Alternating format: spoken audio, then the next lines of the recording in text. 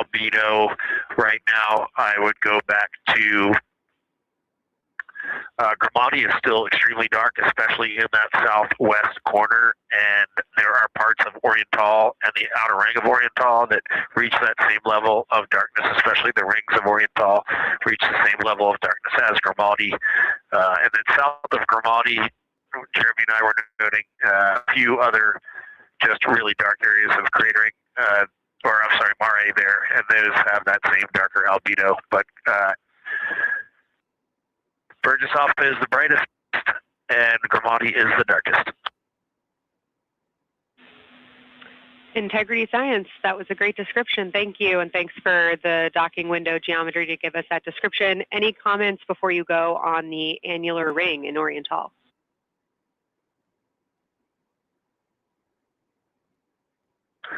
The annular ring, which I think everybody kind of describes as like a pair of lips or a kiss on the far side of the moon from here, is very circular in nature. The northern part of it is wider, darker. The southern part is much lighter. It is very neat looking, and but it is very far more circular than I remember it looking in our training. The darkness of the northern side of the annular ring is the same darkness from here out this docking hatch window as the center mare in Oriental. Not quite as dark as Grimaldi, but it is probably only because dust and lunar regolith has kind of impacted over time. Reed, that's exactly what we were looking for. Thanks so much. You have heart hands coming out of the SIR.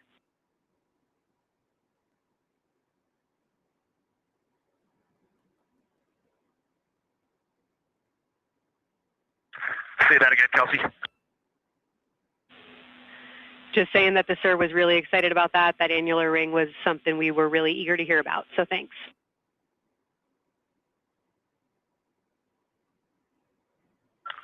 Yep, you bet. And now Victor and Christina are moving on to Oriental. I got them situated over there a little bit late.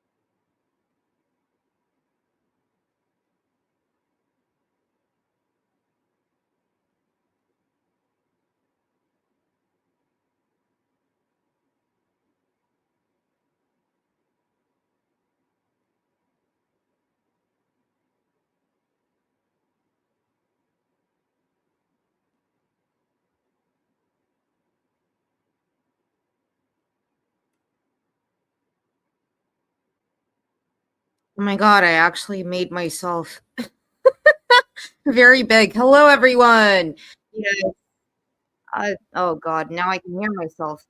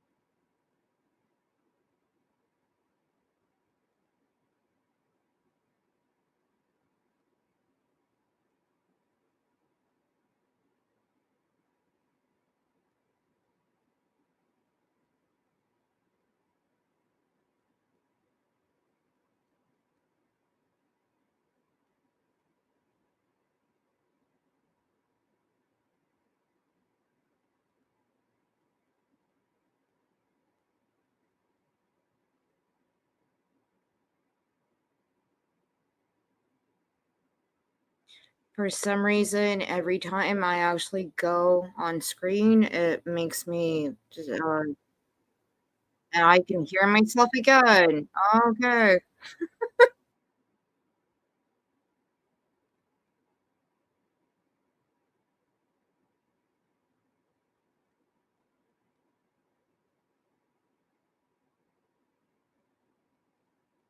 1, 2, 3, 1, 2, 3. Check, check, check. Comms, check. Yeah, that's better. Yeah, so the actual, crux of the whole thing is gonna be in a couple of, minutes, in like 40 minutes, but thank you everybody for being here. This is a very important time. I've been watching the live NASA stream all day, and, uh, I want to say hello to my, friend Sam. Hello, Mr. Beak. Hello, sir. And thank you very much. Yes, I'm glad that you can hear me. 1, 2, 3, 1, 2, 3. Yeah, I don't know. I'm so bad at doing this kind of stuff. But no, we are approaching the very interesting part of this whole mission. And there's going to be a window of about 45, 30 to 45, 50 minutes of when they actually go to the far side of the moon, they're not going to be able to have any comms. So that's going to be interesting, but we will in a couple of minutes have some other guests joining us, and I'm just going to leave the stream, let NASA do their thing, Capcom, talk to the crew. I think the crew actually is really good. I like all of them.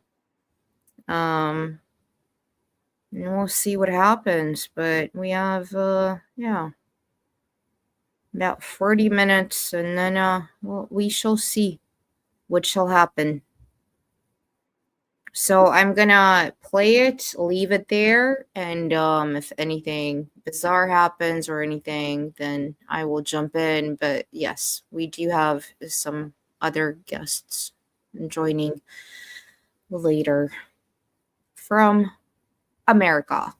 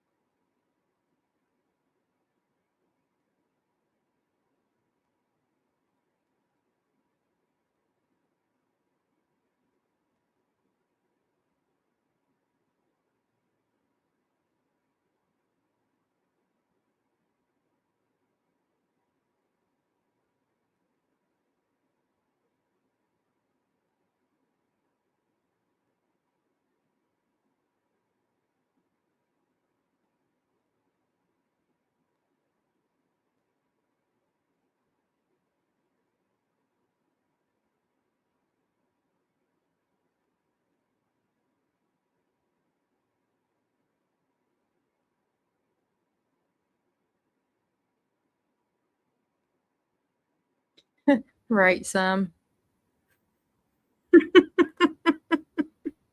Yep, exactly.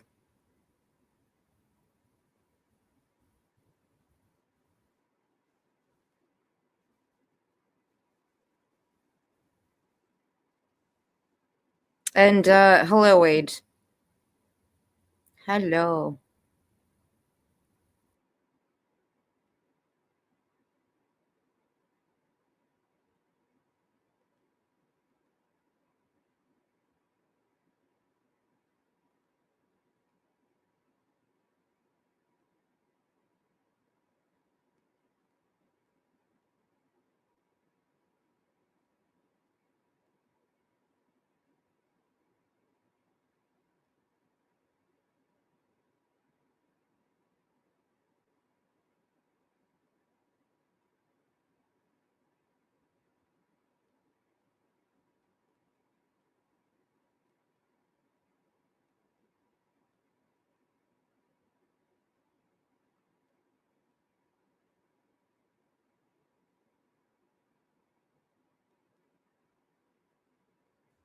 And by the way, I'm not muting the stream from NASA.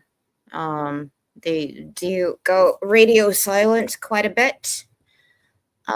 So whenever the astronauts contact Capcom and Capcom talks back to them, this is when you will hear it. It's not me muting anything. It's just the way it is. Space is boring.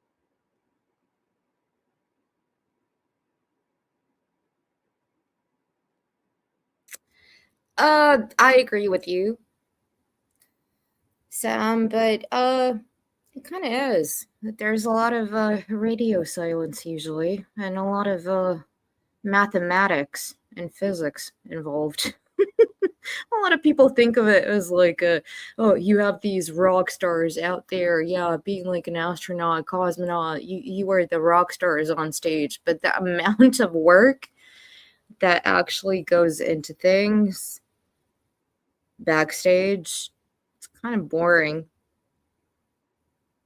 Not for you or me, but for the majority of people. They just wanted to, you know, wowza.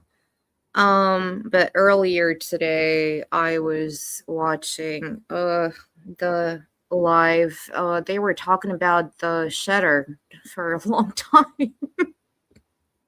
And Capcom, and they're making jokes back and forth, like because they had the problem with the toilet a couple of days ago, and then Christine, the female astronaut, fixed it, and then again they had to do a waste dump. It was the funniest thing I've ever witnessed. It was like, all right, initiate waste dump. Oh yes, we can see bits flowing out there, and they're like having this banter back and forth. It was so funny. I was sitting there laughing. It's like, how big are the little bits in the waist? And Christine was just like, well, it wasn't me. It's always nice to have that kind of human banter with all the seriousness of this.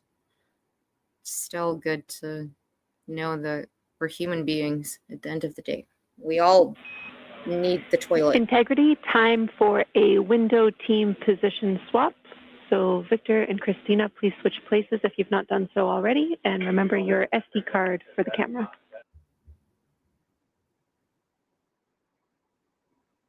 Yeah. I know. I know what you mean. We're in the swap right now. They're wrapping up their last comments, and they'll switch over and change guards from the long lens. Copy. Yeah, so I can kind of like understand people being retarded. We know quite a few of them. But yeah, I get that. And I think in this situation, I mean, I've never been to space. Neither have you, I think. Maybe in some previous life you have some. But I kind of believe the way like physics works. I believe my own eyes. I can look in the distance and see the ocean and see that it's a sphere. It's like I don't get that. I've been on planes looking out the window. No, people who are that far gone. I guess okay, you can believe whatever you want to believe. Spaghetti monster. Yes, space butt pirates. Exactly. And hello. Hello to you. Yes. The whole thing with the toilet, they're still trying to fix the situation. And it's the only one woman on the panel who actually fixed it. Oh my goodness. God bless her. I mean, at the end of the day, they have spacesuits that can last them for 6 days? So they can poop and pee in their spacesuit if they really needed to. But it's always good to have a woman on your crew who can actually fix the loo. Hello, America. It's good to see you again. Yeah. Yeah, he's saying, seriously, space isn't real, huh? Then how do you explain meteorites, you idiots? Yep. Artemis, Houston, we can't take a dump. Over. Yeah. That's why you always need a woman on the crew. She will make sure that you get your potty.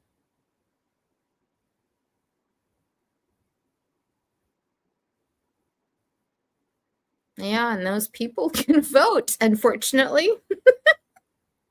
Oh, good for them. That is democracy.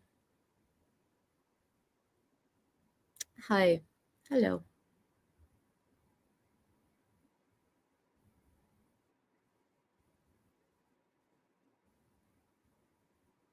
Yeah. Yeah. Yeah. Well, we are still approaching the moon, so we did something right. The right people reproduced. So give them credit. But again, this is now actually like I started earlier than I was supposed to. I'm still waiting for my friend from Florida to join and some other folks. But this is just so fascinating. This is what actually makes me believe in humankind.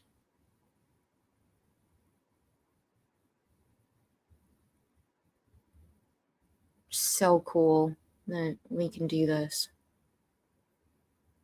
When people say, oh, it's all America, it's all America. It's not just America. Some of the technology that is being used is, shared with the other partners in space.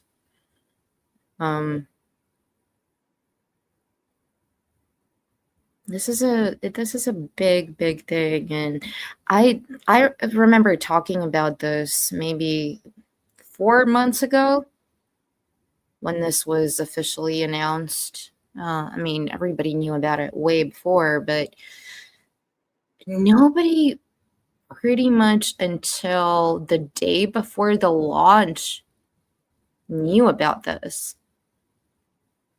And I just don't understand what remember back in the day, like, and I'm talking like I grew up in the 60s or something, but back in the day, anything that had anything to do with space was such a fascinating thing.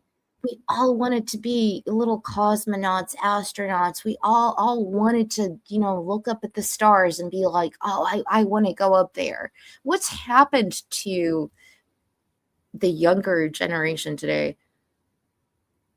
You go to them and you ask them, like, name one astronaut. They'll be like, what? I don't care. Back then, when I was growing up, those were my superheroes. Fuck Batman and Superman and all that stuff. Yes, cool, but those were my superheroes.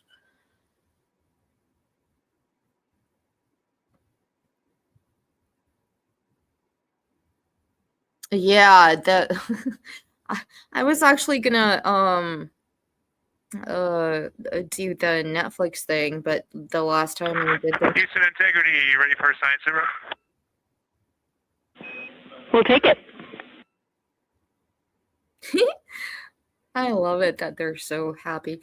Okay, the crew has swapped positions. They're in their crew choice element. I've been listening to both of them for a little bit, and they're really enjoying.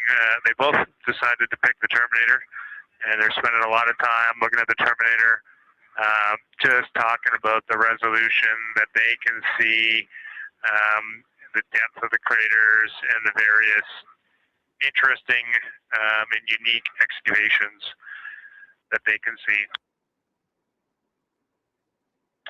So Victor is on the long lens, and Christina is just looking out the window. And I'm sneaking a peek in T-shirt window. It looks like, I don't have the best angle here, but it looks like Aristarchus is on the limb of the moon now. It's amazing how quickly it changes as we speed around the far side of the moon, stuff that's leaving our field of view. And now we have a lot of the dark side of the moon that, it's missing for us right now, but it would be in view if it was lit at all. Jeremy, Science, thanks for that sit rep. Do have a question. A few times we've heard you and the other crew describe change during the course of your flyby. Would be interested in future descriptions of more verbosity about how it's changing. Thanks for the great sit rep.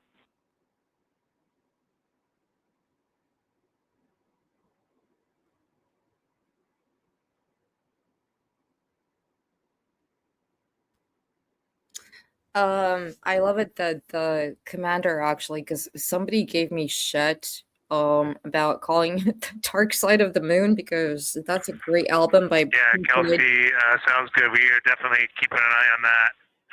My eyes have just not readjusted. The moon is so bright when you come back to the window. I was just in the interior of the cabin. I've come back to T-shirt window, and it's just overwhelming brightness. And my viewing angle is a bit challenging, so I won't be able to give you great observations from this window. But I will talk about something that I was talking a lot about in my recordings earlier, which was we've been talking about some shades. And so we have obviously the dark and the light gray, and then we've talked about naming some colors, a brownish hue and a greenish hue. And I'll tell you, like right now, Aristarchus, the plateau is hard for me to see from this window, but that had greenish hues to me and was very unique. I didn't see anything like that anywhere else on this side of the moon. And then I see a lot of these, what I would call brownish hue areas. There's a number of them. And they, for example, in the northwest corner of the highlands, to me, it looks like the brownish hue is caused by ray or ejected material landing on the highlands, and then we obviously see the ray areas as a lighter albedo, but in between the rays where the the deposit would be thinnest, that is what it looks like is causing the brown to me. So I saw that on the northwest side of Aristarchus, or sorry, that dark area of the highlands, northwest side of the highlands. I saw it in the highlands to the east of Glushko. And then I see those same brownish hues west of Oriental. And I drew a contact there on OneNote, but that's a huge region, kind of like a piece of pie with the point of the pie pointing at Oriental and then going up towards the northern side of Hertzsprung. And that is an area that just looks like that brownish albedo.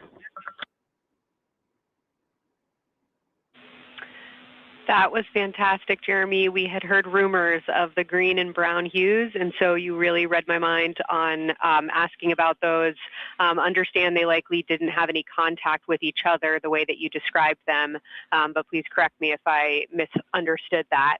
And then last thing, I'll make the same offer we made to Victor earlier. If it would be helpful for us to verbalize any targets so you can stay at the windows and keep your eyes adjusted to the moon, please let us know.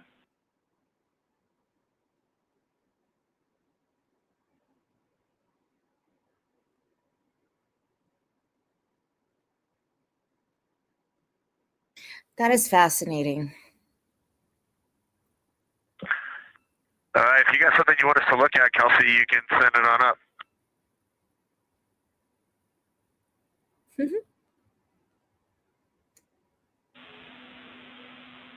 Definitely not looking to interrupt your flow, Reed and Jeremy, only offering assistance if you guys want to keep your eyes off of the PCDs.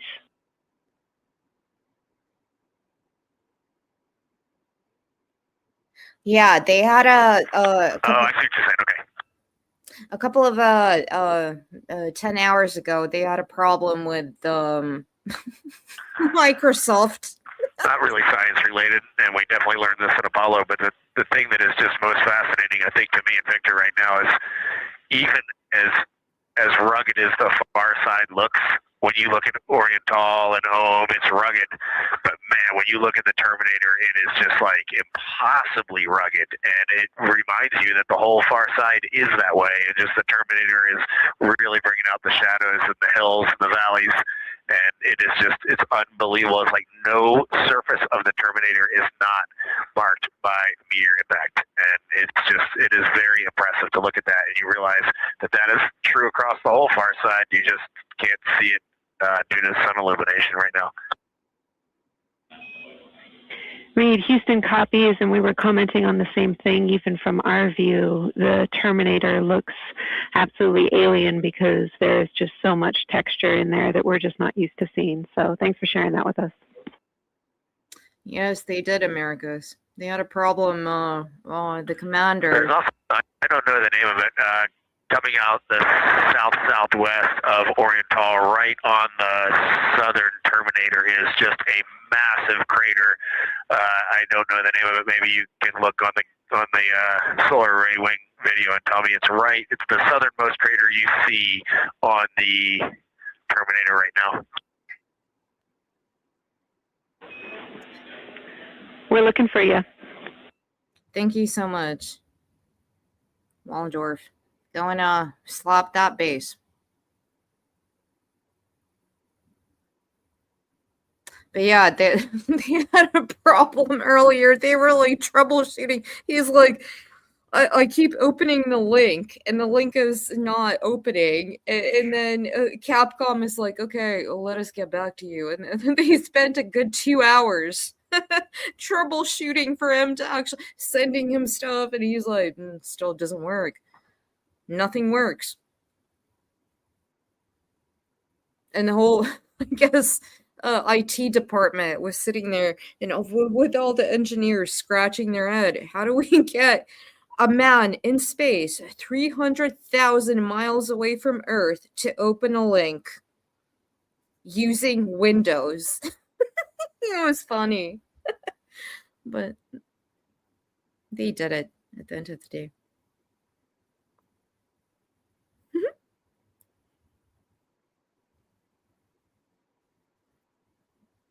Artemis, have you tried turning it off and back on again? Over. Exactly. Oh.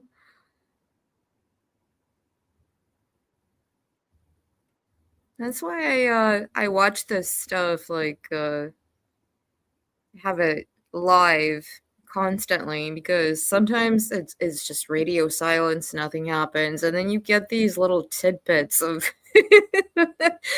moments like that, and it's like, okay. Like with the poopy thing. Pooping in space. We're doing a waste dump. Oh, well, Houston, we can see there's a little bit of here. Then she was making a joke, and Capcom.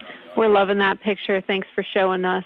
And Reed, as an answer to your last question, we believe that that is Chebyshev crater.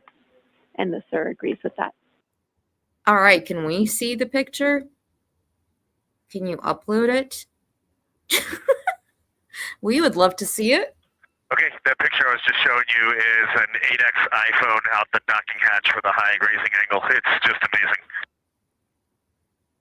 Okay, well. We love it. Thank you.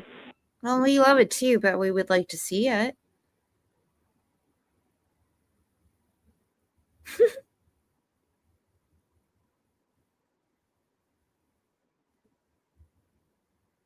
And of course, the conspiracy theorists are going to be like, oh, they need to doctor it before they show it.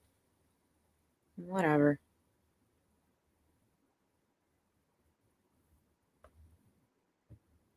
Waste dump. Yeah, it was the funniest thing ever. It was so much. Oh, God. If you listen to that, it was just so funny. And Capcom is saying, like, that is the most beautiful dump I've ever seen. What are you guys talking about? But that is what humans are like. It's not all mathematics and science. We still, at the end of the day, are human beings. You need to bring some humor in. Otherwise, it's going to get stale. Integrity Science, thanks for those iPhone views. It's helpful to see what you're seeing. So for the majority of the day, what you're seeing right now in Houston Mission Control, science was offline. They weren't. Everybody was more focused on the burn, doing the maneuver, so they could actually be on the right. So more of the engineering science thing. Again, it is science, but this lady has been sitting there for the last 25 hours, I believe. But she has not been active, so the only reason she's active now is because she wants to receive the information when it comes to the science, when it comes to the geology, what is going on with what they're seeing. Looking through their viewfinder, they're not just in the spaceship, pressing buttons, being pilots, engineers. They all also have to document everything. They have cameras. They have to click, click, click, click. Everything needs to be documented.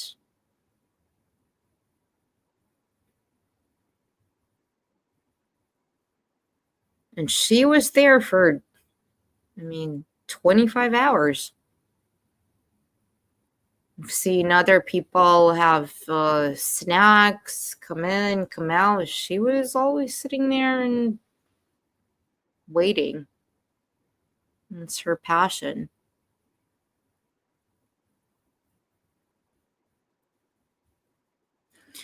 Sam says, not gonna lie, I was a little concerned about calling it Artemis. That goddess once turned a dude into a deer to be devoured by his own dogs for seeing too much. Yes, and thank you for bringing that up. For those who do not know, Artemis, or in other cultures known as Diana, the goddess of the woods. Yeah. But she is also a protector of children, and especially young female children. So it's interesting.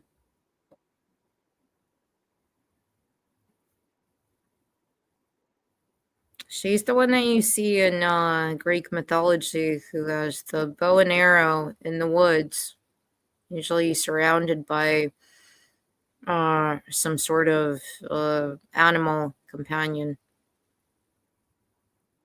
Yes. And she is the goddess of the hunt and the moon. Yep.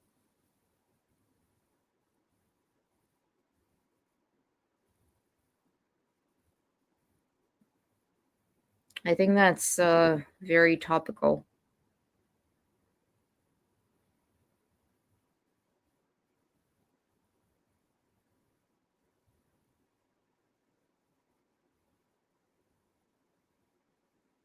I mean, we do have a lady twin sister of Apollo. Yep. Very true.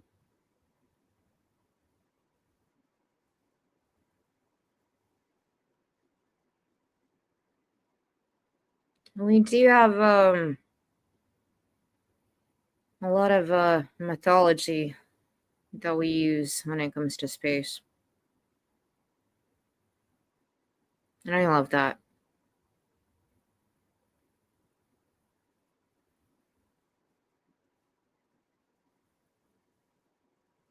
I'm not quite sure what I guess the crew is taking photos. I'm not sure if it's now that they have no, it's too early when they have the blackout for about 40 minutes.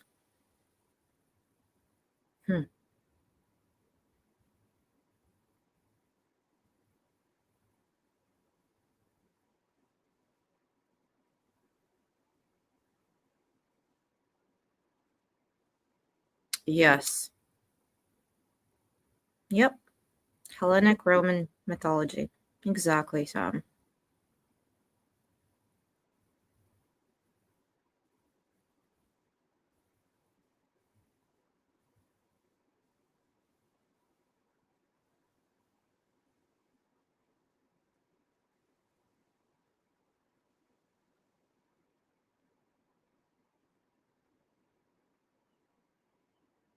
So this is usually what it's like. It's like radio silence. Nothing is happening.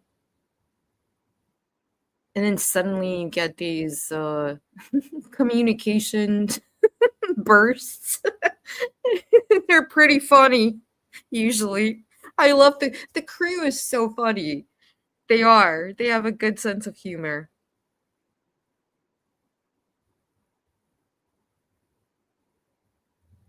And also on Earth, when Capcom they banter back and forth because Capcom's always, I mean, the majority of people think when I say Capcom, they're like, I don't know, why are you talking about the video game company? No. It's nothing to do with Resident Evil and that Capcom. You are the point of contact.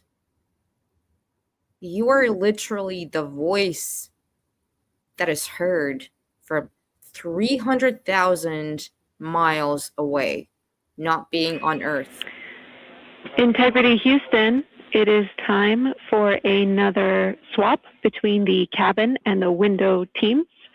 So we have 15 minutes of handover time, and then we will expect Jeremy and Reed at the windows, and Christina and Victor at the cabin.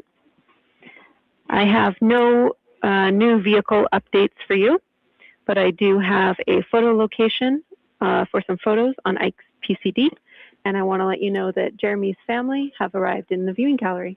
Yay!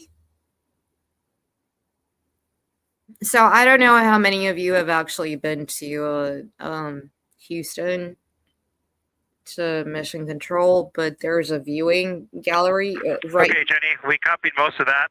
The only thing we're missing is what you meant about the photo location on Victor's PCD. And hello to my family. I think that must be Catherine and Devin that are there. And I'm glad they made it into the viewing room. And we copy it's time for crew swap. The A team's coming out of the windows and the B team's going in. Okay, copy. All I meant to pass for Victor's PCD is that there are some late load photos that were requested that are now in his favorite photos folder. And you're exactly right. We have Catherine and Devin here. They give you a big wave, and they're super excited and happy to see part of what you're seeing.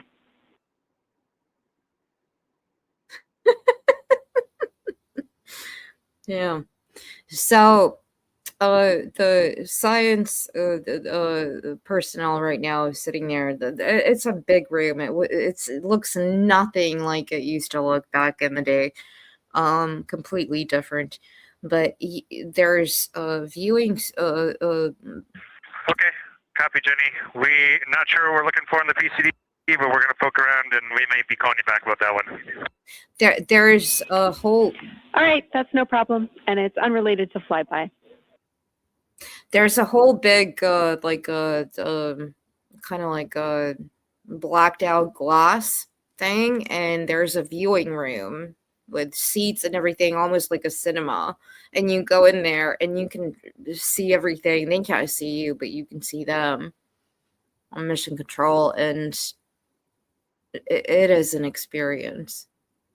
Especially when you can see them all working, all the different desks, everybody's doing their part. It's like watching an orchestra, an engineering orchestra. It's beautiful. There's something about that you can't. I mean, I was only 12 years old when I saw it, and I was like, damn, this is humanity at its best.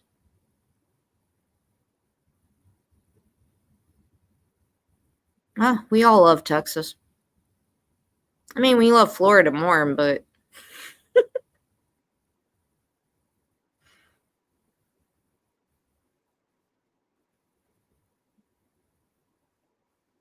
I've never been to Dallas.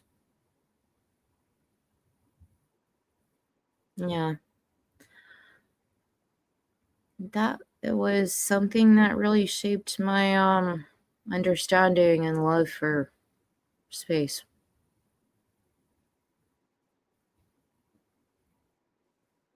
Regardless of borders, or whether you're American, Russian, Chinese, Indian, French. Well, no, French. No. They can... No. You know what I mean. Just people working together.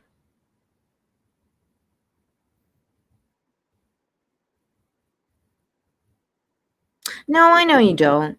I know. It's not your kind of thing. I get that.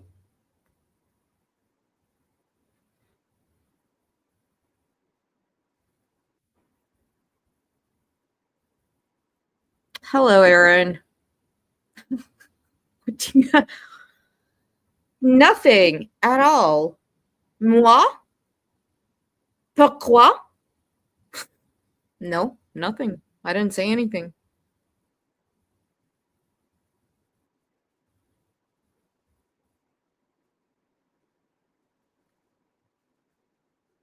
And as we are talking about Florida, hello. Hey, friend, how are you? I'm good. We were talking about Florida. Well, hey, Space begins and ends with Florida, doesn't it? I didn't realize you'd gone live already, but cool. All right. So Yeah, no, I decided to start early because, there's interesting conversations happening and I don't want to miss absolutely, out on things. absolutely. And, And yeah. what have you thought about the Houston, pictures a little and the preview video? of what's to come, but something that's really awesome up here is we now have the moon and the Earth in window 3 simultaneously, and the moon is a gibbous, and the Earth is a crescent. And I'm guessing in about 45 minutes we'll have 2 identical crescents as we change our position in the universe. No, Aaron, That is pretty darn cool. Thank you. No, Aaron, there's no such thing as a French kitty. Nope. Sorry. So what have you thought of so far with the pictures of the video that are coming out? And hey, Sam and everybody else. Yes. There have been no. I guess they still are troubleshooting their Microsoft. No way. I shared that meme with you earlier today. Yeah, everybody cheering when you can finally have everything broken on Earth and on and off Earth. Hey, we've conquered the universe of getting it wrong everywhere or breaking down everywhere. But no, it's awesome. Thanks for having me on today, and I'm glad you went live soon. Sooner than you planned. So I'm going to get the tweet out and all that stuff we planned. It's like live breaking news. You got to roll with the flow, roll with the punches. Look, I am Roscosmos. I plan before NASA plans. Okay, this is Russian way of doing things. I plan before NASA plans going to the moon. I've already been to the moon. Now, I'm American cowboy, young lady. Here in America, we take care of stuff before you do, Russians. But I'm sorry. I love it. I will respect you on your channel. Not even attempt a Russian accent today, my friend. Please do not. I will not. My gosh. Oh. So, it's just amazing what we're seeing here. Yeah, no, Sam did say hello to you. Yes, I do. Hey, Sam, and hello, everybody else. So, what are you expecting to see? Let me ask you this. What are you really wanting to see? What are you most excited for? I don't know.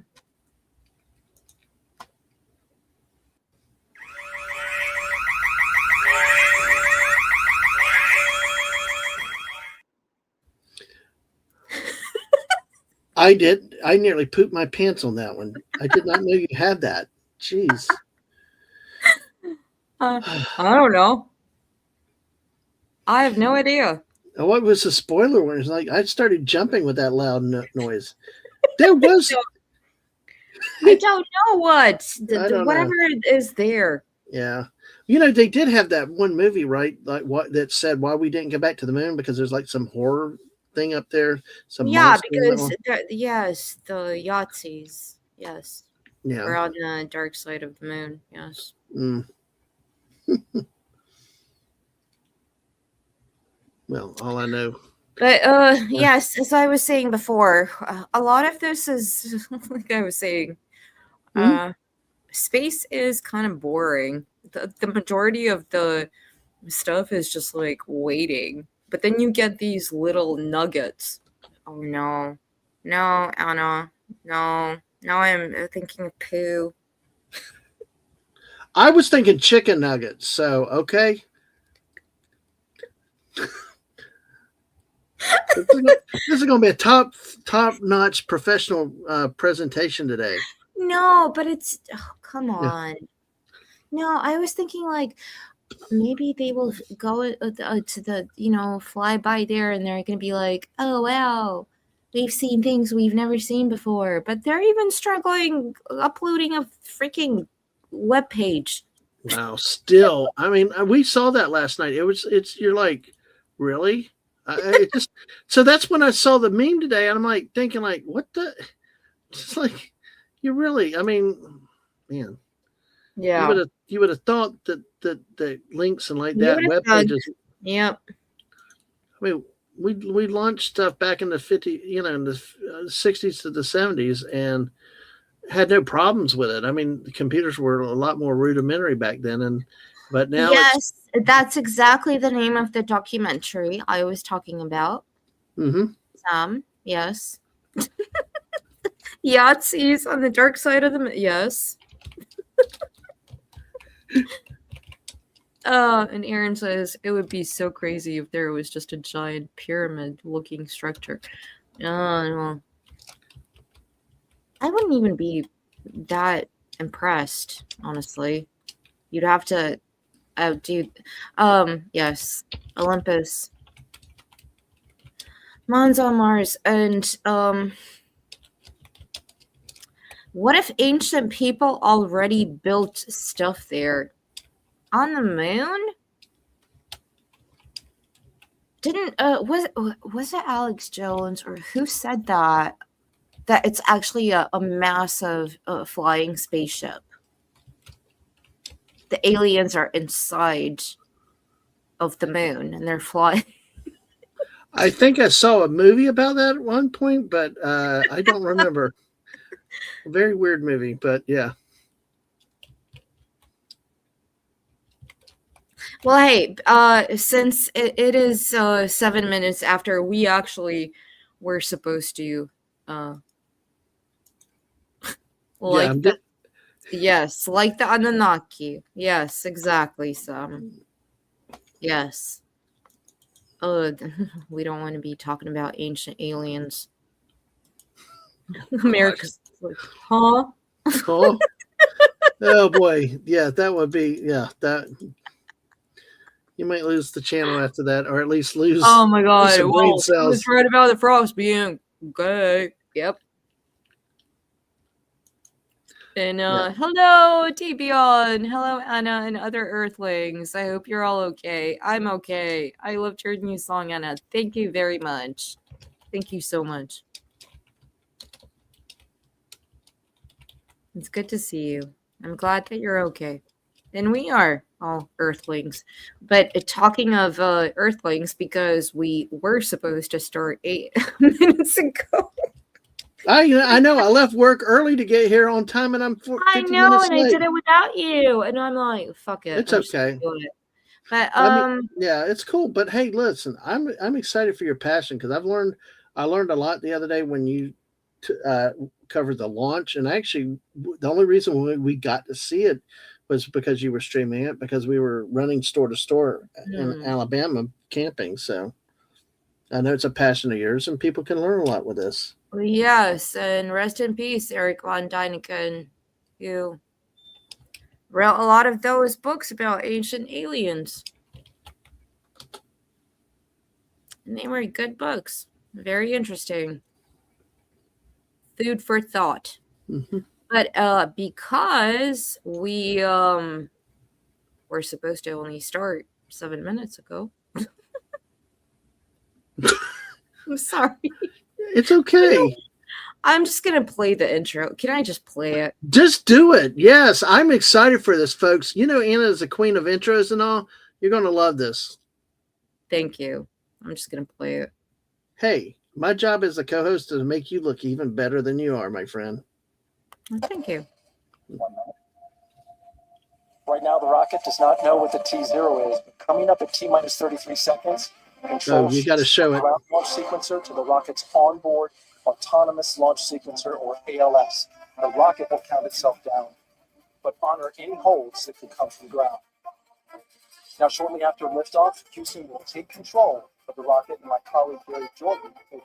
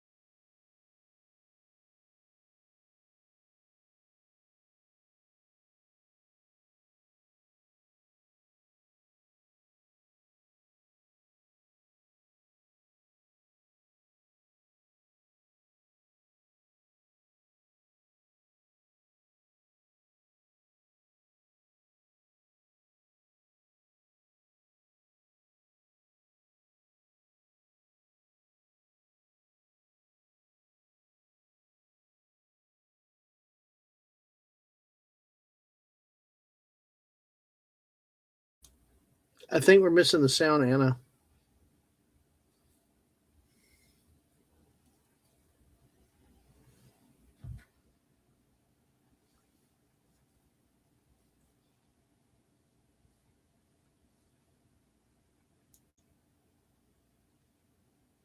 How? Yeah, I don't know. You were showing the video, but there was no sound with it. What do you mean? I wasn't hearing any sound coming through. And Oh my God, you Sukanuka guys. said I don't have sound. Troubleshoot this now. Hey, at least our Outlook is opening and working. We can handle audio. Yeah. That's all good. We'll get it there. Make sure you hit the little thing when you share your screen, and you know what you're doing. Come on. You got this. It's nothing but a little thing for you. But yeah, welcome everybody. Thank y'all for being here. It just pops right out at you when you can zoom in. So almost just using it like a telescope, the camera lens. We really enjoyed our discussion time. That was a great innovation on the lunar targeting plan. We were both able to describe a lot more kind of with flow, I would say, when we were talking to each other. And it was also, we sort of were able to bounce ideas off of each other and come to new conclusions. We had, I think, a very successful talking through of some contacts between different color areas, both in the Mare and in the Highlands. And we identified some really unique texture areas as well. At one point, towards the end of the images of my time in window 3, I just had an overwhelming sense of being moved by looking at the moon. It lasted just a second or two, and I actually couldn't even make it happen again. But something just drew me in suddenly to the lunar landscape, and it became real. And the truth is, the moon really is its own unit body in the universe. It's not just a poster in the sky that goes by. It is a real place. And when we have that perspective and we compare it to our home of the Earth, it just reminds us how much we have in common. Everything we need, the Earth provides, and that in and of itself is somewhat of a miracle, and one that you can't truly know until you've had the perspective of the other. No. I'll switch into some logistics stuff. The Peltors, both their batteries stopped providing the active listening, but we have verified they're still recording, and so we are able to have discussion time and hear outside our recordings by just moving the ear cup off of the ear. Other than that, everything's working well technically, and we've been able to find all our targets, and we're having a really great time. Hello, Abe. Thanks, Christina. We copy those logistics for the Peltors, and also thanks for bringing us into the cabin with you with that description. Hello.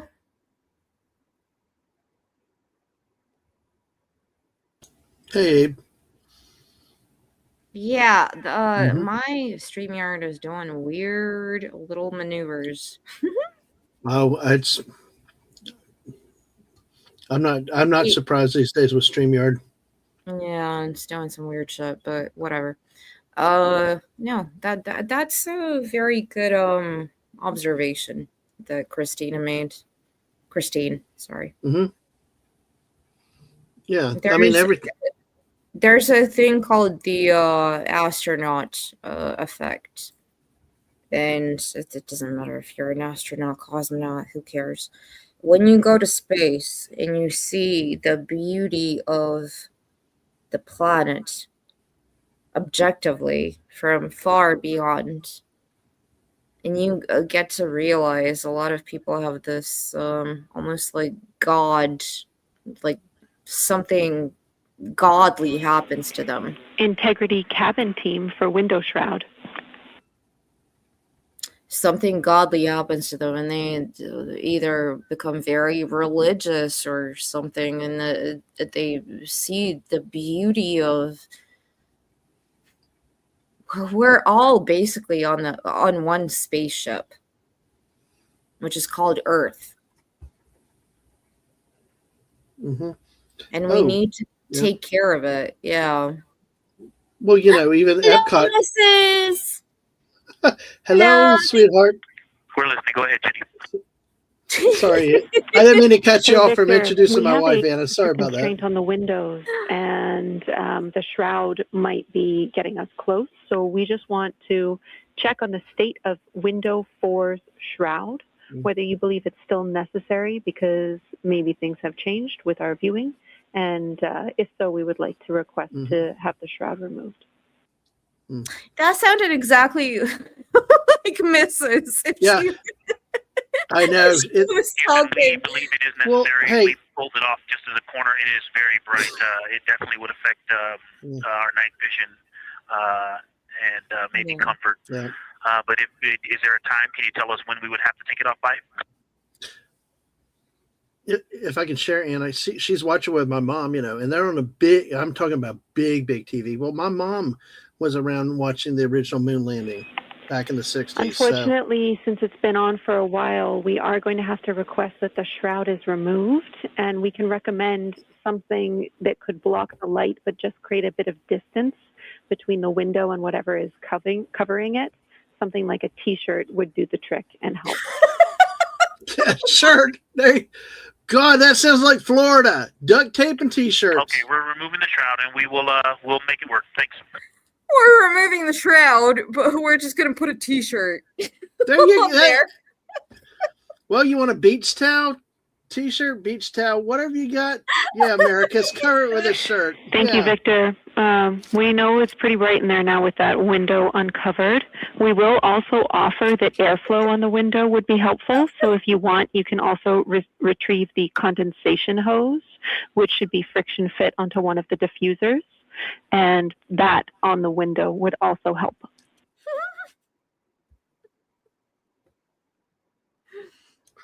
Hey, Connie. You can easily point a diffuser at the window, so we're going to start with that, and it's pointing at the window now.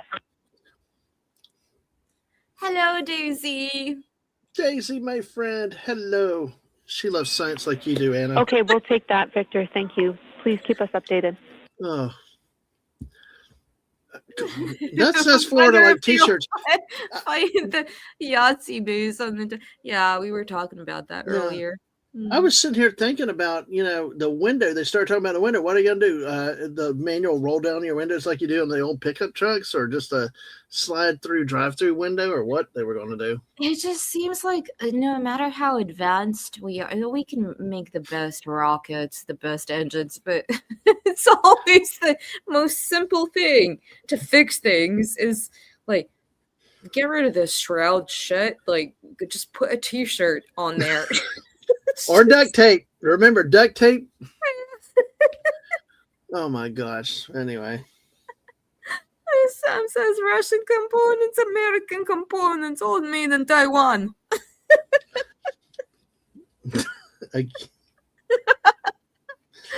It's so true. Yeah. And the simplest things keep things going.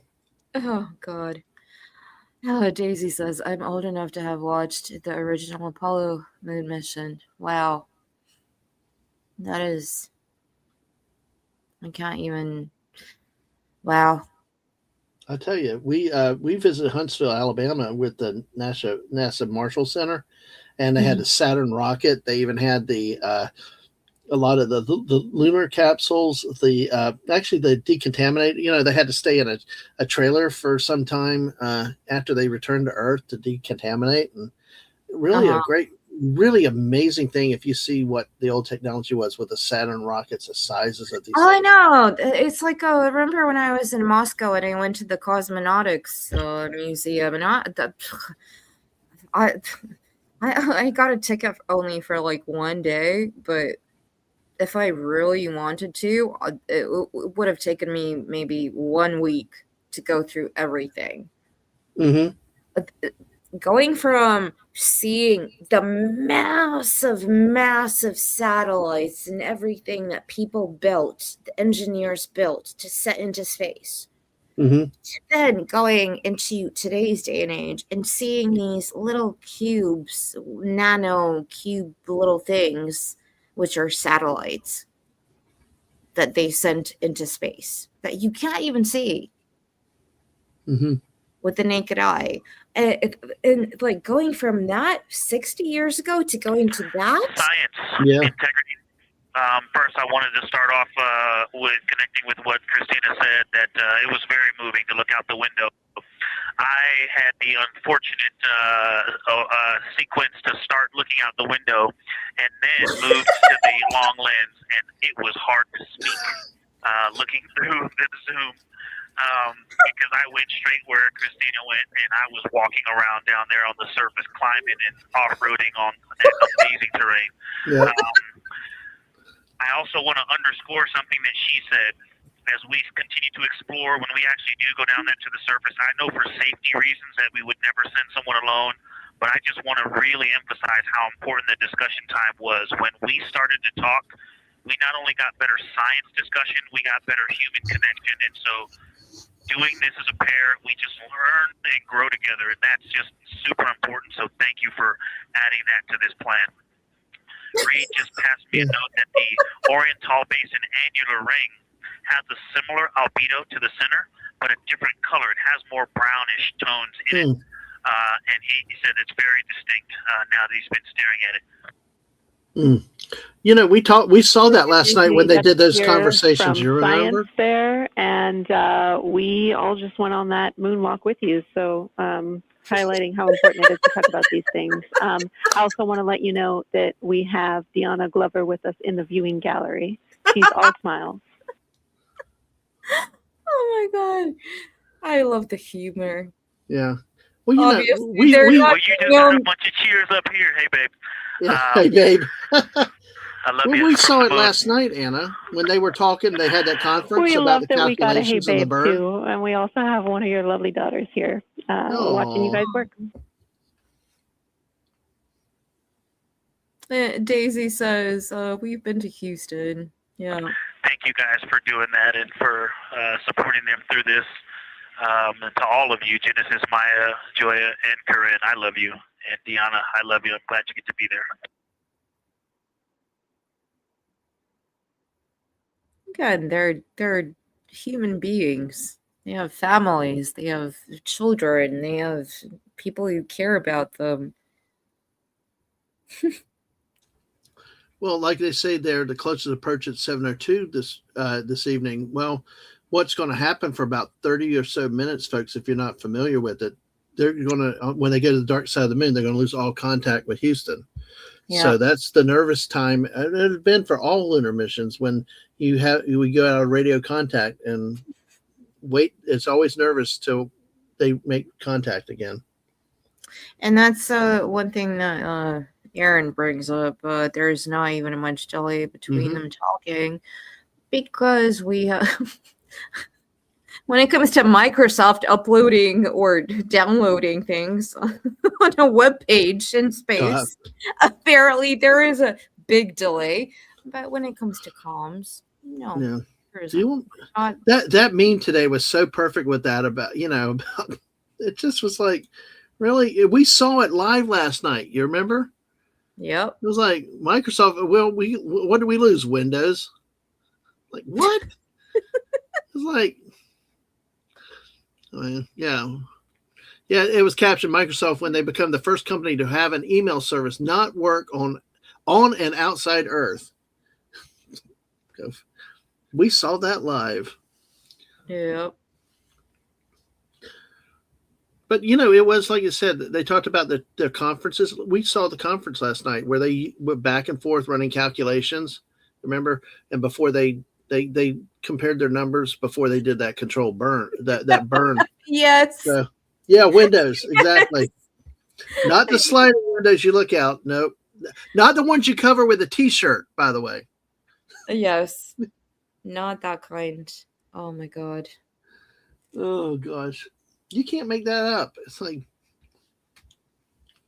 I have to put it up. I'm sorry. It's too funny. People need to see this. Or if you want to pull it, no, here. Okay. I got it.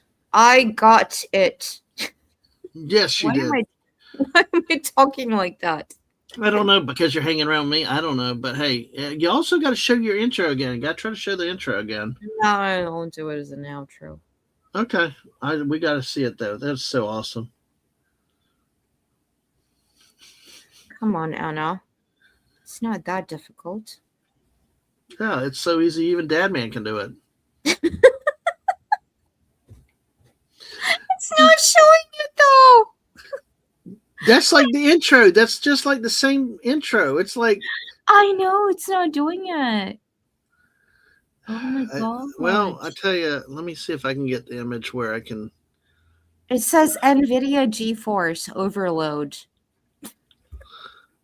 GeForce, Battle of the Planets. Yay, we got some old manga in there now. Oh. Let's see. Let me see if I can get this to a better... How the hell? Why?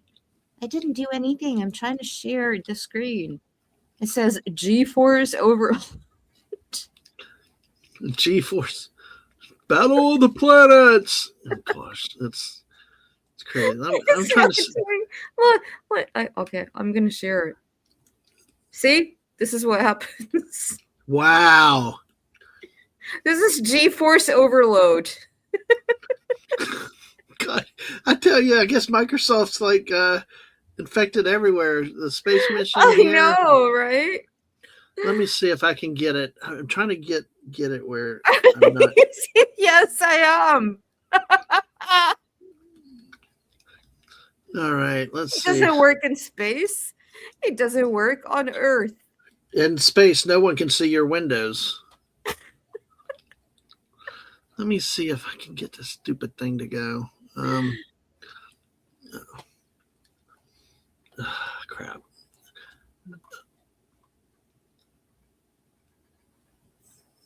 That beautiful Terminator is out there calling to me. We're 4,691 miles from the moon.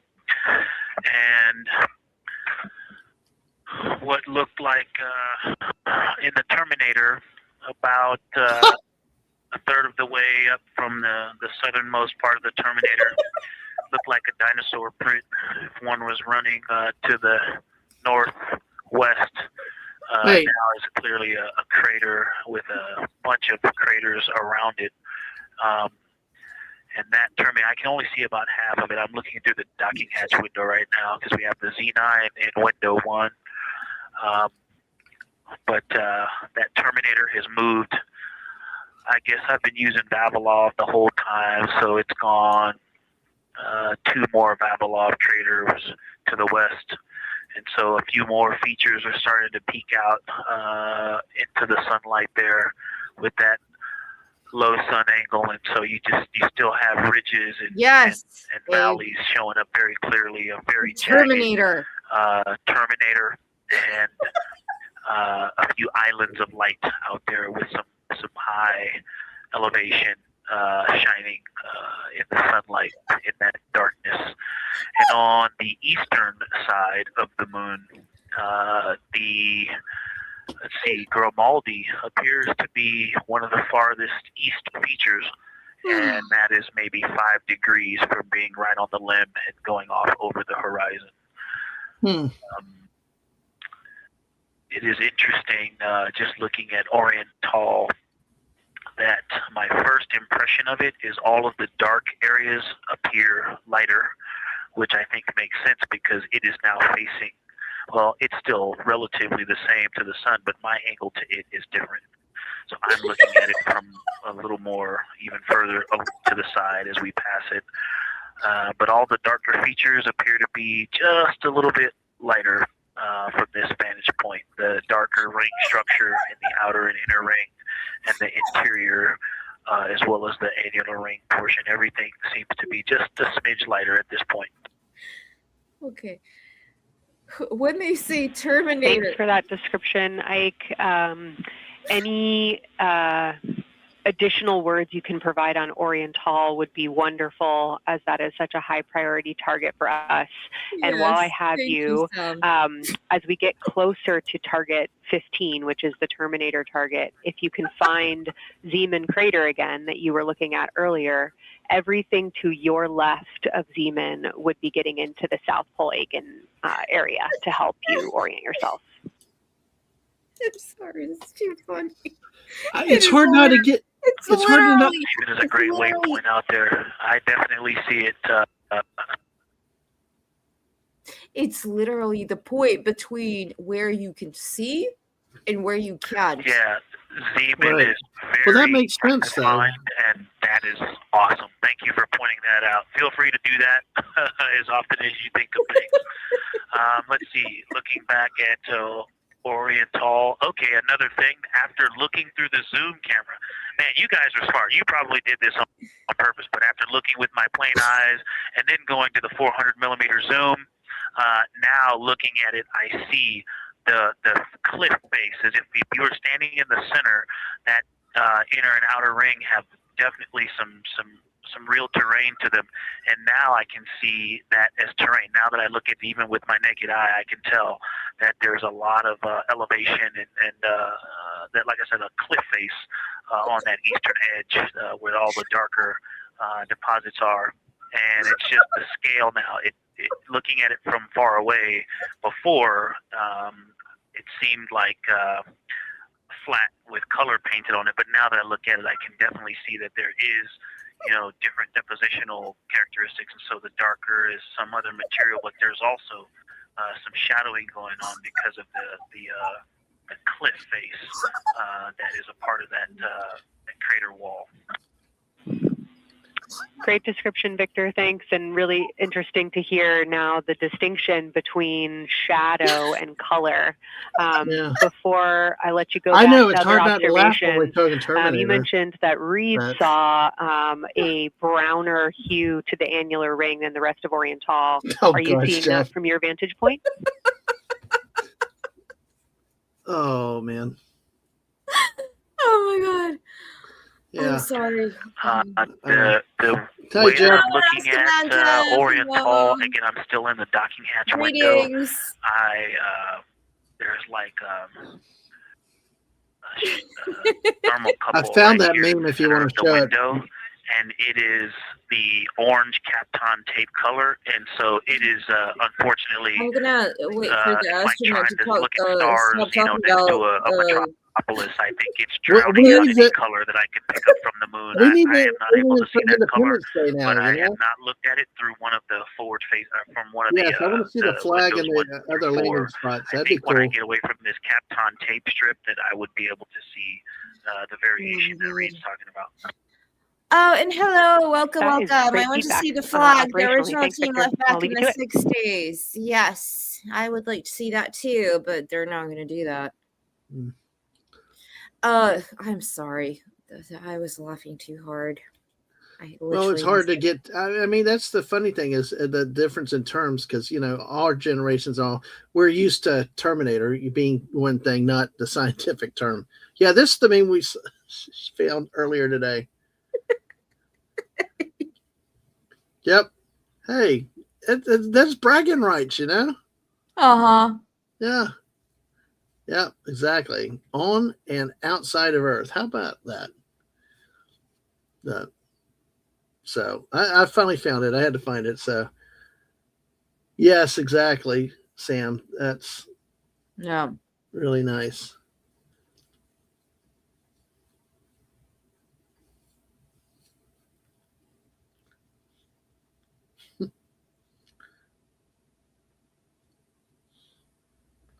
I don't know what that means. I don't think so. Female Terminator. That's all I could think of. Yeah, a graveyard. All the cows that failed to jump over the moon. Oh. Yeah. And of course, Daisy, Wallace, and Gromit went to the moon for the Brits and the cheese. Yes, they did. Exactly. Oh my. Oh. Windows, fuck it up at launch and charge you for debugging. Hey, that's the governmental contractor way to do it, Hey, but oh my God, it was so funny. Listen, there. I mean, we have all these things. We've had the old space missions. We've seen all these things. We've heard this one so far. And then all of a sudden, we're getting the swirling screen. It's just circling. Well, we emptied the cache. We recircled, and Windows Outlook did not open. It's like, oh my gosh, it was. Oh, Davion says, no, don't send Wallace and Gromit to the moon again. They're adorable. They are. They all Oh yeah, love Wallace and Gromit. Yeah. absolutely. Terminate me, Anna. Well, you're always welcome in the woods. Integrity Science back with you for some lunar volcanism when you're ready.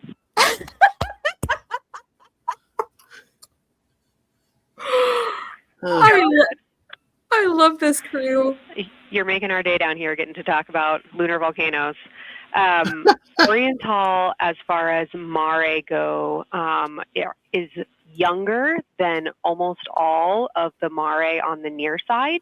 The exception are features like Aristarchus, which really pop out to you guys and really pop out to us here on Earth. That is younger, but other than that, Oriental is pretty young as far as mare go. Oh my goodness. Sam says, I knew a young woman once who actually believed the green cheese thing. Her own mother said, it's a good thing she's pretty. God. And Kelsey, thanks for that. We love lunar volcanism too. How about when the actual crater was formed? Come on, science department. Yeah. Say something. Yeah, we're going to get you an age for Oriental, and while we're getting that, Christina, boring. can you, maybe you've heard the window team talk about the sort of contact around Oriental, but because that material is so much younger, if anything pops out to you about physical relationship between that and surrounding terrain, we'd love to hear it. Uh-huh. We do. Yeah, the science department, yeah. Yeah, definitely. They are discussing a contact relationship that could explain some of the color that they're seeing in certain areas. And so it was really about the ejecta of the creation of the basin and understanding the superposition of its ejecta and mare on the near side or other features. So thank you. We'll take the insight when you have it. Now, Anna, okay, Davian asked a good question. Are they going to find any horribly deformed monsters? Thank you, Integrity. And I know Jenny wants to get to you with some topics, so I'll leave you with Oriental is 3.8 billion years old. What the hell? I have nothing for you guys, but you can answer that question. You guys being up there in space. How about that? Copy that. So exactly. That's copy that. On the older side, the actual basin is very old. Correct, as is the case with a lot of mare. Typically, the big basin formed, and then the volcanic eruption was able to punch through the crust where it was weakened by that basin formation. Yes, it is very old. I know it's very old. It is very old. Perfect tracking. Thank you. Now the mares are seas, right? Or mares a term? Yes, sea. Because I was looking, they got a bunch of them. The Mare Frigoris, Sea of Cold, the Mare Serenitatis, the Sea of Serenity. Sea of Nectar. They got Sea of Vapors. They got a bunch of those different mares around the surface of the moon. Mares, M-A-R-E, Mares. Oh, okay. I thought you were talking about Mario. No, I need to go see that movie. 300 plus billion years would make it old. Just a little bit. It's maybe. Oh, God, that is so funny. Yeah. And Flo just saying, wait a minute. Yeah. Lunar, Vulcan, Spock. Well, Spock died. Corn! What? So, oh my God. Do you really want me to do this? Uh-oh. What is...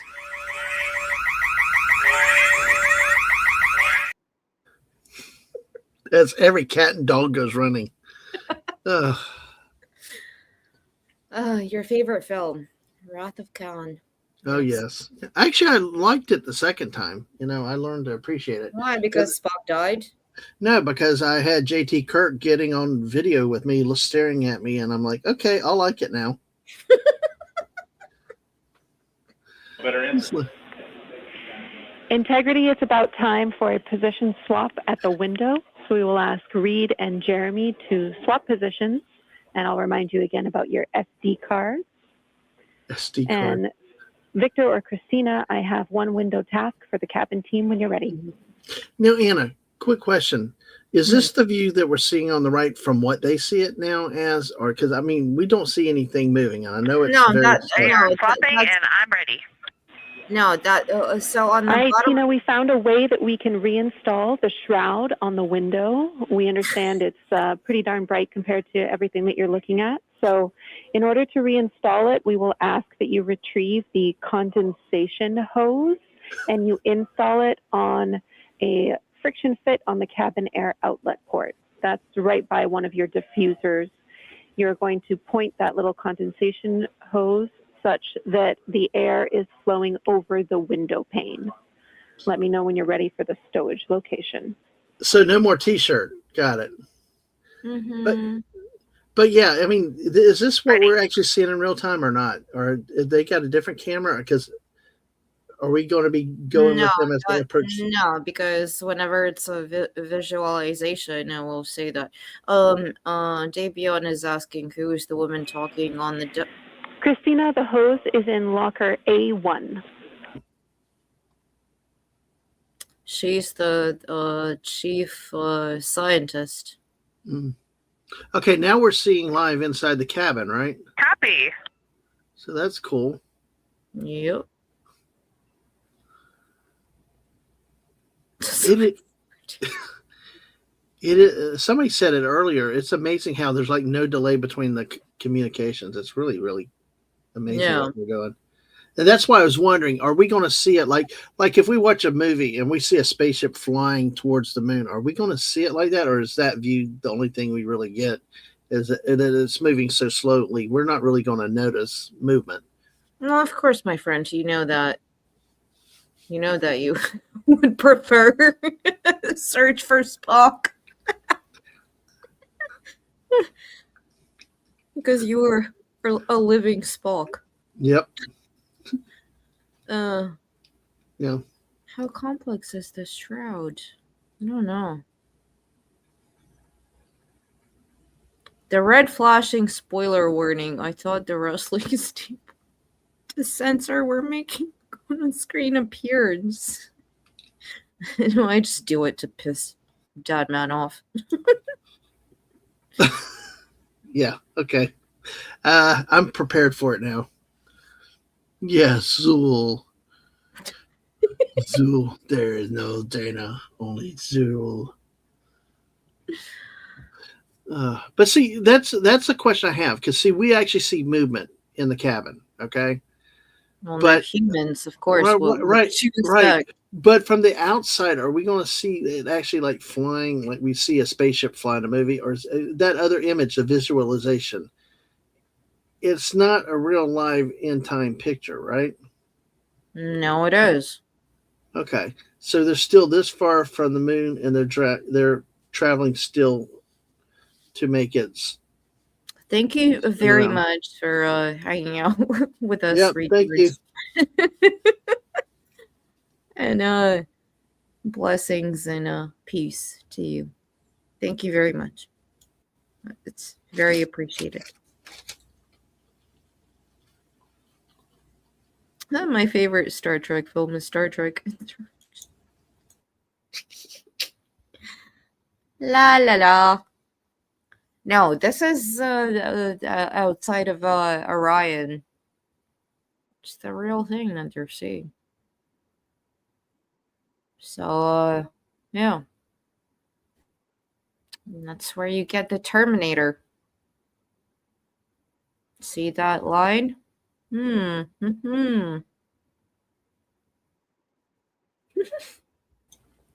Okay. Okay. Now I think I noticed what's happening. They're going to go behind the dark side, right? And it looks like the dark side's taking over more of the moon. Okay. I think I see it now. You see what? The movement. I think I see how it's going now. But See, I'm slow on No, these. that's the camera outside the actual spacecraft. And then they Right. have one inside. Mm-hmm.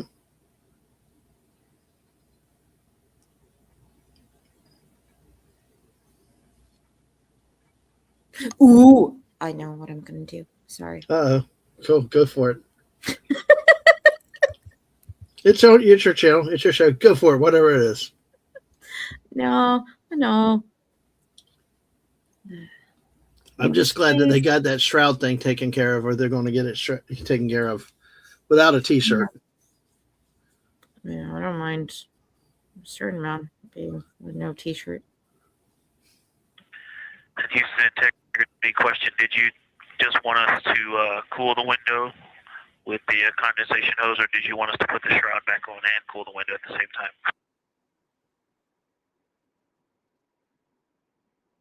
You see? Victor, we definitely want you to cool down the window with the condensation hose. It's crew preference whether you put the shroud back on. The hose will allow you to do that if it helps with your lunar flyby.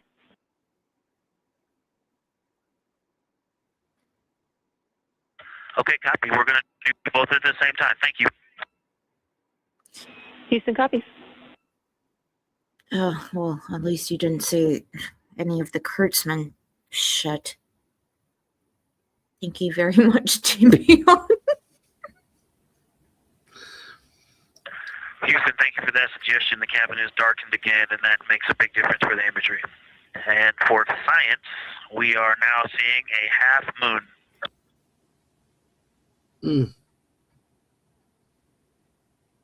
Oh, God, Thank you, Victor. We're happy to hear it. And we see half moon, full moon joy still. Nice, Daisy. Yes, Daisy. All right, I'm going to share this just because I'm weird. You are? I'm just kidding. Sometimes. I know. We all are. But, so, yeah, go ahead. Yes, Victor Glover was is the pilot. And he had a very interesting thing to say. Let me know if you can actually hear it. Prepared. I'm glad you brought that up, though. I think these observances are important, and as we are so far from Earth and looking back at the beauty of creation, I think for me one of the really important personal perspectives that I have up here is I can really see Earth as one thing. And when I read the Bible and I look at all of the amazing things that were done for us who were created, it's you have this amazing place, this spaceship. You guys are talking to us because we're in a spaceship really far from Earth, but you're on a spaceship called Earth that was created to give us a place to live in the universe, in the cosmos. I think maybe the distance we are from you makes you think what we're doing is special, but we're the same distance from you. And I'm trying to tell you, just trust me, you are special. In all of this emptiness, this is a whole bunch of nothing, this thing we call the universe. You have this oasis, this beautiful place that we get to exist together. I don't have anything prepared.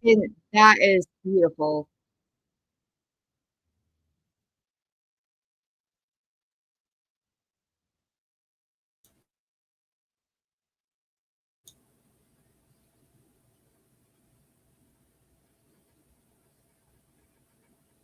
Outside of it, and that outer crater, that's the one that is older, it is a little rougher and more jagged. It starts to get into more loose looking terrain, and the smooth interior also causes the craters that are inside of the larger crater, the smaller craters, to have really sharp edges, sharp distinct edges. And just a general comment on that area, Hertzsprung, that whole area, the average albedo there is darker. That is, I would say, 3. And the average albedo around Oriental and between Oriental and Ohm, excluding the wedge, the darker wedge, is more on the 6-7. And that they also seem to be different texturally. Christina described it earlier around Hertzsprung, and then from Hertzsprung toward Ohm, toward Oriental, there appears to be a frozen, a rippling pond, but frozen, or like choppy waves when it's windy out, choppy water, and then it freezes instantly. That's the texture. If you walk down there barefoot, it looks like it would be hard on your feet, like lava. After it's cooled, it would be pokey. Except for right there in the center of Hertzsprung, it looks paved, like a paved road, nice and smooth.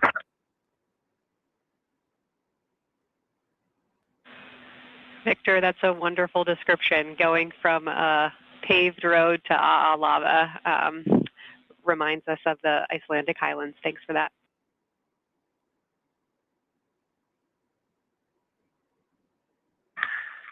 And science, another in the interior of the very intact, the interior of the intact crater at Hertzsprung is albedo variation. I think I heard one of the window crew maybe say color variation, but definitely albedo variation. There's lighter patches and slightly darker patches. It's not swirling, it's just patchy. It just has spots that are lighter, and I would say a predominantly darker average area. So what do you think about Great what Sam description, said? Victor. Thanks. Not swirly, just patchy is really helpful for us.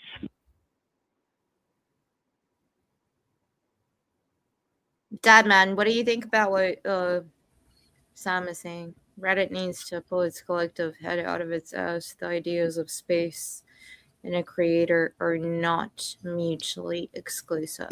I agree. It's not mutually exclusive. Targets they're on. I agree with them. And Like of the Terminator, and boy, I'm loving the Terminator. I think I know it's not purely a moon feature, but what it does to the features of the moon, to the terrain, I've probably spent the most time describing into my recordings and thinking about and looking at the Terminator. There's just so much magic in the Terminator.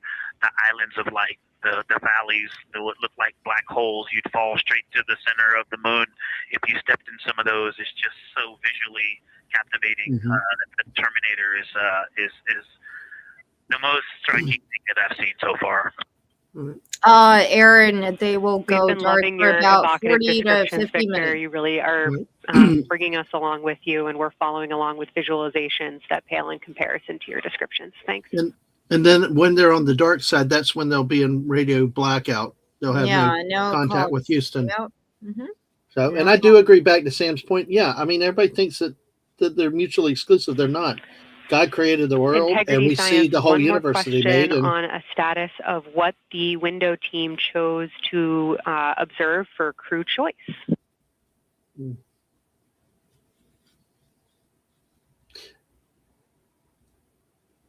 Yeah. I don't know about this. Well, one thing with the whole idea of what is this background? What is this? Windows going crazy again. Explorer. So, but like I said, everybody's talking about the Earth as a spaceship. Well, yeah, Epcot at Disney, the big ball is called Spaceship Earth because it is just traveling the galaxy. Well, we're not really traveling. We're just Window 2 talked about Vavilov, look for suspended dust, and the Terminator, and Window 3 about the experience and about the three-dimensionality. Now, is it the T-1000 or the liquid metal one?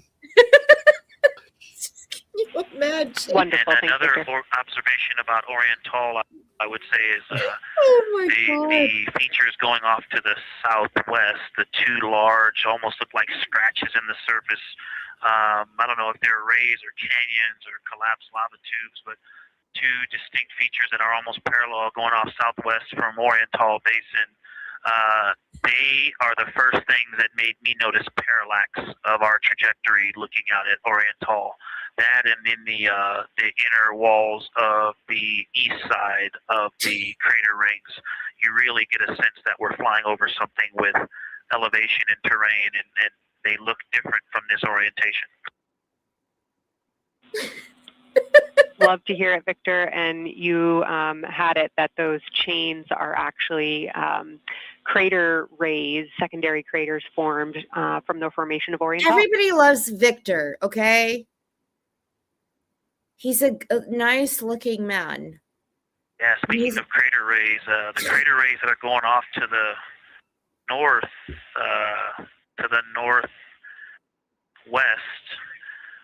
that run off toward Hertzsprung and I believe toward Vavilov. I'm not looking out at it right now, but those crater rays are very interesting. They're all very small. I know you've imaged this, but they're all small and they look like, a big impact launched rocks and things that made smaller impacts down the way. But something very interesting, and again, you can see this in imagery, but some of them are parallel, and then some of them converge toward the center of Oriental. And then I think I even saw some that maybe diverge, not diverge, but that are convergent, which indicate multiple large impacts that created a lot of secondary impact crater rays. Fantastic, Victor. And I'll note that we can infer that you're looking down at your freshly named Integrity crater, which is near the end of one of those beautiful crater rays from Oriental. Thanks for the description. This question is for you. Yeah, you're welcome. And Integrity is easily identifiable with the naked eye from this point. Not me. And I hated when Sabrina Carpenter was put into Fortnite. So, but about 6:47 is when they say NASA will lose contact with the crew as Orion passes behind the moon. It's expected and planned for, and they'll spend time in this historic mission completely alone, out of reach of anybody with Earth. 7:02 is when they pass within 4,000 miles of the surface. That'll be the closest approach. And then 7:27 is when they expect contact to be reestablished. So kind of something to look forward to. So we got about another hour before we lose contact.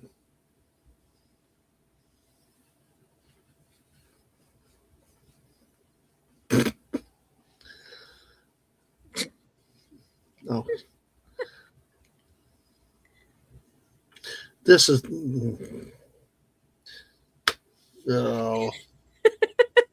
Jeff. Oh, Jeff. Oh. But anyway, yeah, she got put into Fortnite. Yeah, exactly. Yeah, it's like a lot of the sweaty people used it. But Anna, what like I said, Sweaty is people. Who are sweaty people? Sweaty, like the Fortnite pros. They come in and take over the game and basically. Oh, I didn't know they were sweaty. Yeah, they can build everything in like 2 seconds, and then there's no stopping them, and they they're like Terminators in Fortnite. Might as well just quit. But yeah, we're within an hour. I mean, Anna, what do you think? And I know you love space and the thought of space travel. What would be going through your mind knowing that you're going to lose contact with the Earth for like 40 minutes? I would be happy. Gosh. Well, I'd be like, thank God, nobody can contact me. I have an excuse. Thank you, Lord. Oh gosh, I choked up on that one. Oh.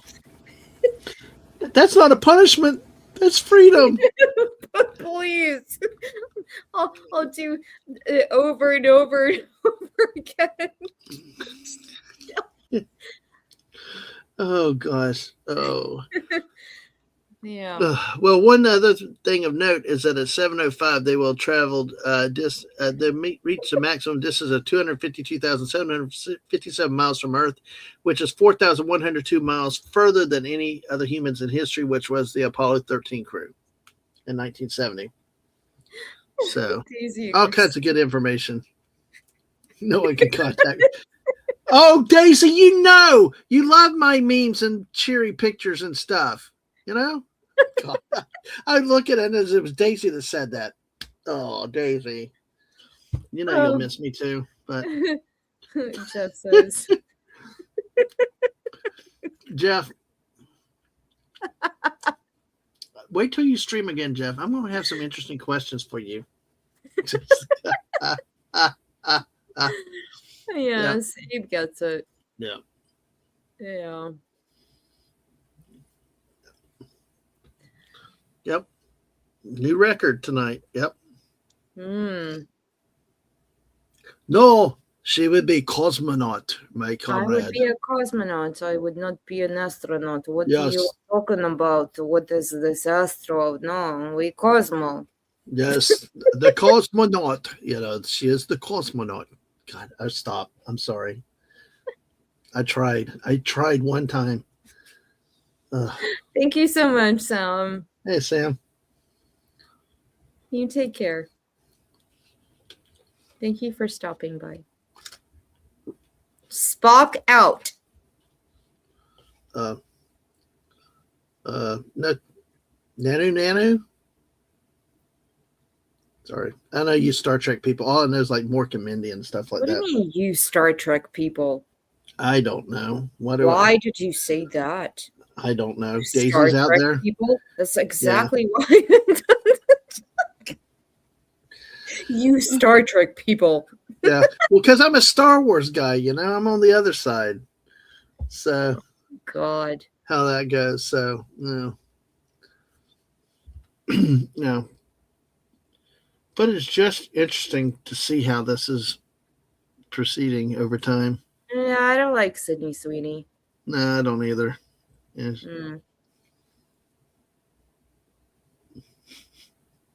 Peace out.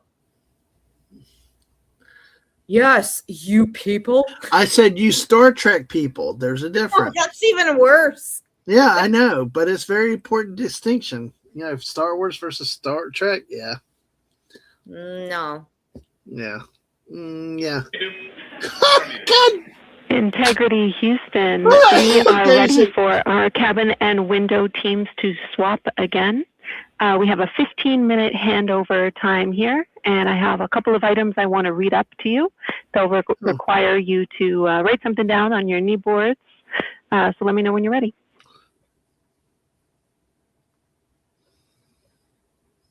Do you want to answer?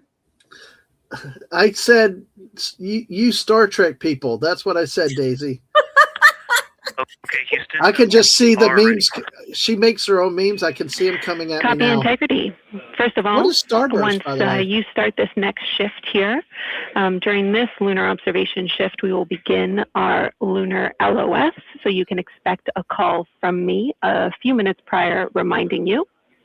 And second of all, Fido just sent us updated altitudes and METs for lunar closest approach and max Earth altitude. Let me know when you are ready to write those down. They differ slightly from Optimus. Yeah. Mrs., what do you mean Starburst? Is that another TV show or movie? Is a suite. Oh yeah, I know. Oh. I overthought that one. Sorry. Will be at MET 5 days, 0 hours, 25 minutes, 34 seconds. And the altitude will be 4,067 statute miles. Maximum Earth altitude will be at MET 5 days, 0 hours, 27 minutes, 39 seconds, with an altitude of I know 252,756 I will hear about it later. statute miles.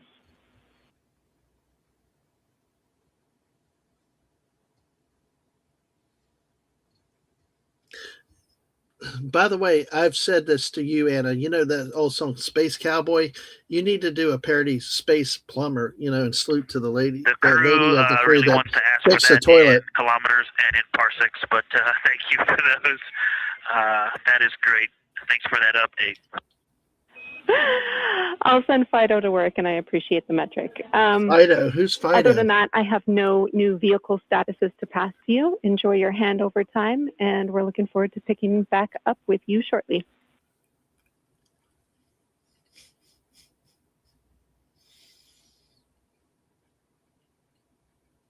I will talk to you shortly.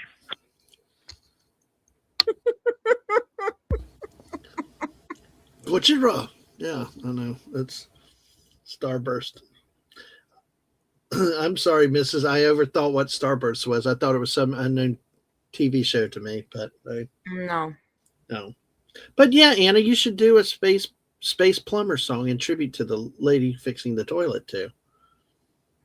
Do you want to tell everyone about the toilet situation? Oh well, yeah, you're the queen of poo. Well, hey, you can tell it. So it's like, yeah, it broke. It broke down on in the first few hours of the mission, and they had to, fix it. She got involved, and but What do you mean she got involved? well, she helped fix it though. I think she got credit for fixing it. I believe so. They got the first thing that went wrong seemed to be the crapper went wrong on this mission, but they got it worked out. And Isn't that what all of us women do? We just fix all your shit. Literally, yes, you do. Yes, especially my wife. She fixes a lot of my messes. So, yeah, No. And I can see Daisy staring at me too. You better answer right, Dad, man. But yeah, it'd be cool to come up with a cool song in honor of her. That He should have called Mario and Luigi the best plumbers in the galaxy. it's a Mario. No. Yes.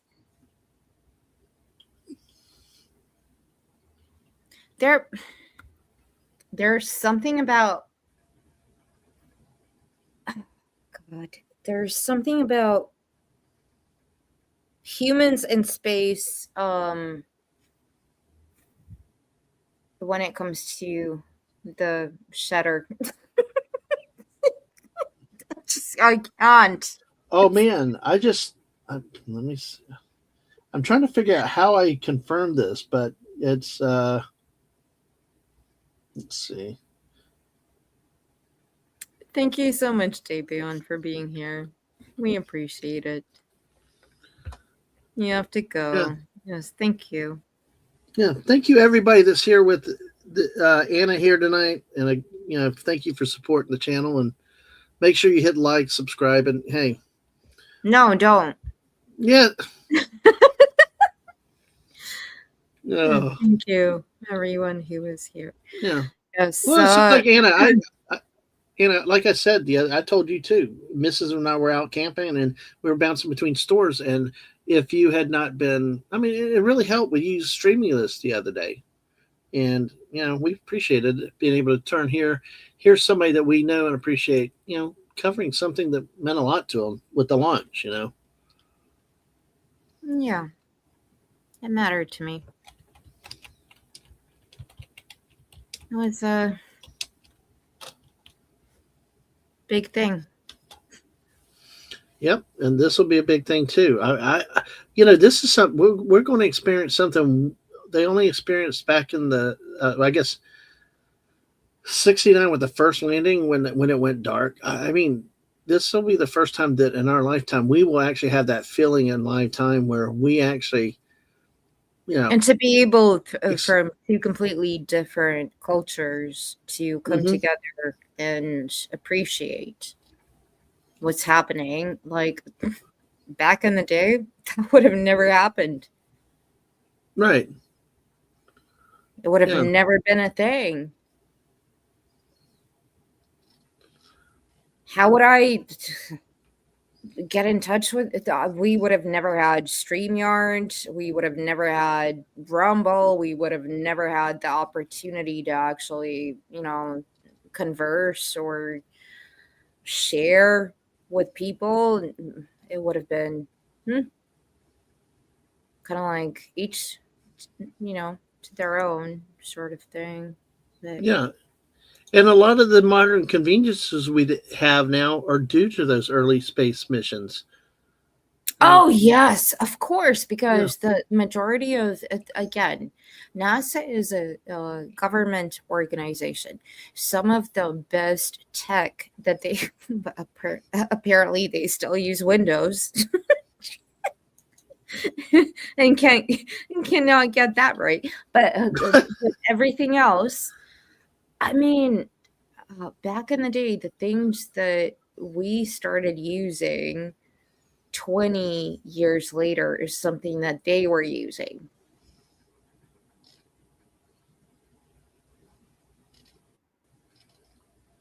And it's like, cool, okay, nice. But now technology has gone to the point where everything's very corporate.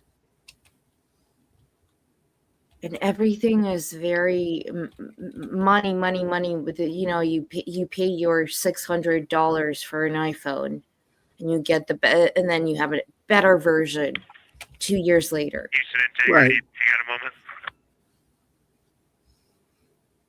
The best Go ahead. camera.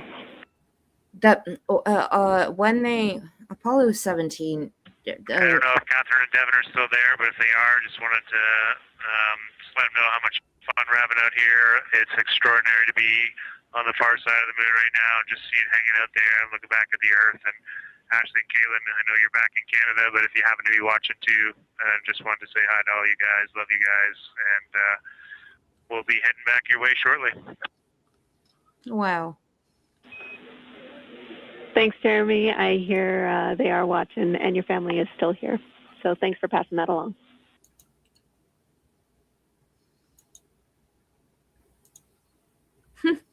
Yeah. I have a 10-year-old phone. The tech overlords hate me. Yep. They are on the... They're not showing us what they're seeing now, and this is what I don't understand. Show us what you're seeing. Oh, because it needs to be sanitized, I guess. You know, that toilet, we joke about it and talk about it, is $30 million. Mm. It just, wow, $30 million. I see that they are supposed, I'm trying to verify it, but it sounds like the toilet's broken again. They've been told to use the collapsible contingency urinals in the meantime. So it's like, hey, it's a very important bodily functions and bathroom storage and stuff. Very, very important in space missions, like we saw last night. You remember when they were ejecting it out into space, like with the little farts, The as you saw dump. it. Yeah, the waste dumps. Yeah.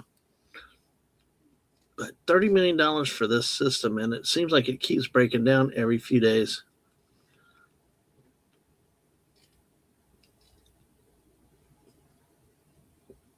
It's neat that they have a backup system, these collapsible urinals.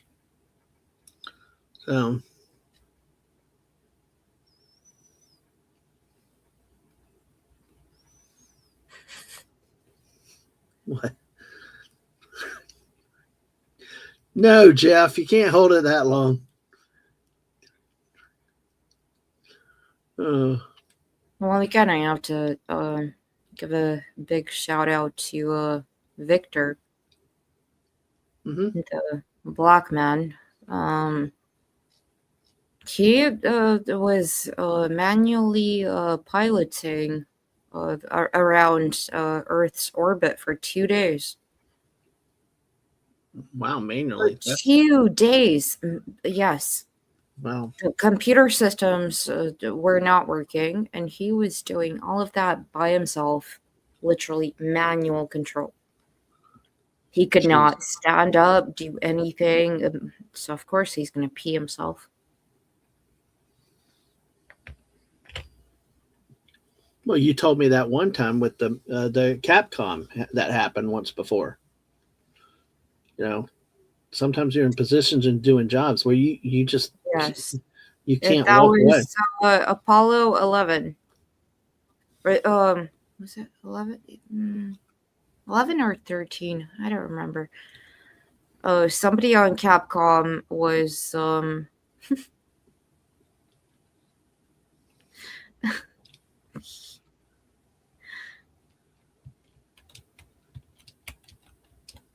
So when they were having a massive problem, and you're sitting there for hours, and you're Capcom, you are the point of contact between the astronauts and us humans.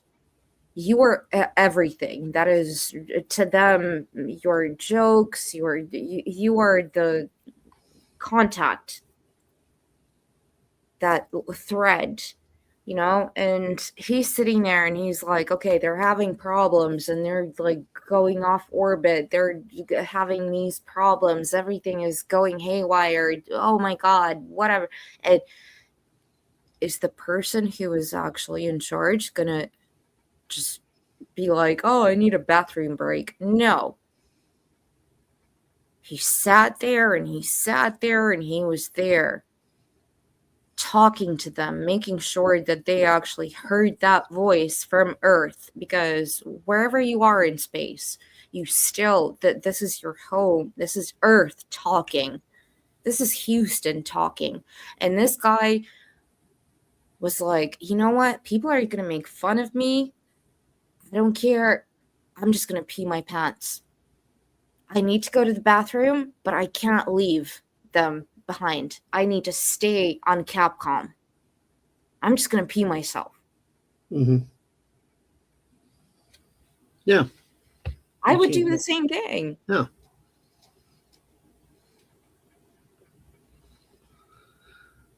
When you gotta go, you gotta go. Exactly. Yeah. When somebody asked about the price tag, oh gosh. Jeff. Somebody asked about the total cost of the ship. I don't know that I've got a complete cost of the ship per se, but according to New Space Economy website, NASA's Office of Inspector General estimated the cost $4.1 billion per launch as of 2021.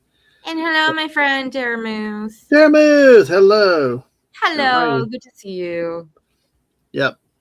Yes, exactly. They said more than $55 billion had been spent on Artemis hardware before the April 2026 launch. So, peeing in your pants. Yep.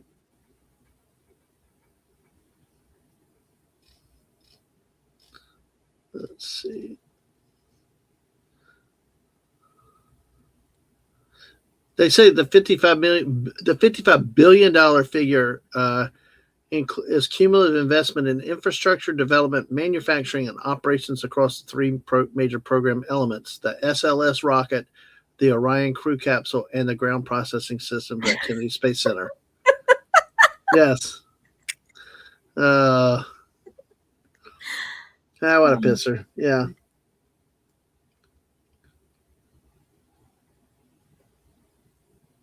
It's worth it. I mean, all the numbers. Yeah, exactly. There's all the numbers. I mean, it's just the initial capability of the rocket alone costs approximately $11.8 billion to develop, a figure that predates all subsequent production and operation spending. So, yeah, it's just, it is a lot of money. But like we said, look at what the investment in the early moon, just all the missions, whether they were just satellite launches, orbits around the Earth, or the moon landings, the technologies that were developed from those over the years, And back then they had this big, like, warehouse-sized computers, all the computers were super huge. There you go. That's the way to tell them, Daramuth. Yeah. But, because, we see, like on Spaceship Earth, they showed the old computers, and they're all the big, like, refrigerator-type computers, and look at the size of computers now, how efficient they are, how small they are. Yeah. It's just, I mean. And he's right. Yep. So we've got, we got about 27 minutes before they lose contact. So.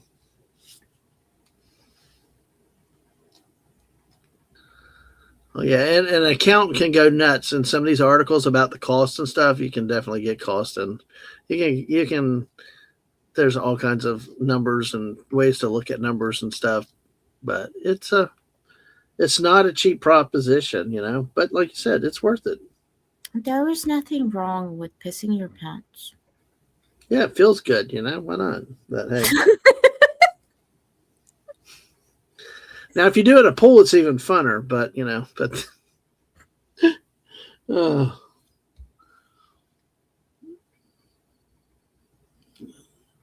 Yeah. See, it's interesting. It's interesting we have a little bit of light now in the crew cabin there. Gosh, I don't know what they're trying to do, honestly. No. There's, what are they doing?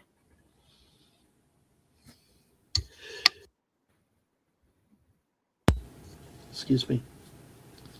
No, it's Sorry, I thought that was Capcom. I was like, shit. How did it click? Well, I had sneezed, so I was trying to not sneeze on you. Exactly. Talk about backed up toilet. Yeah, and apparently they're still having problems with that stupid toilet. Yep. It's like, man. Hey, you know what? On a mission like this, when you're out in the middle of the universe and one thing go wrong, you can live with the toilet going wrong, They found a way to shoot it out into space because you don't want your computers, you don't want your engines, your rockets, that stuff. You want to make sure those things work. I need to address this. So what Deer says, also kind of sad they're not landing. Would be nice maybe next time. No, that's not the point of the mission. The point of the mission is, first of all, we're going where nobody has ever gone before. We are monitoring, gathering evidence to see what's actually happening. Is it worth? Why would we want to land on the moon? For what reason? Have we discovered minerals? Have we discovered water? I believe there is water somewhere in there. But what would be the point? That's why the Russians are like, there's no point of us going there. We've gone to Venus, we've gone here, but we did not find anything. So why would we be doing this? To do what? What are we looking for? As a technological advancement kind of thing, yes, it's great. But at the end of the day, what do we want from the moon?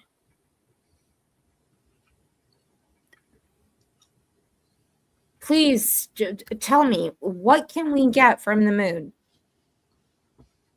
Just to put our flag on there and like, this is our base, we're Americans, this is our thing. Mm-hmm. Or like, what kind of minerals do we have there? Again, we have not really explored that. Right. And maybe this is why future missions, but I think it's about the technology and about really putting people in space and seeing how the biology of the astronauts because again, like I said to you, they're being bombarded with radiation 24/7 right now. How is that going to impact them health-wise in the long term? And especially when they're out in space for longer and longer periods, because this is the first step to see if we can do it, what we can do. They could be using the moon as a launching point to Mars and other things to, it's like stuff out of sci-fi movies. Well, we're going to like even Total Recall, you got the moon base, or was that Mars? But either way, the whole point that was Mars. Yeah, but the whole point is you put a base somewhere up there where you can actually not have to deal with the complications of taking off from Earth and stuff. And I mean, you can use it as a base. You can, you have a hotel, I guess, if you want to, and just, but like you said, is we don't know the long-term effects because usually the astronauts have come back over relatively short periods of time, of all the other missions, they come back. But now, like you said, if we could get people going to Mars where it's a few months or even longer and they're subjected to all that radiation, then and unless we go there, unless we do these type of trips and missions, we can't study that. Yeah. And again, here we go. Yeah, we got another Wallace and Gromit. Thank you, Darmuth. I know Mrs. loves Wallace and Gromit for sure. Yeah, and Daisy would agree with you. Yep. Yeah. Yes. Yeah. Yikes. Oh, wow. They moved it up to 7 from 702. Technically, we can't claim the moon, but who knows? Maybe the Chinese... No, they won't. They will not. Radiation is the reason the Mars missions were canceled, because they realized it was much stronger than it. Yes, that is very true. That is, first of all, when you go into space, even like on the ISS, what do you think the majority of the, apart from your missions of like doing engineering, is? The majority of your day is not getting muscle atrophy. Because this is what you get in space. You have to keep working out, moving. You can't just sit there and lay down and whatever. No. You're there, up there on the ISS for 6 months. The majority of your day, it's working out. You need to keep those muscles moving. Otherwise, you're going to get muscle atrophy. Mm-hmm. And it's not like you can put weight because you have the gravity that's, as we see, they're always floating and stuff. It's not like you can just stand up and walk around the cabin and, use your leg muscles or, like you normally would when you're walking around your living room. Well, not really. It's only 6 months. With the rockets that we have, it's 6, 7 months. But we're going to get there. I believe in that. I think in our lifetimes, we will get there. That would be cool, though, It really would be. Less radiation than probably outside the Earth's magnet sphere, not manosphere. Almost looks like Magneto, though. Oh, man. Look at even more of the moon's covered now. Yeah.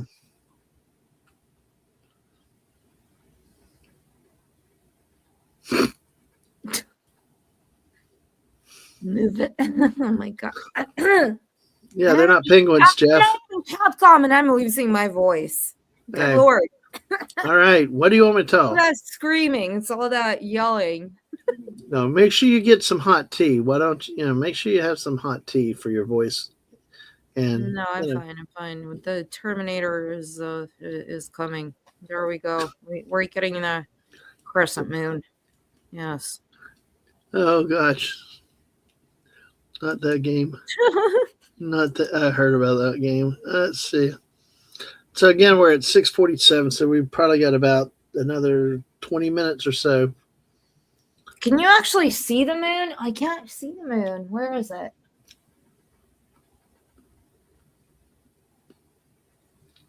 Oh, hello, Blake. Hello, Blackie.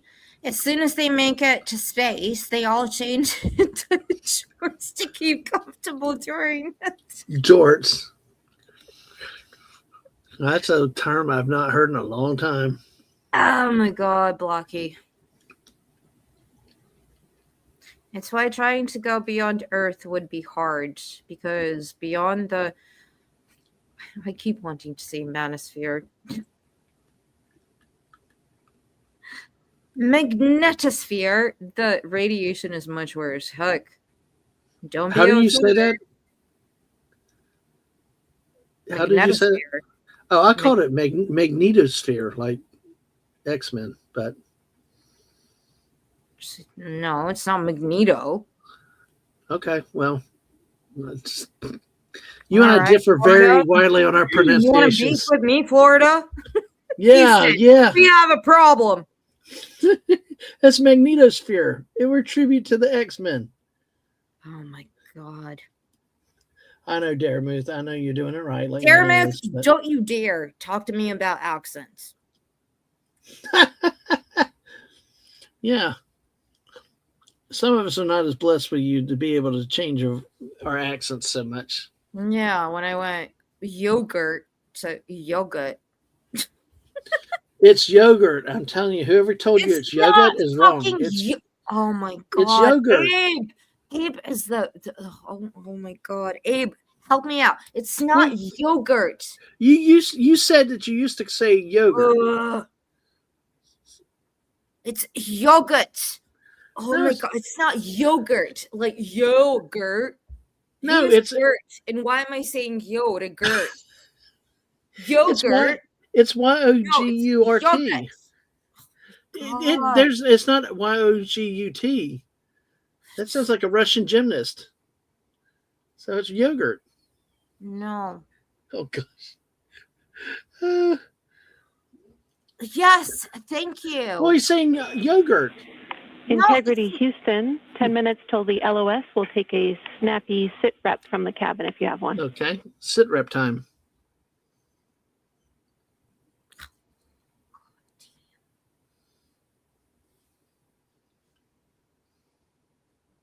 Thank you. It's not yogurt. Okay, Jenny, that came, we missed most of that, but just a 10-minute warning, is that what you're saying?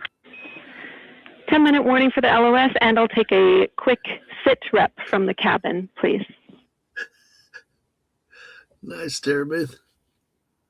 All right, so the LOS. What is the LOS here? 10-minute warning for the LOS. They're doing a sit rep. All right, is that the loss of signal? Full of excitement. We've got Christina in window 2, Ike in Victor in window 3. Reed's actually been trying to get some images out of the docking tunnel. We can see the Earth and the Moon and part of the Moon out of the docking tunnel, which is pretty good. And I'm just grabbing some footage right now with our interior cameras. Oh, line of sight. Line of sight. They lose line of sight in 10 minutes. Copy, Jeremy. We'd like to know what camera Reed is using and also the status of window 1. Looks like there might be a shroud removed. Another shroud again. We're back to shrouds, Anna.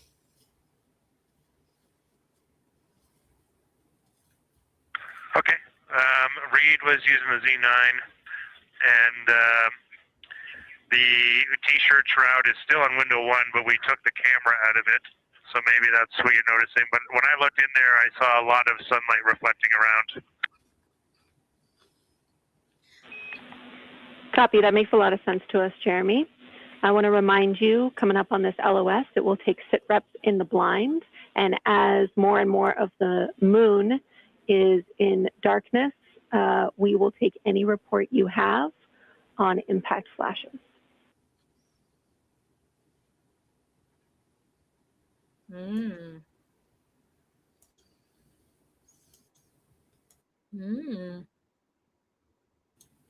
I like the way they called it the T-shirt shroud. Eddie, you have to say again your last. There's a lot of conversation here, and I was on the other side of the cabin, so I missed all of it.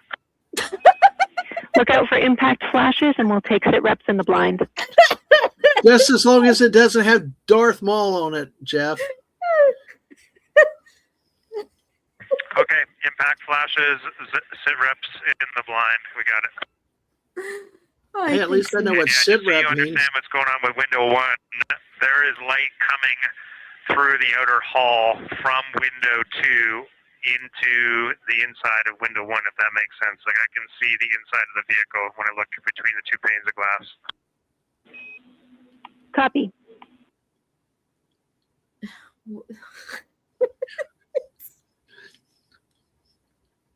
Nobody is listening. They're like, fuck this shit. They're still stuck on window 1 Exactly. and this T-shirt Like, shroud. Yeah. They're like, guys, Houston, shut the fuck up. We're having a spiritual experience here right now. Like, nobody cares. We're clicking, taking all the photos, doing all the windows, troubleshooting. Like, give us a break. Please, we just want to enjoy the dark side of the moon. Yeah. Now, I see. Okay, I kind of what's the question? Because they said light was coming in from window 2 into window 1. What is the problem? What are they trying to keep the light out for? Because if I would think if they're going to the dark side, it'll just be dark. But why is there this thing about the shroud? What is this thing about the shroud and the light? No, because you have to take photos. Mm-hmm. And the sun is there, and it's gonna obscure the way you actually get evidence data. Okay. Spiritual. Yeah. Well, we saw one guy in Houston last night eating those Krispy Kreme donuts, didn't we? Integrity Houston, you are 6 minutes from your 40-minute lunar flyby LOS. From all of us, it's a privilege to witness you carrying the fire past our farthest reach. Thank you. Godspeed. Godspeed. Wow. Yep. It's getting real. This is what we're doing this for, humans. Thank you for that, Jenny. And thank you to all of you for allowing us the immense privilege to be on this journey together. It's quite amazing. And as we go on this journey, thinking about the NASA mission to explore the unknown in air and space, to innovate for the benefit of humanity, and to inspire the world through discovery. And as you've gone along on this journey with us, hopefully we're doing just those things. And as we get close to the nearest point to the moon and farthest point from Earth, as we continue to unlock the mysteries of the cosmos, I would like to remind you of one of the most important mysteries there on Earth, and that's love. Christ said in response to what was the greatest command, that it was to love God with all that you are. And he also, being a great teacher, said the second is equal to it, and that is to love your neighbor as yourself. And so as we prepare to go out of radio communication, we're still going to feel your love from Earth. And to all of you down there on Earth and around Earth, we love you from the moon.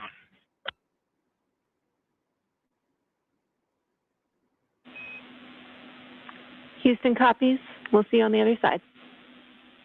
Godspeed.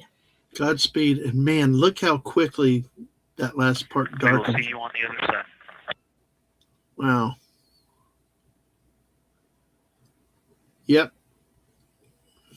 Yes, that is us. Yep. No, that is not us. No, that is us. I don't know what that is. Honestly. Is the cat still in the back of the Mission Control Capcom? Probably.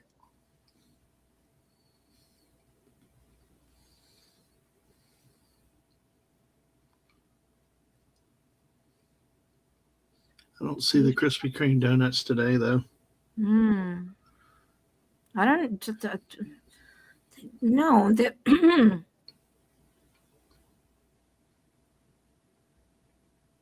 I guess that is, or I don't know what that is. Art? I don't know.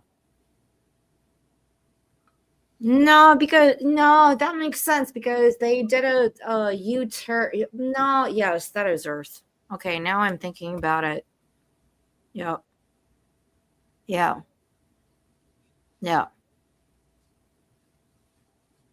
That is Earth.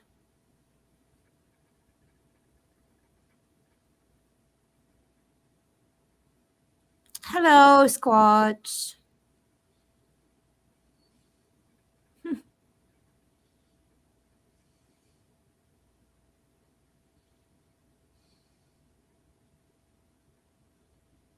Mm-hmm. Yeah.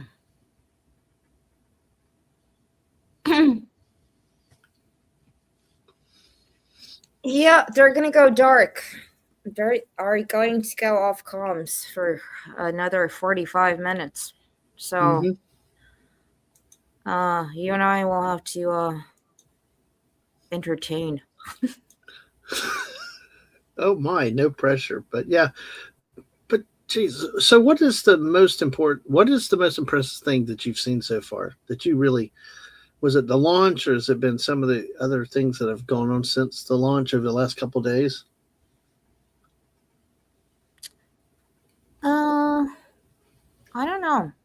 I think the love and the passion that people have and the excitement, whether it's genuine or not, that people actually are starting to be more invested in what space travel is. Because for a very long time, people just kind of, we have so many different problems on Earth, right? Yep. But I think something like this brings all of us together, and there's something about it. I don't know. I'm a space child. Oh, yeah, you are. I can tell. We talked about it a lot. And Jeremy just headed out, by the way. Thank you very much for stopping by, my friend, and I shall see you later. See you later in space. Dogs to enhance. Yeah, that would be impressive. I wonder if that shot's going to go out at some point. Seems like it would have to. But. Yeah.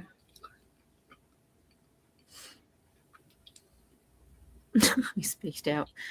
I don't know. There's something about having a whole bunch of people who are like the best of, and I keep saying this, there's nobody who's better than anybody else, but there is the best when it comes to intelligence, to technology, to engineering, to doing things that the rest of us can't do. And having that kind of like crew of and I'm not just talking about the astronauts, but people behind the scenes, putting together a team who are highly intelligent, can solve a physical problem in like 1 second. I'm going to be sitting there and like, again, I don't want to say that I'm very smart, but like, you give me a problem, I'm going to problem solve. But these folks are like geniuses, and they can go and do shit that I would never even, I could not even, I don't know how my brain would function if I functioned like them. And they can do all of this stuff, and we can actually build these rockets, go into space, put people into space, build all of this support system, this and that, have actual people who are willing to do this, sacrifice themselves, having families, having children, having, leaving all of that behind and doing something for the betterment of humanity. I think that is something that just you either have it or you don't. See, this is like the great explorers of the past. On Earth it was the sailing ships. It was they didn't know what to have maps. They didn't have satellites. They didn't know what the Earth looked like. They just went and had to explore. And that sense of voyage, they didn't know if they were going to ever return home, or you get shipwrecked, whatever, you ended up somewhere else and stuff. And it takes a special breed of people to have the guts to do something like this, where you're out in space, you really don't have control of anything, and they're not engines like what we see in Star Trek and Star Wars, where you can actually fly through space. Imagine. Yeah, exactly. They're having to conserve fuel. I'm just gonna fly around the whole Well, that's what I would love to do. I'd like to be in the X-wing fighter. And I'm just gonna put mines all around there without anybody noticing me. Nobody even.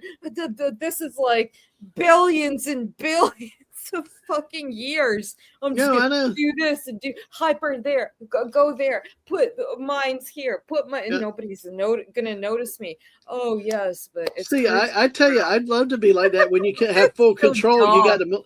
the Millennium Falcon, or you got Enterprise, and you can just fly everywhere and do what Oh, you want to. But yeah. that's not how this works, And it, like you said, is math, calculations, thinking on, like when you look back at Apollo 13 and how they had to rescue to get back. Exactly. And even these guys last night when we watched how they did that little burn, they talked about it for 20 minutes.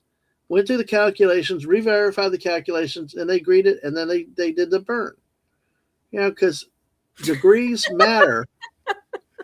Degrees matter, and if you're just off enough, you'll end up way off course, and who knows where, if you can even get back. So. Oh, that's nice. I'm hungry now. Thank you very much, Squatch, for making me hungry. Yeah. I still got my sandwich I'm working on too here. Hey, look who's here. Fallout Dave. Hey. Hello, Follow Dave. Yes. I got kidnapped. I'm sorry. I got borrowed by our friend here to come hang out with her tonight. So, but I wouldn't miss it for the world, my friend. I got kidnapped. I got borrowed. What the hell? Are you like My Little Pony? My Little Pony. Oh, we need West here now with My Little Ponies. He's the My Little Pony expert, but yes, I do need West to counter your. I did not kidnap you. I know. Everybody on the I did not kidnap. No, they know that. You're supposed to move to Florida, remember?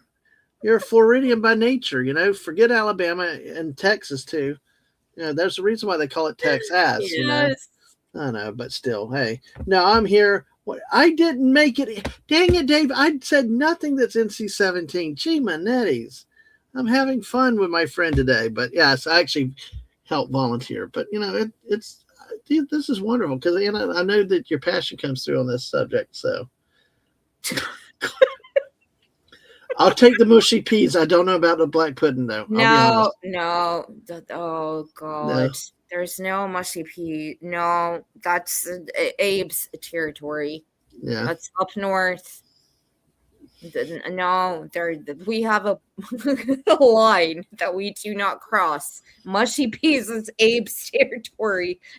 Down south, we don't do mushy peas. Nope. Yes. And hello, the lovely Sherry. It's good to see you. Hi, Sherry. Thank you very much for joining. No, you literally do. I can't. Okay, one thing I will always stick by you, Abe, but mushy peas, I can't do. I can't do it. What is up with you guys up north with mushy peas? I can't do it. Oh, man, we need to. That might be a subject for next Get Over It then. Why can you not get over mushy peas? What is so bad about them? So. It's funny over here in America. They're horrible. Well, what's funny is he said the North remembers. Over here, it's the South remembers. We will rise again. It's the South will rise again. It's completely different. Just switch it, flip it. Yeah, exactly. Oh my God. Oh gosh. Well, hey, we needed something to help cover the 30 minutes or 40 minutes. Aaron, yes, ew. I don't know who Dave is, but the Fallout Dave. Yes. Yeah, that's Fallout Dave. Yeah. Sorry, I was like, who's Blackie talking about? Who's Dave? Who's Frank? Who's Bob? I don't know. Bob. Don't say Bob, please. Don't say Bob. Just don't say Bob ever again. Oh. No, there's no mushy peas with no. I don't even like fish and chips. I can't do it. Why would you want chip? Why would you want any peas with your chips?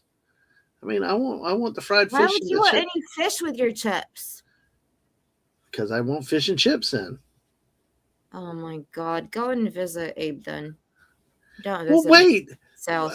That's the whole thing. Disney tells us at Epcot they got a place with Ardra Treacher's fish and chips. What, no. You mean no? What do you mean no? See, This is why Alaska belonged to Russia. Alaskan people understand. You want the peas fresh and crunchy. Why would you mush them up into like a little slop thing that looks like puke and then eat it? No, nobody wants that. No, we like it fresh and crunchy. Thank you. Thank you, Alaska. Jeff, I have no words. So. No, yes, exactly. Thank you, Sherry. No tuna on any baked potato. I don't understand people who do like tuna mayo on baked potato. No, you have a baked potato. What you need to put in there is cheese and beans, Heinz beans. That's it. There's no tuna and mayo in my potato. Beans? Baked beans in your baked potato? Yes. What the Hades? Well, that is the Hades. Okay. All right. Well.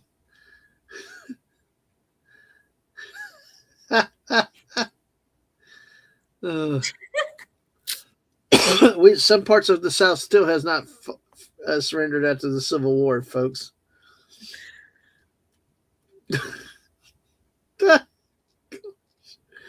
Oh my. Yes. Please do deport me to the far side of the moon forever so I can orbit around it for eternity. Yes. Oh my gosh. What? Ketchup chip? What is ketchup chips? You mean fries? Ketchup on your French fries, yeah. Chips with ketchup. Yeah, of course. Everybody, but mustard, gravy. Mustard on French fries, though? Oh my, see? Cheesy beans. Mustard, cheesy beans. Mustard on French fries, though? Yes. Really? Well, look, I just got into mustard because of you, but I mean, a hot dog and corn dog and a hamburger is one thing, but French fries? You know what my wife likes to do? She likes to put mayonnaise and ketchup together and put her fries in it. And I'm like, no. Why not? Mayonnaise is one thing I can't eat, but I won't get you there. Sherry says I like baked beans on toast. So do I. See, baked beans is one of those things. It's like a lunch or dinner food. Like you have beanie weenies or you have barbecue and you have baked beans, but for breakfast, it just is kind of off. At least from where I've been, where I am. How is it off? Because it's not considered a breakfast food. Baked beans are something you eat like at a picnic or at lunch or dinner, not first thing in the morning. Oh, the Florida-Texas Alliance. No, that's cool. Yep. Oh, gosh. You sure jumped at that. Hey, leave me on the dark side of the moon.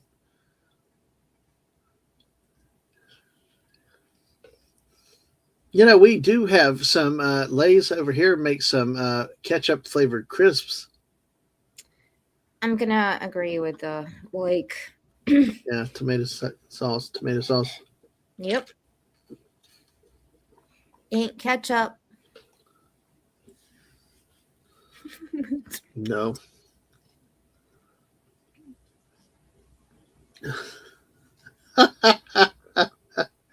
Oh my gosh.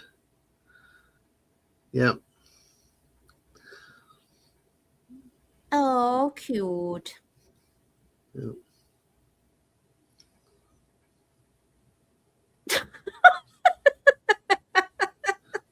Exactly. You don't have to eat like that anymore. This is the 21st century. Baked beans are not mushy. No, I agree with you. No, they're not. Oh, that is very true. Don't knock it till you tried it. Yep. Crisps. I'm talking about potato chips, which are your crisps, right? I don't know what you're... I don't know. But I was I don't even mentioning know either. I was mentioning that the potato chips, we have ketchup flavored potato chips here, which are your crisps, right? Not crisps. So I know what Crips are. Crips are the gangs in America who wear the blue bandanas. But do y'all Where ever the- have like flavored potato chips or flavored crisps over there? Like, Yes, we do. Of course. have you had any that are Do ketchup you think flavored? the UK is like what? Somalia? I don't know. You're stuck Kinda on is. blood pudding and stuff like that. So What is wrong with black pudding? it looks, it looks What is ugly. wrong with that? What is your problem with that? It looks bad, and it's made of How what? would it? It's made of, isn't it the intestine also? No, it's Huh? not made of no intestine. It's Okay. made with pig blood Pig blood. Okay, there you go. That's enough. and grains like oats and everything that's made into a sausage and then cut. But it depends. In America, you call it a blood sausage. We Yeah. call it black pudding. Okay. Well, I don't eat blood sausages either, but then again, hey, but I'm broadening my horizons though after having met you. Have you ever seen a bloody moon? No, that's something somebody should go see a doctor for, but I have actually seen a red moon before, so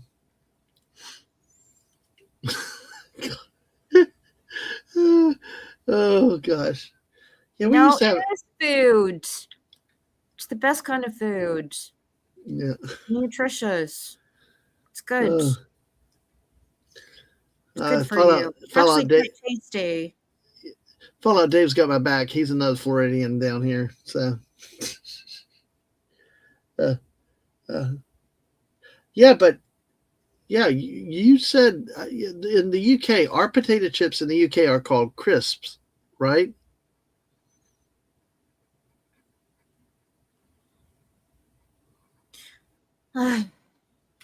Houston, we have a problem. What?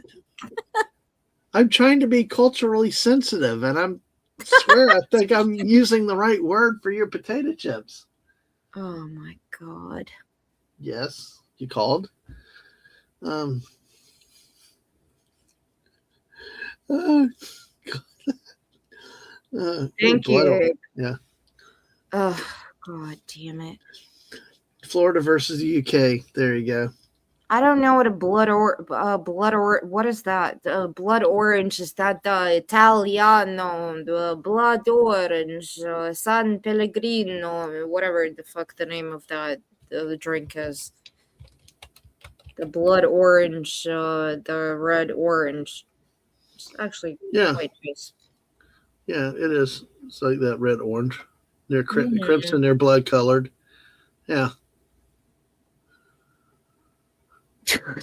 We call this revolted. The blood pudding was too revolting. There you go, Dave. Blood pudding. It's black. It's a blood sausage, but a black pudding. Hey, don't make fun of we change our words around all the time. You know, you've been around me long enough. That's the Florida way. See, share again. All the ladies are revolting. Yeah. We eat our enemies. Welcome to the British Empire. Dun dun dun dun dun dun dun dun. God. Yes, the blood oranges are pretty good. Yeah. Yes, it is just a red orange. Yeah.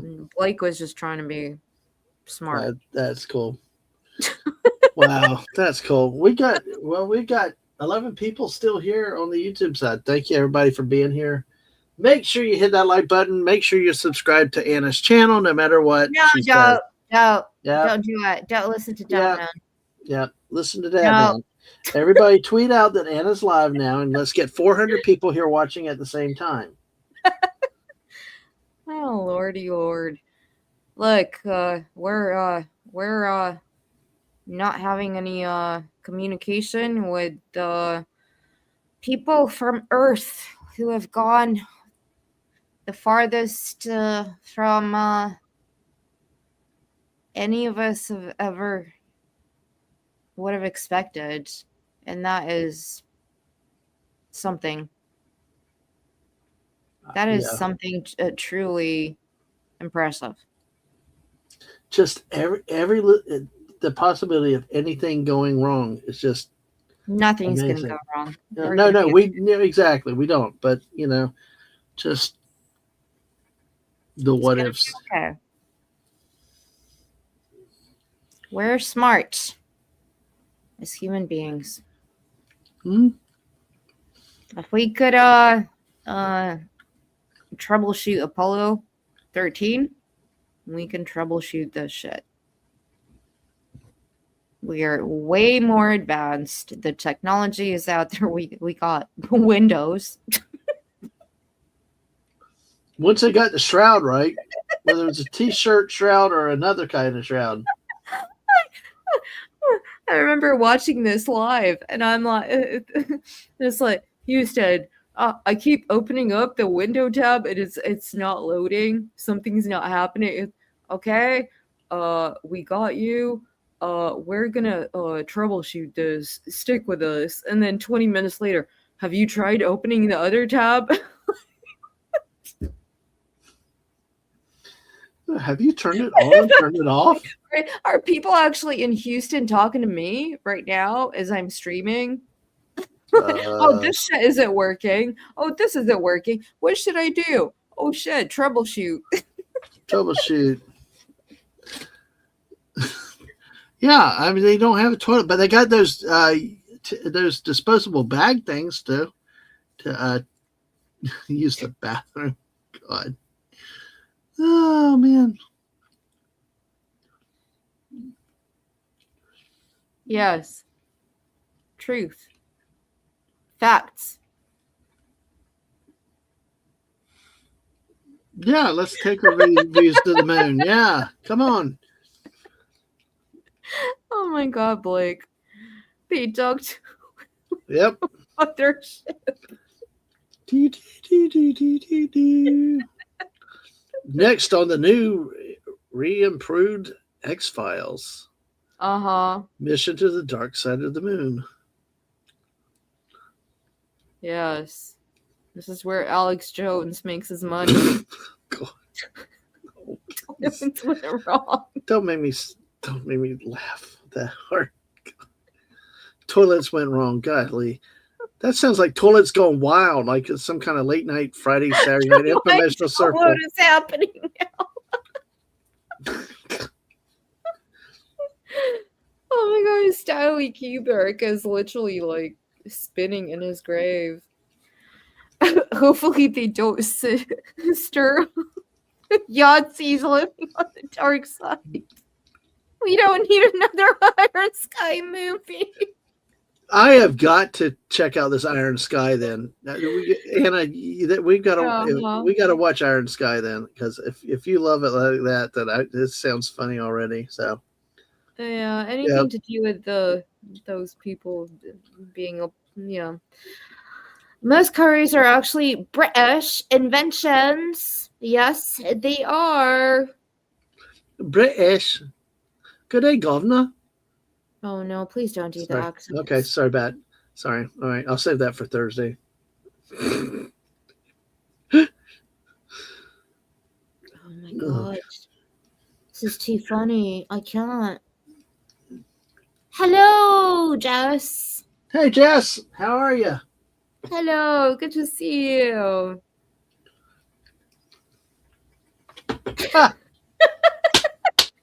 Isn't it always, Jess? It's always squirreling. Yep. Actually, I'm calm tonight because I'm being a co-host. The purpose of my job tonight is to make she already is great and looks great herself, is to make her look even better. And yeah, those are some freaky things there. Yes. Yeah. Oh, God. Oh, God. Even flat earthers. Oh, my. Yes, Jeff, porta potties. There you go. No, that would not work. I don't know, but still says fun, you know. Yeah. Definitely, Dave.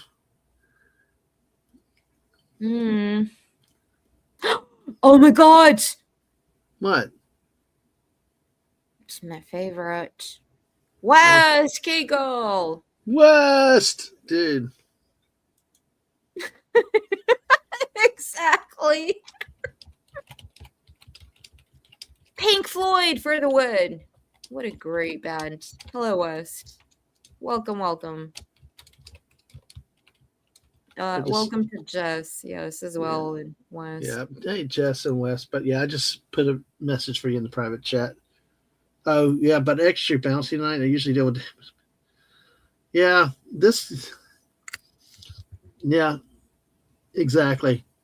Oh, yeah, Jess keeps me straight on Fortnite. She keeps me organized. It's like, Dad, man, you're left. No, your other left. Your other left.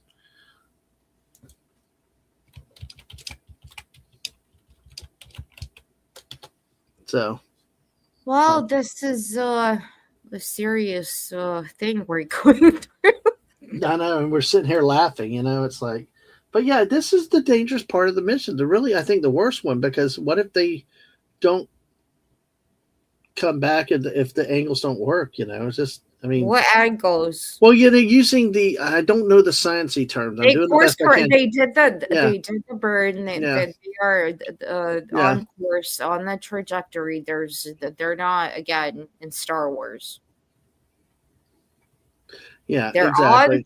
They're on the trajectory. They're flying where they're supposed to be flying. Everything is going fine. They are just not communicating right now because no comms for 45 minutes. Where does the timer get when they are supposed to come back? I don't know, but I think they estimated the time would be about 7:27. Yeah. Yeah, about 7:27. I think they went dark early, so I would think maybe around 7:20 to 7:25 in that range. Yeah. And Blake says they can't upload and download. That's actually good. Yeah. That is quite funny. 45-minute might not seem like a long time for a meeting with aliens, but you must remember the aliens have time dilation.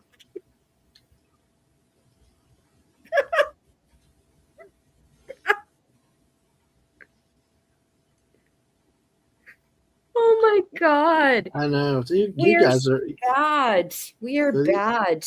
Yeah, these guys are. This chat is really on fire tonight. It's like, no. But see, then you're picking on me because I said, what if they don't come around? What I meant is when they do the sling around and cover the trajectory around, Hello, what if they DJ Ronnie. Hey, DJ Ronnie G. Because see, I always worry, well, I know what it's supposed to do, and all the force is supposed to bring them around, but what happens if they keep going straight? What? What do you mean? Well, no, like, how they mean they're not going, they're on trajectory. Well, that's what I'm saying is what happens if the angle question? What did you get in school when you studied physics? See? I barely passed. Obviously. I was a chemist, barely. That's why I said I love meteorology. I'm a great weatherman by going outside and looking. But I failed the science. Oh gosh. Like I said, also, I'm supposed to be here so you can explain those for everybody and so that you look even better as the host today. Thank you. Yes, but I don't want to be a smart ass. No, you're not a smart ass. You're just being a smart girl. I'm just a woman. Educating people. Well, a very smart woman, my friend.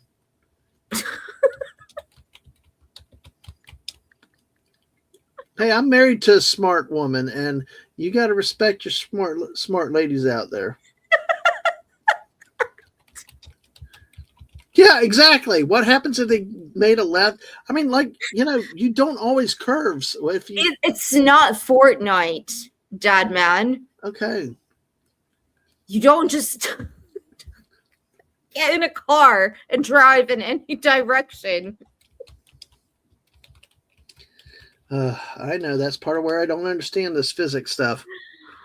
Oh, Lord, that's like Kurtzman track. Mm-hmm.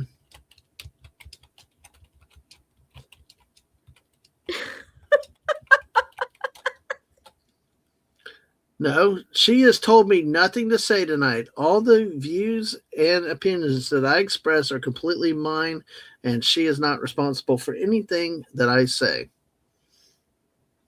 Because she's smarter than I am. Yes. No, it's aha! Remember the bug that we found from Australia? Yes. Australia. Yes. Aha, bear. Blake will know about it. Yes. Oh gosh, I promise I won't get on Euclid tonight. Okay, I won't get on Euclid with Australia. Blake is in chat. Ask Blake. Ask him. What the hell is the deal with Euclid in Australia? It's on the butt side or the undercarriage of Australia. It's got its own. It's like a little, small, little, tiny block of town. They've got their own quarter-hour time zone. When you came across it on our New Year's streams, and this little spot on the undercarriage of Australia has its own damn time zone. It's like it was just a passing through station. But Euclid's on the quarter hour. We got a friend, Phantom Outsider, who's condemned Euclid to still staying in 2024 because of being on the quarter hour New Year. Yeah, it's like I bugged the hell out of Anna about Euclid, and it's like. She's like, It's like, I can't get over it. I guess I can't. It's almost up like Darth Maul now for me. Butt side or undercarriage. I don't even think Blake knows. He's going to have to look it up. I have no idea what the fuck is up with Euclid. No. Oh, wow. Newton's Cannonball.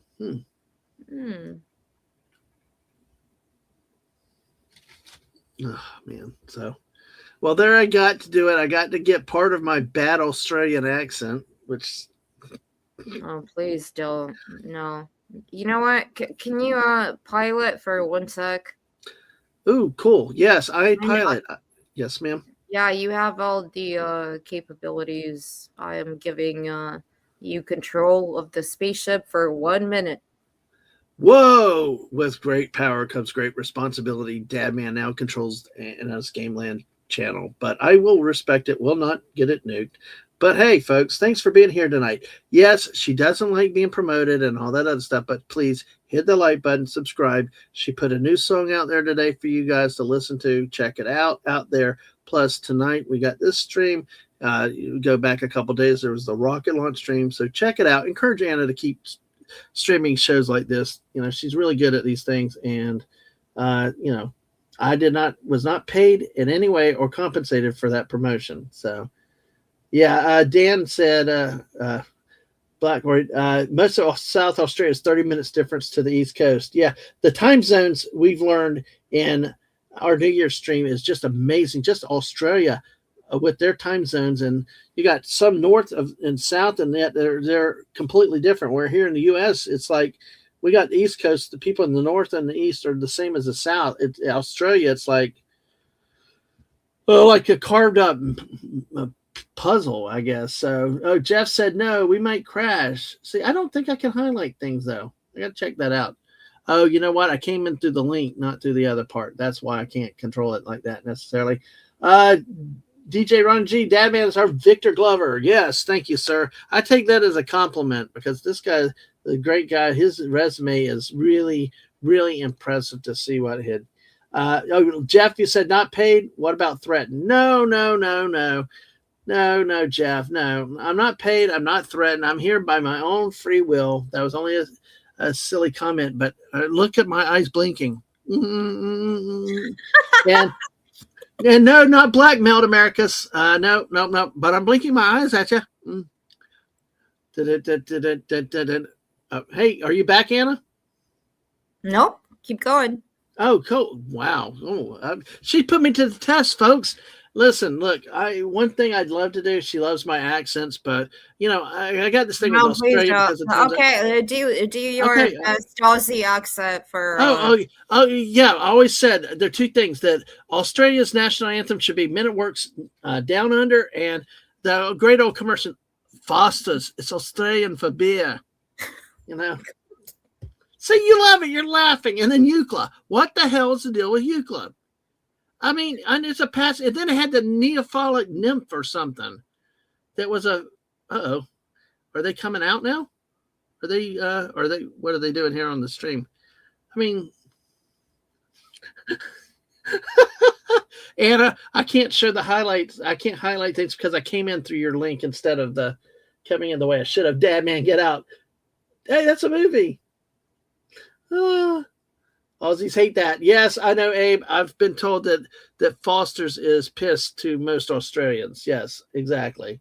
And Dave, yeah, Darth Maul lives in Euclid. That would make sense with it. So, West is saying, found out that Artemis 4 most likely still won't be a manned landing. Won't happen until 2028. No, West, our job is to keep you healthy and happy. Right, Anna? Right, Anna? Left. West, at least I want you healthy and happy and still with us. So, yes, no, of course. Exactly. No. I know. But yeah, no, it's good.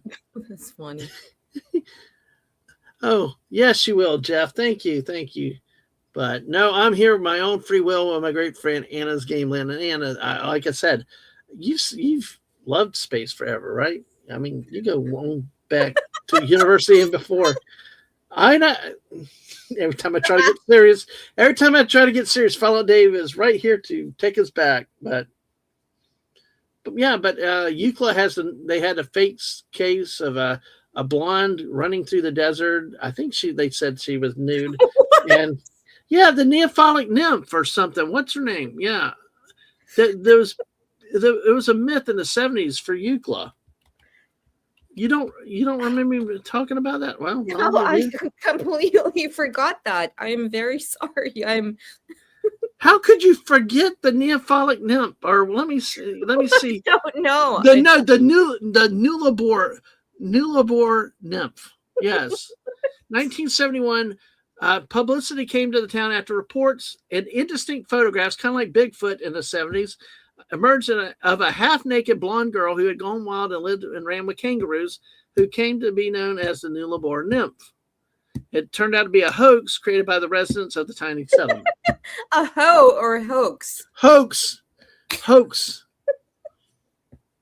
Oh, not a ho-ho either. The dessert.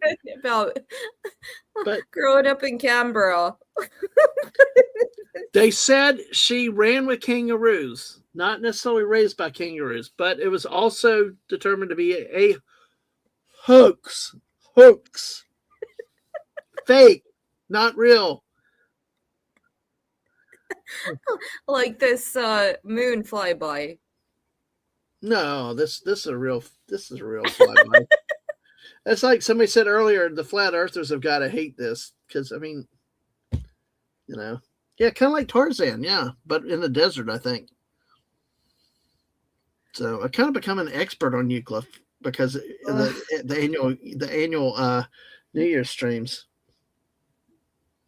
I don't know what you're talking about. I don't either, so I'm just reading Wikipedia. All right, so now let's see. Okay, now we're getting the acquisition of the signal coming back because we see the moon is now moving back. We're now starting to see the Terminator receding. Hey, I'm trying to get the science down. It's the Terminator. It's the dark line. I know. I'm sorry. No, you're good. I love hearing you laugh. I gotta cheer when I get the science right.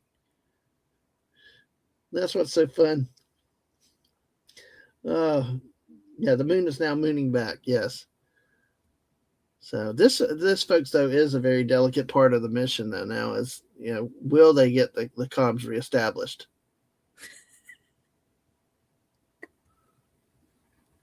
It's back now. We can see it for sure. Oh. So, like you said, this is I actually went and I tried to find the moon. And you can't see it because of the light pollution. Oh, we've had a lot of clouds here. That's hurt us the last 2 days. Just hope the aliens fix the space toilet. You never know. Maybe they did. Maybe they didn't. So, all right. Well, I think this is probably the part everybody's the most nervous about. What do you want to explain to people how they actually did the burn?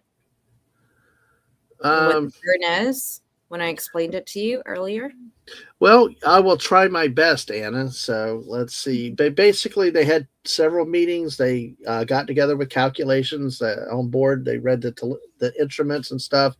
Sent it back to NASA. NASA made some calculations. Calculations went up. They all agreed to the calculations, and then when they all agreed on what the calculations were and what they should do, then they like tooted a few times, poop, poop, poop, to just do a little bit of gas ejection. Sorry, they did what? Toot, toot, toot. Like little gas bursts, gas ejections to be able to, to burn it just enough to be able to position the spaceship for its flight around the moon. No, but that's not the way it went. I thought it was. Or am I thinking of the toilet discharge? No, I'm serious. We saw them do the burn. I know we saw them do the burn. Yeah, we did. What did Capcom say? Capcom said good job. I was just stuck on your space farts. That's the way I thought it was. It was like space farts, how they did the burn to get through there. But then again, I could have gotten confused with these things. Like I said, I'm bad on the science. I'm trying to learn. Thank you, Americus. Yes. Yeah, like space farts. Yeah, that's what I said. That's what you said. Yeah. Uh-oh. Did we hear them? And what did Capcom say? Oh, God. I forgot. I'll be honest. I forgot. What did Capcom say? Nice job. Nice job. That's a beautiful bird. Yeah. Okay. I forgot the last part. Nice job. That's a beautiful bird. All right. Hey, I got half of it right, but. Yeah.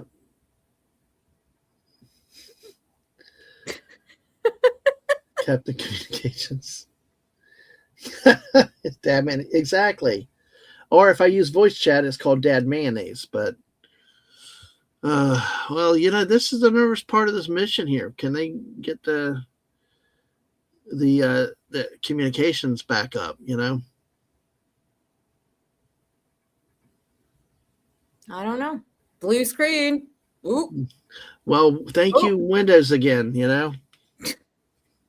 You can't get Outlook right. Now we get the blue screen of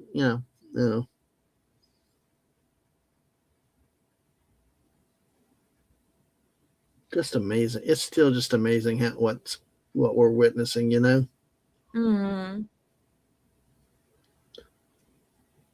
Looks like you got a photographer there taking pictures and video for documentary purposes.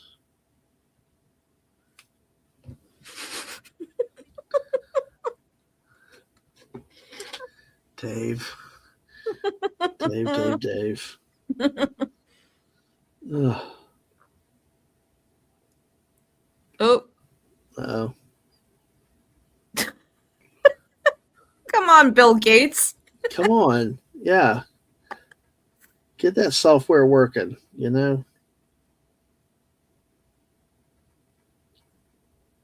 Well, at the end of the day, the toilet is fixed. So that's fine.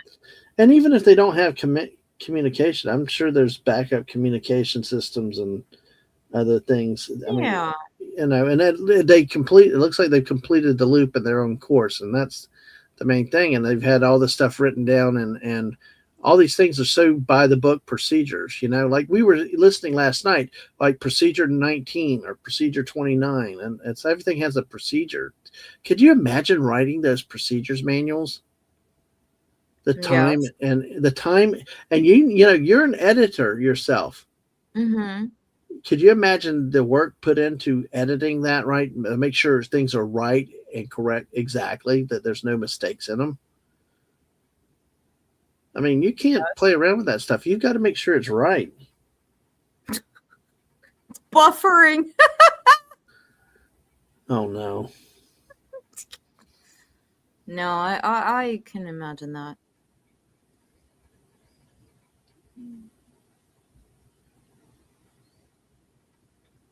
Come on, guys. Where? Come on. We will get there.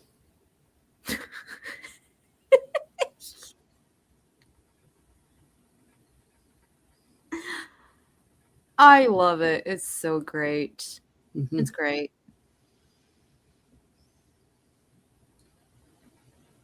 Yeah, Dave, you don't have to get on the good side of the aliens. Mr. Angel's not with us here tonight, so it's okay as long as he's not. Oh yeah, I like Sukanuka said. Look at that code there, down there. Wow. Yep.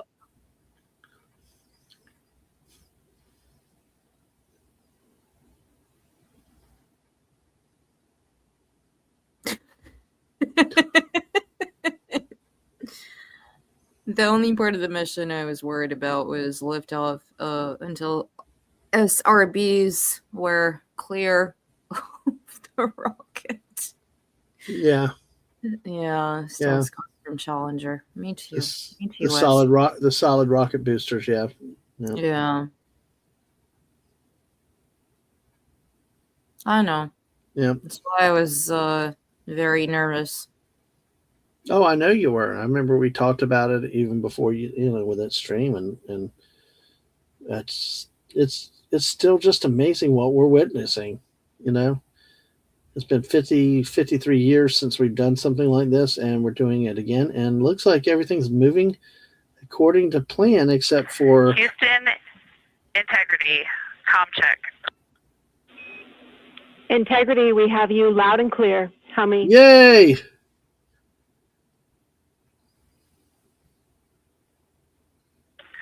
Houston, we have you the same, and it is so great to hear from Earth again. To Asia, Africa, and Oceania, we are looking back at you. We hear you can look up and see the moon right now. We see you too. When we burned this burn towards the moon, I said that we do not leave Earth, but we choose it. And that is true. We will explore, we will build ships, we will visit again.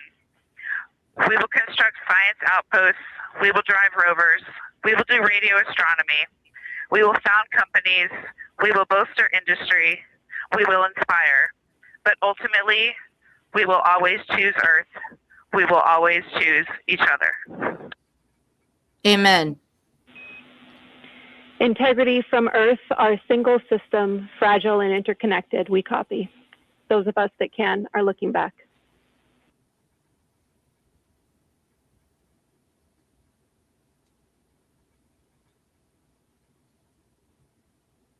We are happy to say we copy.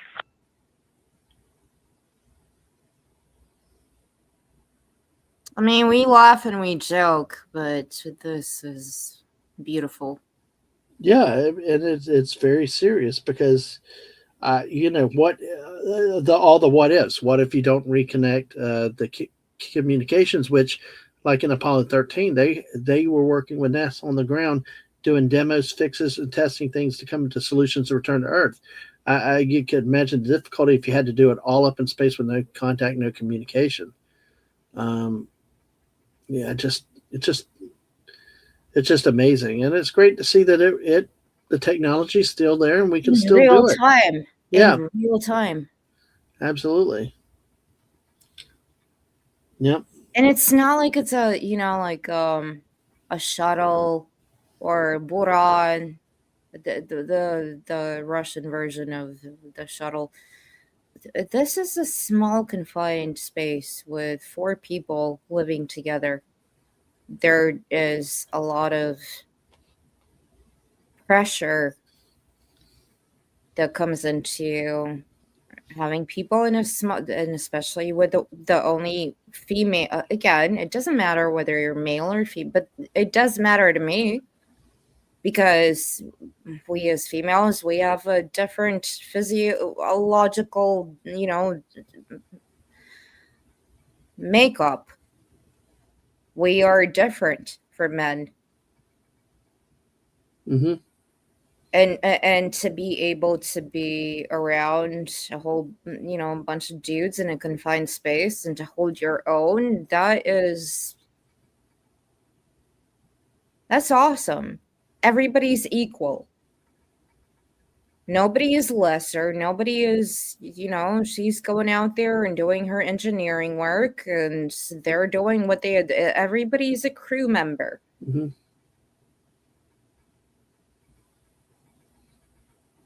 I think that really, back in the day, women would not even be on in the room controlling anything or being engineers. Right. But see, like this, you got to sit on the space because men and women's bodies are different, and the effects have got to be different on the two, or we think, but you don't know unless you test it. Yeah. Neither am I, Dave. I don't know. I think you are wearing makeup. Yeah. Oh, yes, God. Exactly. West.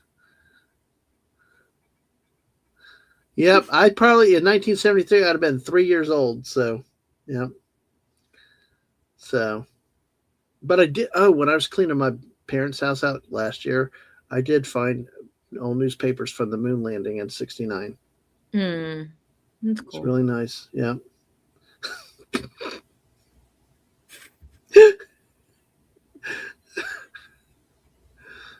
I won't tonight. It's not my channel. I will respect you. Although, thank you very much. Yes. Oh, there you go, Jess. Negative 15 years old. That's like the temperature up there in Illinois. Hey, gosh. So you would have been negative. You'd have been negative 13 then, Anna, at that point. So hey, there you go. Too funny. Now, actually, if Mrs. is still here, she would have been about 5 with the original moon landing. So, moo. I'm not a cow. I said moon. Okay. Do you want to go through the different? So okay, this is Houston Mission Control. Do you want to go through the different departments? Absolutely. Yeah, let's do it. Whatever you want. You're the boss. What's ground control?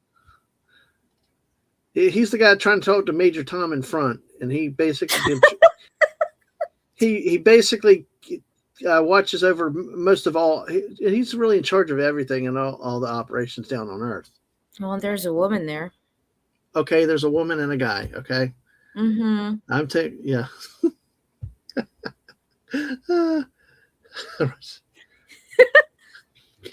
Canberra. Sorry, I misheard you. You said what? Canberra. I said it the right way. Okay. Yeah, I was told how to say Canberra. Mm-hmm. Yep. Not by you, by another Australian. Mm-hmm. Wow, it is getting warm up there. 50 degrees. Wow. Ground control. Okay, so what's the next station? We got Integrity Houston. In mission control, all of your flight controllers and your flight director have flipped their Artemis 2 patches around. We are earthbound and ready to bring you home. Well done. We did not see anything, but hopefully you took a whole bunch of pictures and videos and everything. Earthbound and down, loaded up and flying. That's great. Sorry. see the light of day as we head back to. See, West is pointing up something that I learned and what I was told. Back in '69, we didn't have all the entertainment options, but when that first moon landing went, everybody was glued to their TVs and stuff, families and all. They came together to watch because it was the first time ever. And like you kind of opined with this one, it's a shame that people didn't stop and slow down and enjoy this one. Because this is a huge feat. This is not something to be done. It can be done lightly or taken for granted. Yeah. There's a contrast between then and now. So, yeah. Come on, sing it. You have to do it. Oh God, this is ground control to Major Tom. No. Sorry, I have the tune in my head, but I'm like, I can't. No, I know. Nope. Damn, you cut me off quickly. Are we going to go through the other stations too, or what? So what is Capcom? They're the people. That's the mission control guy. He's in charge. He's like, he's the command center. He's the one that gives the final clearances. No, that's ground control. No, well, then what Capcom does? I'm trying to learn this. What does Capcom mean? Capital Communications. Capital. I don't know. Really? No, I know it's called Capcom because I've ridden Mission Space at. And what do you think it stands for?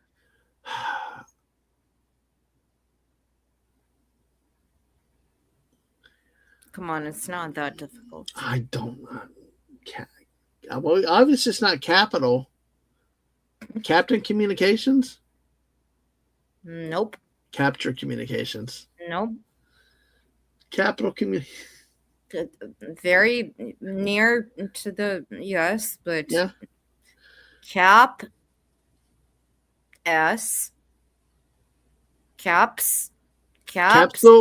Communication? Yes. Thank you. Okay. Woo. All right. Capsule Communication. I need a Tylenol after that. Talking to capsules, but.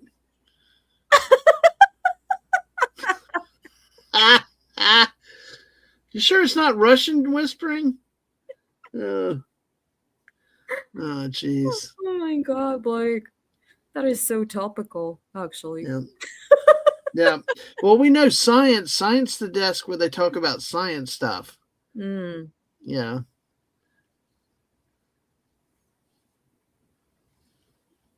Yeah. How many other desks are there? I know there was science, there was GMO. Not GMO. There's another one that you thought said gay, but it wasn't gay. No, it's FAO Schwartz. It's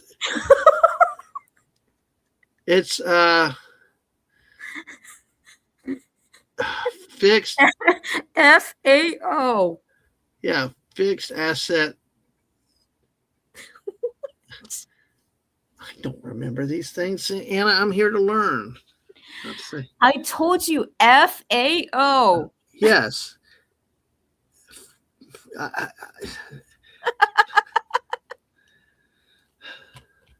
Jeez. FAO. Yeah, the toy store. Okay. Yes, I know. I don't. I forgot. That's the problem. I got to write stuff down all the time. That's like at work. I got to write stuff down. That's why you would never work for NASA. Well, I would if I did it every day and had to learn the abbreviation. See, West agrees it's a toy store.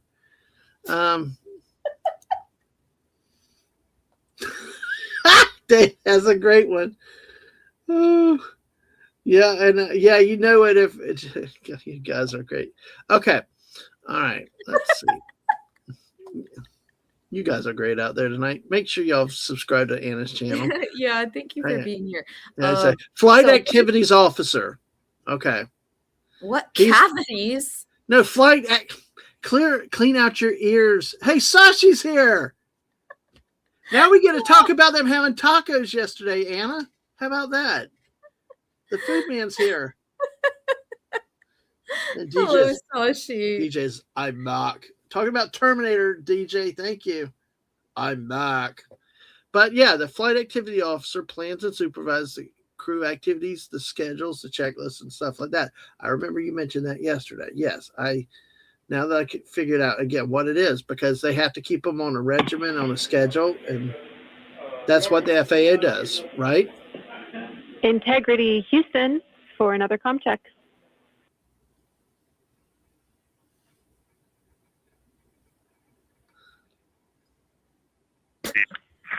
We have you loud and clear, Houston.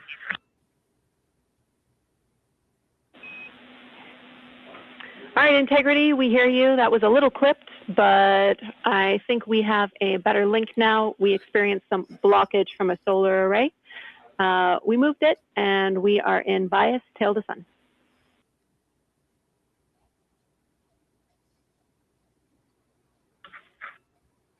Okay, Houston, you're coming in loud and clear, and copy, we're in bias tail to sun now. Nice. Affirm and Integrity, just so you know, we did not hear your response once we flipped our patches. Jeremy, we heard you call down, but you were clipped, and then we briefly lost comm. Clapper back.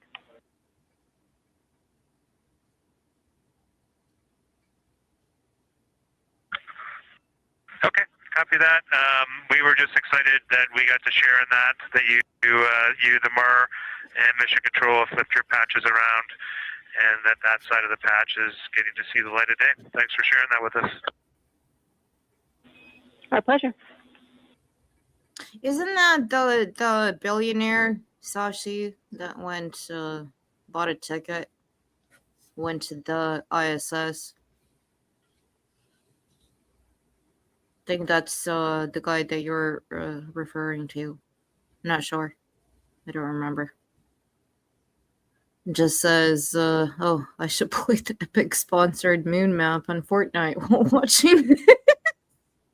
Well, hey, if it inspires you, why not? Absolutely. Hmm. Do you want to go through some more of the positions of the mission control? The flight control position? Oh, sorry. I looked up the Apollo flight control positions, but at least I remembered what that one flight activities officer was. I think Fido is a cool one. The flight dynamics officer sounds like a puppy. Okay.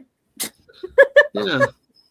They're responsible for the flight path of the space vehicle, atmospheric and orbital. Responsible for the lunar trajectory. Mm-hmm. So a lot of key, it's a bunch of people, smart people working together as a finely tuned machine, Everybody has their job and Yes, they do it was the doctor that went up with the Russian mission. Yes. Yes, I remember. Yes. I know. What do you think about space tourism? Because for me, I believe that is just ridiculous. Well, the problem is, I guess the thing is, it's not like going to have a Pell Grant to help people take it a space flight. If it's only the super wealthy who are going to be able to afford it, and it's I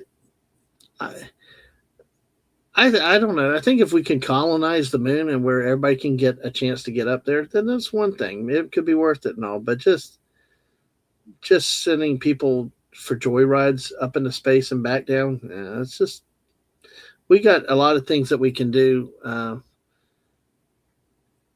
I think there's a better use of money than to just do touristing trips like that. That's just a private venture, really. That's a for-profit thing if that's going to be done. Because there's no way an average you or me could ever afford to go on a trip like that. Yeah. And what's tourism? Tourism is not going upstairs like that one group of the astronaut ladies that they had last year that Amazon did that went into the lower parts of the atmosphere. That's not tourism. See, tourism to me is like when you go somewhere and spend a week. Like if you went in space for a week, it came back. That's real space tourism. Just going up to go up and land. I don't know. It's just I have some bad thoughts and feelings about it, but Hey, how do you think? How do you Are think? are you talking about Katy Yeah, Perry? yeah, that's yeah, yeah, Yeah.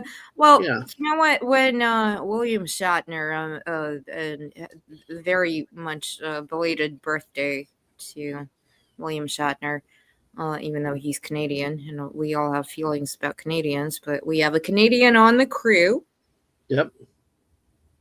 so can't really say anything. But William Shatner turned what, 95? 95, I believe. Yeah, 95, I Oh. believe. Yep. And a couple of years ago, he went to space and he was fine. He was complete. That is something that. Come on, who's the best captain? Of course, it's Kirk. Of course, it's Kirk. Yeah, I agree. And for him to actually get that opportunity and do something like that, I'm all for it. At his age, to be able, his heart, to be able to, with the gravity and everything, if you can send somebody who's at that age up there, you can send anyone really. But then again, I was telling you about the centrifuge, and when my friend was training, and the hours of puking your guts out over and over again until your body gets used to something. If you want to do Integrity Houston for a tag up pre-forward link LOS in place of the flight director conference.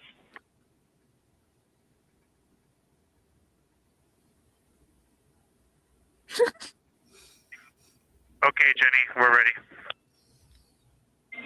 All right, crew, I'm going to roll through a couple of topics here. The first two Good, are for Sachi. timeline. First of all, read for your toilet maintenance. It is a shortened toilet maintenance where you do not have to do the oxone changeout. That portion of the procedure is canceled. Victor, you have an HHP stop activity on your timeline. We need you to perform that as scheduled for bandwidth reasons. Bandwidth, wow. For your next portion of the flyby, in particular the eclipse, we want to remind you that you can take off the eclipse glasses when the sun sets and you are simply looking at the corona. And then finally, for the D5 with the long or zoom lens, which is set for solar corona, we want to remind you that when you are capturing Earth shine, you will likely have to adjust the exposure. That's all I have for you. Let me know if you have anything for us.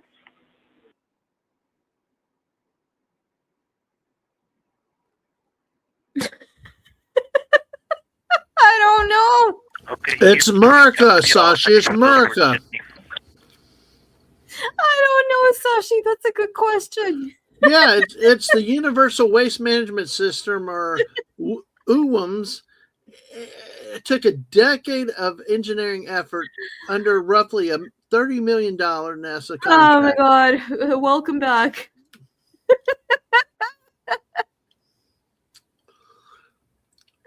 Oh, and by the way, she did earn the title of Space Plumber because she was the one that had to fix it an hour into launch. It took 6 hours. That's what we women do. We always take care of your shit.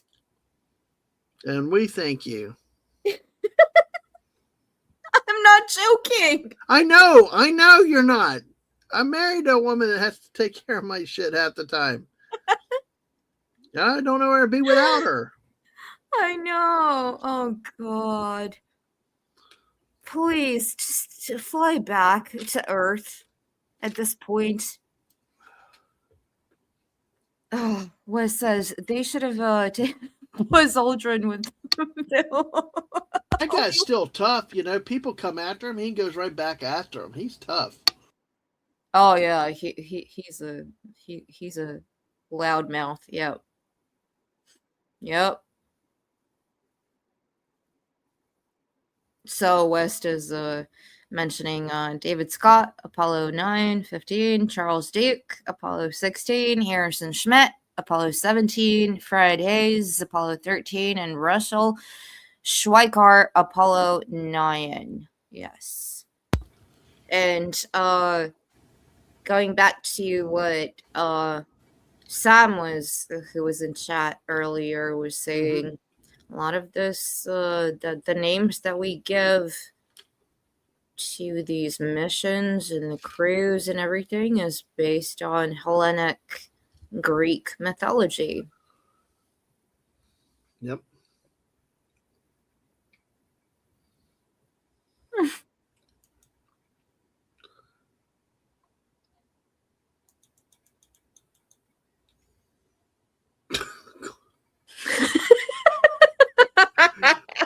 Maybe so. I agree with that. I agree with you, Sashi. Yes. Yes. Yep. Yes, yes, yes, and yes. We can definitely come up with some very advanced porta potty solutions, especially for gaming or streaming. You won't even have to get up ever again. Wow. Nope. Oh my God.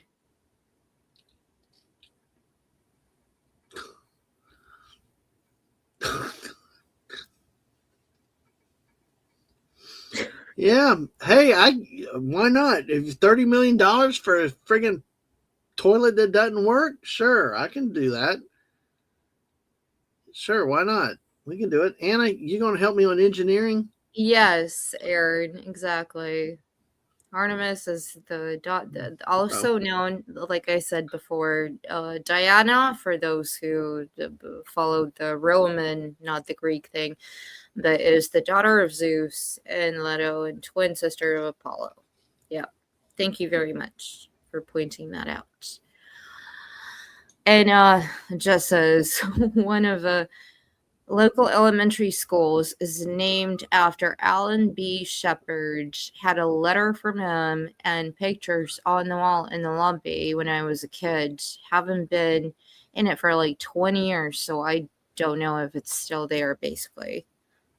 That's, these are the things that make you feel something. This matters to me so much. Mm-hmm.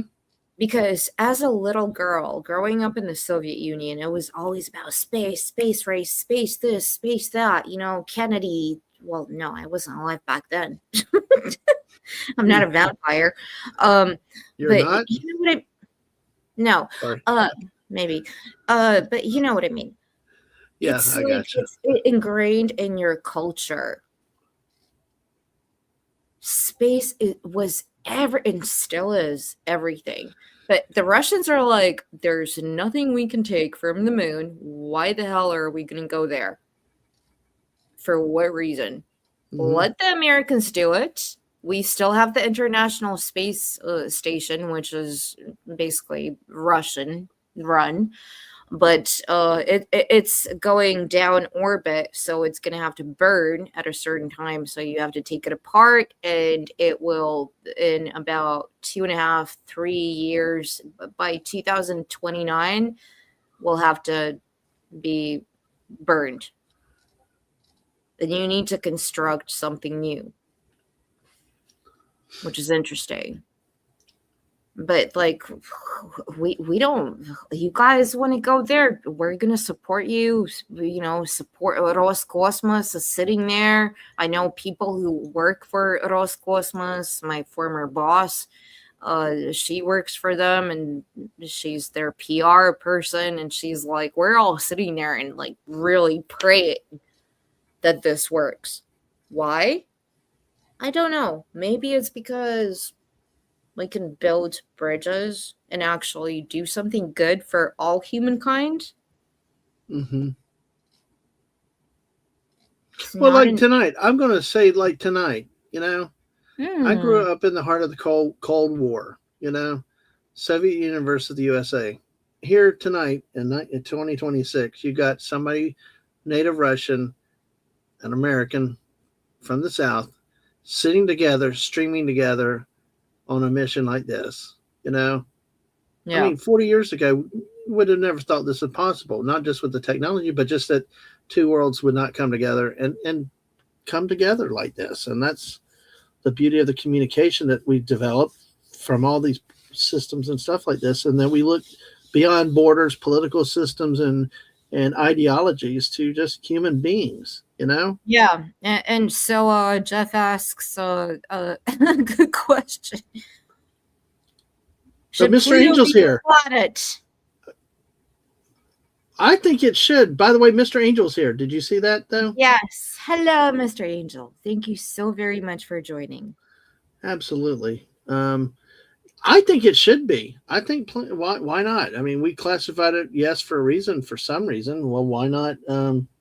Why? I mean, you don't think it's a satellite? It's a satellite of the sun. Just the problem is it won't make us loop around the orbit around the sun in our lifetime. But it still orbits the sun. I mean, it's a satellite of the sun, not necessarily of another planet. So I think it would be yes. God, that again. That is funny. Iron Sky. Yes.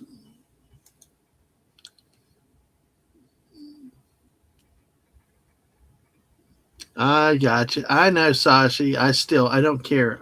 I'm sentimental. Call me a sucker, So, but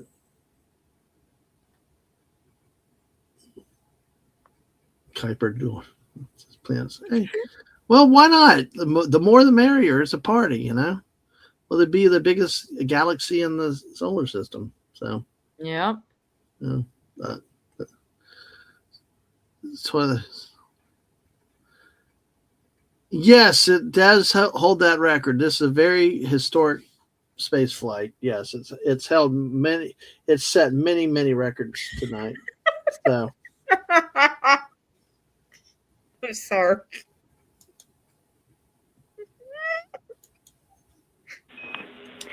Integrity Houston, you have 3 minutes until we go into a forward link LOS. We will be back up with you in about an hour during the eclipse on Madrid. What's Spain got to do with it? Where did Madrid come into it? Thanks for the heads up. Look forward to seeing you on the other side. Likewise. Oh, this is great. I love the fact that we're seeing this. We could have never done this back in the 60s. No, we couldn't. I'll tell you what, and this sort of my take is I wish the countries would get together and pool resources, financial knowledge, technical knowledge, people power. I wish we would do it more internationally to pool our resources to, hopefully increase the pace of which we could explore space, because, pick the best out of all the countries, get the best brains, the most athletic people, the most resources to make this stuff happen, but not to happen most likely. So.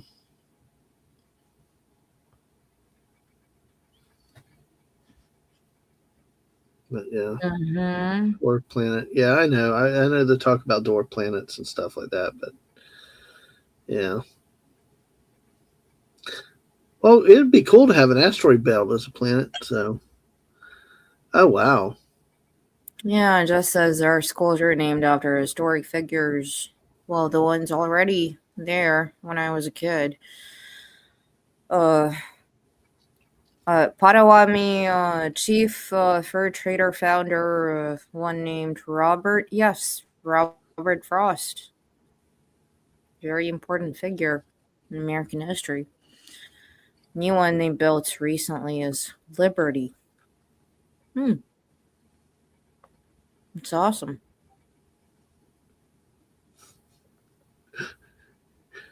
Our resident alien himself right there.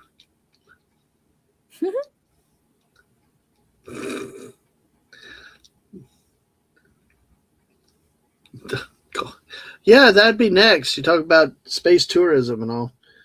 Some cringe fringe YouTuber,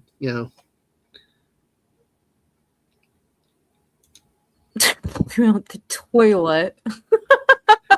Yep. Uh-huh. After all the tacos they've been eating. I know they had tacos and prawn Prawn cocktail. cocktail. Yep. It's like what kind of menu is that for space flight? It's just, oh my god, that toilet looks like just dangerous. Have you seen the toilet? Yes, I have seen the toilet. It's not dangerous. It's fine. I have seen worse toilets in my life. Yeah.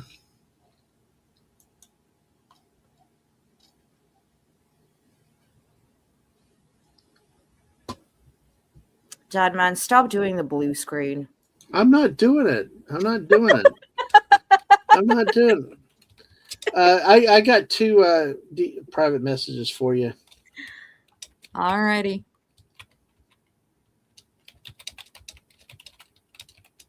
But this is cool. Like I said, I mean, who would have ever thought in the 80s that you have a Russian and American streaming over, especially an American space flight? This is cool. This is what this is all about. I don't see it as, I mean, it is American, but it's for all humankind. I agree with you. Like you got the technology from the technology from the, what was the name of the rocket by the German dude who was a Nazi collaborator. Oh gosh, yes, I saw Braun, yes, was it Braun exactly. or something? Yeah. So come on, we can all play these games. Yeah, no, but no, I just meant more from the standpoint of that, technology has brought the world together, and then 40 years ago, you wouldn't have people in two countries speaking together. Elon Musk actually being there. No. Well, what was happening in this country, you wouldn't have talked to somebody that's Russian or from Russia or whatever, because people would be looking at you like you're a spy or something. And it's like, and it's just now maybe I am a spy. I don't know. No, it's okay. I've been snookered by the best, and hey, well, if I got snookered, I got snookered. Oh well, I'll go down in flames. If I got to go out with a smile, like the Joker said. So, yeah. All right.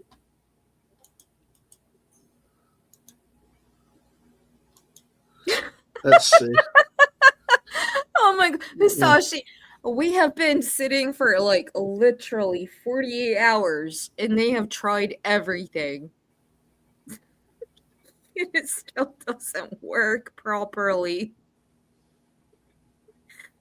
The dude had to... Talk about constipation, Yeah, Capcom was like, bro, like we sent you, like, open your mailbox.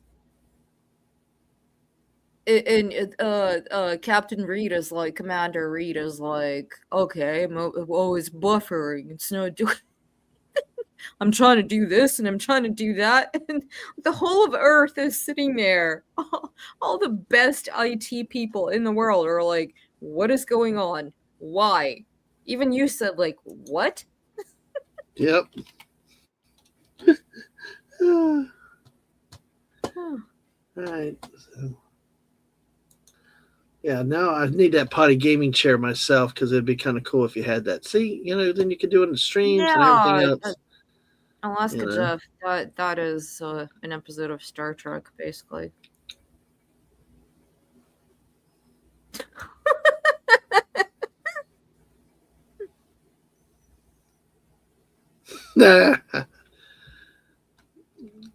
She's not a spy. Yeah, she thinks she is, but hey. No, Anna, it's ha. Okay. Yeah, folks, if you don't want to know more about that, join us Thursday night for our next Get Over It. Right? Ha.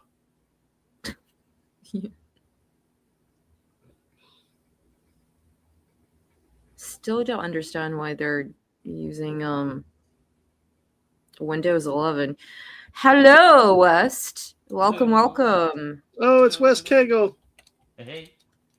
How are you doing? Oh, all right. All right. Just finished up a little while ago with dinner. So. And what do you think of the mission so far? You know, you guys are mentioning the Americans using the technology from the Germans. You know, you mentioned Braun. He wasn't just a collaborator. If I'm not mistaken, I know he was a party member. I'm pretty sure he had the rank of a colonel in the SS. So he was he was a little bit more than a collaborator. Yeah, he was part of the party. Yeah, he knew exactly what was going on with the solution. Well, Yep. that's what he said. He said, "Listen, if I have to kiss the devil's ring in order to get my goals accomplished, then I'm going to do it." But that's a pretty nasty ring to have to kiss.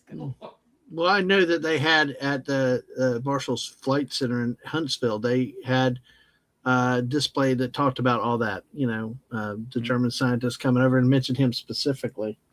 Yeah, but you know, guess what? We don't get there if we didn't have them on board, because for the longest time after Operation Paperclip, and we brought all these scientists over, we didn't use them. We just left them idle because we were afraid. We were like, this doesn't look good. This doesn't look good.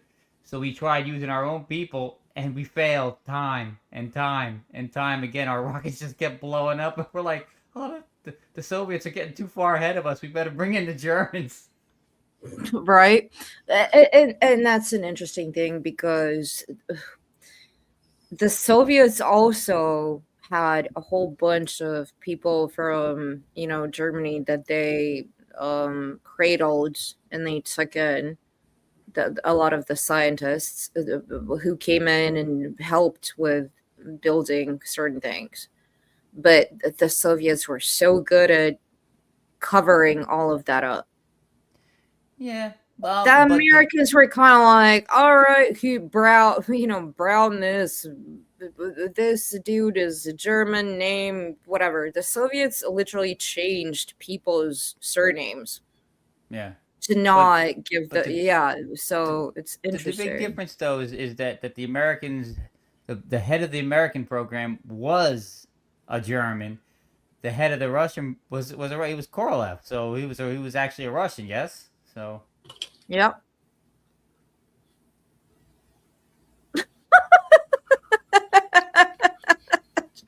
That's good. Yeah, we got test subjects. Can we please? Yeah. Okay. I need to ask you guys this question. Your 4 celebrities you would send into space.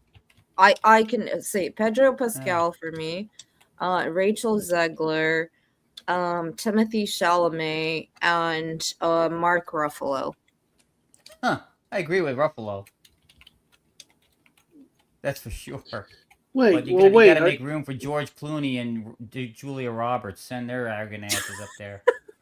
Well, I mean, are you doing it based on disposability? Oh yeah, we want to get rid of them. Yes. Okay, that's what. Okay, I was just making sure. It's a one-way mission. They're not coming back. Yeah.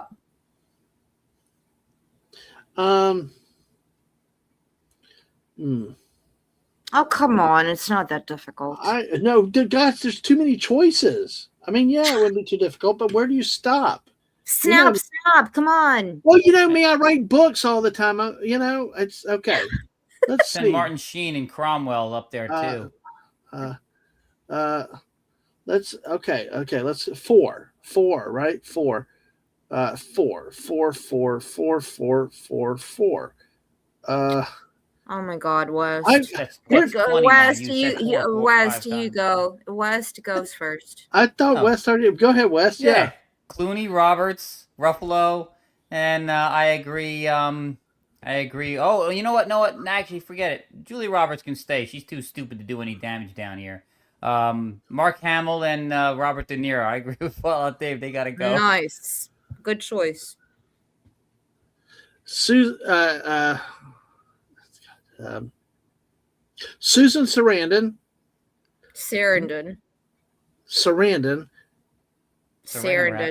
It's okay. Saran wrap. How about that? Saran wrap. Matt Damon. Matt's all right. Yeah, Alec Baldwin and yeah. and Henry Cavill. What? If you're gonna do that, you might as well put Brad Pitt up there too. You really gonna try to insult our host anymore?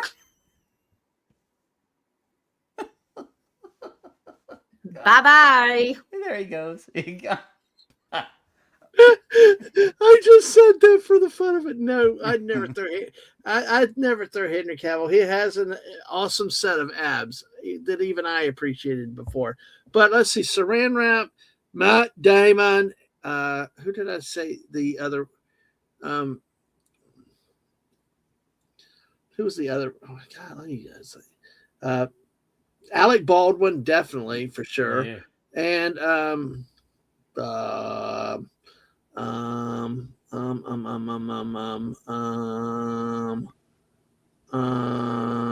Kathy Griffin. Oh, yeah. Okay. Well, I'm sorry, my friend, Parakeet.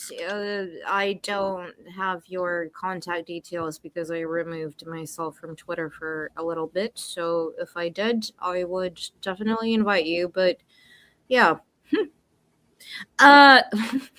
Well, he mentioned about sending the celebrities on the first mission to Mars. It can't be the first. We've already been to Mars. I've seen it. I've seen it on television. Yeah.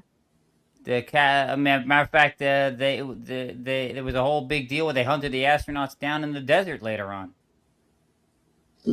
Well, you guys never see? Oh my God, Jeff is fixated on Windows 11. Hey, he finally got his computer playing Fortnite again. You know, he's moving that back up in the world. God. Yeah, well, Bill Gates is, Windows 11 doesn't work well because it's susceptible to viruses. I mean, he knows all about that, viruses and stuff, so. Freaking Bill Gates. A little 2020 action there, eh? Yeah. Okay. Talking covert code. But no, I like that question. What for? What for to dispose of? So, I mean, it's like I said, it's a hard choice. There's so many, you know. Now, see, Jennifer Garner does not bother me so much. I mean, yeah, she does fund certain things, but you know what? She's quiet though overall. I mean, she's all right. It's not like the ones that sit out there and start yelling and screaming and every time they get a microphone. Oh, but Sashi says it's not about what she's shooting her mouth off about. It's that she's funding the ones shooting their mouth off. Well, I could still live in it. Yeah, but Soros doesn't say anything, but he's the one funding all these people shooting their mouths off. Yep. Oh, so. He's a celebrity. He's famous. Send him. Badman, can you again co-pilot? Yeah. Okay. All right. We're back here. You have the power. Oh, gee. Thanks. You have the power. I don't have the power. It's I'll talk. That's all I can do because I came in on the different routes. I gave you the power. I don't know. I know, but I came in through the link you sent instead of the back door. Yeah, so I didn't come in through the super secret thing where I could actually do that. Through the toilet. Yeah, exactly. So I can't highlight things though. Oh, it's fine. Yeah. So Jess said get rid of Andrew, formerly Prince or Prince Harry. Oh, interesting. Harry, that's it. Yeah. Yeah. Either. Yeah. Exactly. Prince or Harry. Yeah. That's cool. Hey, Andrew can stay. He's gonna kick the bucket soon. I think he's too old. But got to get rid of Prince Harry. Yeah. Yeah. It's all good, but hey. Lots of colonists, yeah. Of course, and Dave said we have lots of colonists to work out the king. Yeah, exactly. Kind of do the LV-271, right, from Aliens. You know, you send a colonist out there just to kind of be the test subjects. Yeah, kind of that type of thing. But yeah, so, you know, Wes, did you ever grow up seeing the newspapers from the original launches? I don't remember looking at them because, you know, like I said, I was only 2 months, 2 months, and by the time the last one went up, I was only 3, so I don't remember seeing the papers. Yeah. Well, I came across them last year when I was cleaning out my mom's house. So, my parents saved newspapers like crazy. So, Yeah. but hey, how that goes. I did when I was younger save papers from local papers from some of the big events that happened, like when they burned LA to the ground. Uh, I have clippings of that. When the 9/11 happened, I had papers from that somewhere. I also have a big book. My one brother, he had gone to a book sale and he bought a bunch of books. They were like $1 each. He got a whole bunch of books. Um, and he's like, I know you like old books, and he gave them to me. Um, there was like Albert Speer's memoirs, which was very interesting to read. There was one about the 19th century. I mean the 20th century. Highlighting every year by year. And then there was one. It was the front page of every New York Times newspaper from 1900 to to the year 2000. I was like, this is awesome. Yeah.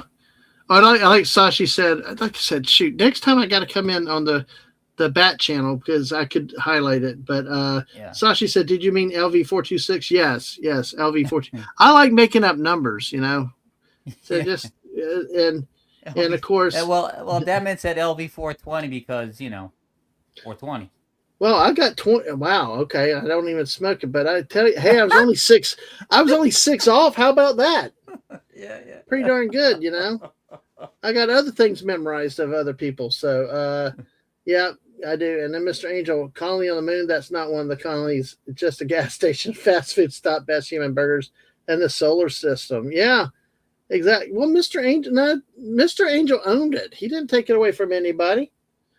Mr. Angel and his posse had that to begin with, It's all good.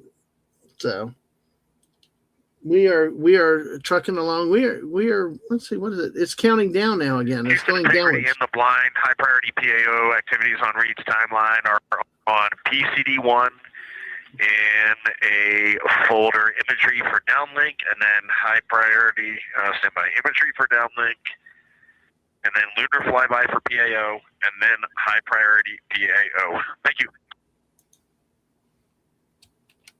So, Dadman, do you want to explain to everyone what PAO is? Okay, let me see. I think I got this. Okay. No Googling.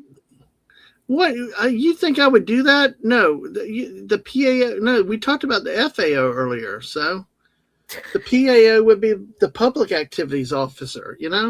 I don't know what the PAO was. I forgot. I thought it was the FAO. So I don't remember. Oh, blue. You're right, though. You don't even know it. Death. See, these blue screens that keep coming up. This is gonna fuel the conspiracy theorists. See, this is fake. Oh yeah, this for is sure. Fake. It's serious. Blue screens. Yeah. Oh God! Now you started doing that, Ruby. Right? Oh, it's a blue screen, Captain. We're gonna die. We gonna die. We haven't even gotten to Oh, that. you know what? That's you know what? If I was on this mission, I'd call back to Capcom. Capcom, the Borg are coming. We gonna die. Tell JT on Earth we gonna die up here. Yeah. So. Yep. So, Anna, I sent you something too. Oh no! Oh my gosh! No! It's Pao or Bao. Delicious Chinese steamed bun. See, my wife loves those buns, and so does Ang. But they're like too doughy for me. There's just something. Moist. Yeah, I don't. They're not my thing. I'd rather have egg rolls or spring rolls, stuff like that. So, but we're good. We actually did that. We did whatchamacallit. So Whatchamacallit? We did the Morimoto's street foods at Disney Springs the last few times we went down there. Really good food. So,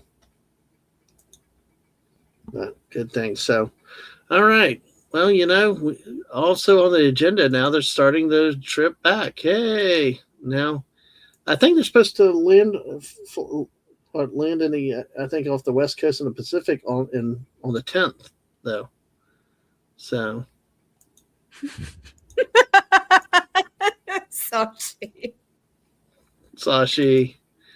Sashi's awesome. Yeah. Yeah. Oh my God. Mm. Mr. Angel says, if I was on this mission, we already would have hijacked the ship to go on a road trip to Pluto. Nightlife on Pluto is never ending. Yeah. Do. Hey. I think it'd be cool to party with Mr. Angel, He's got all these tools and technologies and stuff. I think he's really a wild man at heart, Well, he doesn't have to go all the way out to Pluto for never-ending nightlife. You can just go to Mercury. It's a lot closer. Mercury's tidally locked as well, if I'm not mistaken. Yeah, they're starting on Twitter. Some of the initial pictures and videos are coming out on different sites. So it's going to be really amazing what we see. So how are they putting the pictures on social media instead of the live feed? I don't know.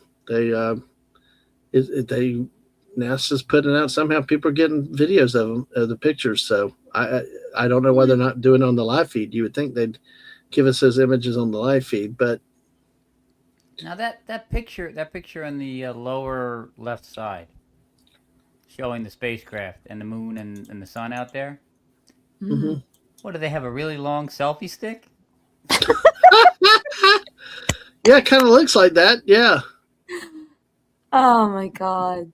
Thank you. Man. Thank you, West. That's exactly because Dadman was saying, like, is that really a real thing? And I'm like, yes, yeah. Dadman.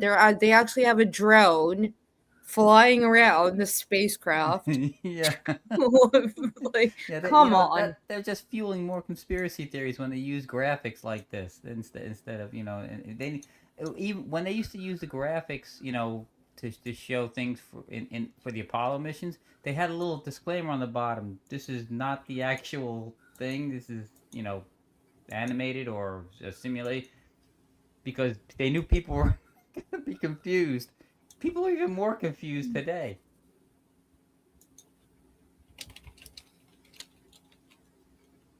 Yeah.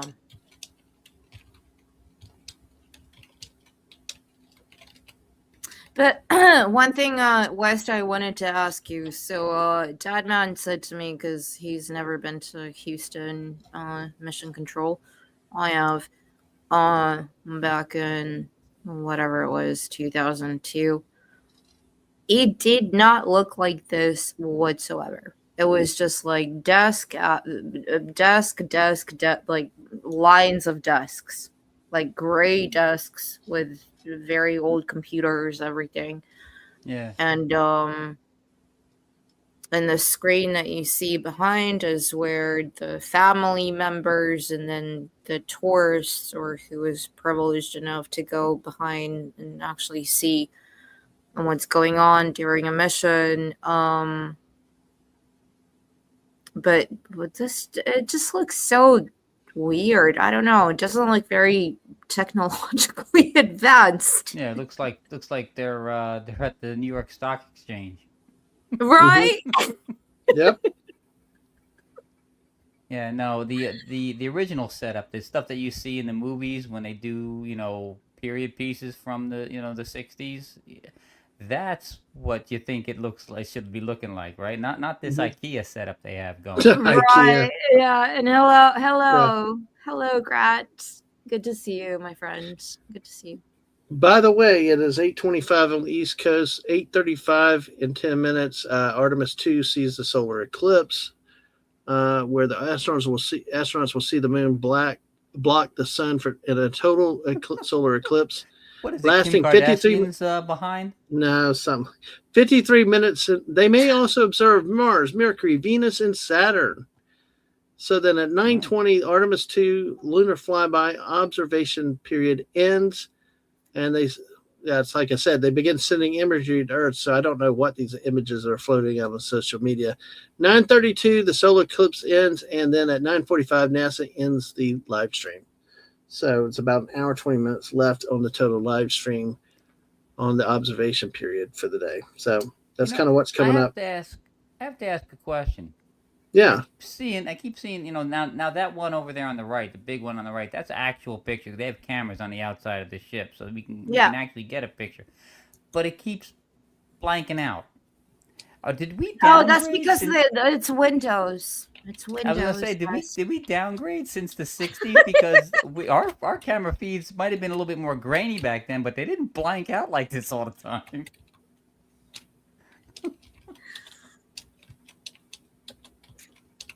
Oh, no, Mr. Angel. They definitely do not have telemetry issues. They have bandwidth.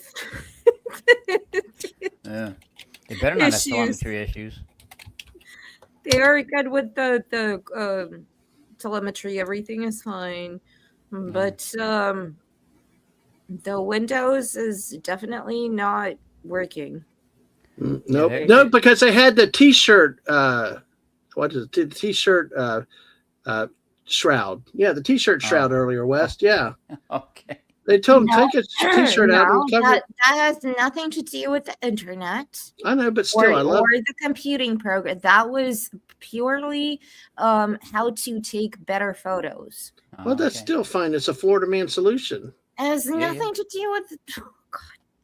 Come on, Dad, man. Well, if they it better not be any kind of telemetry thing, because they've got to be very precise when they're coming back. I mean, I mentioned the heat shield earlier. Mm-hmm. There was problems with it. It's why they're not coming down directly. They've got to take a different angle coming in, because that heat shield is not up to snuff. It's not what like the tough stuff they had on the shuttle and the stuff they had on the Apollo missions and so forth.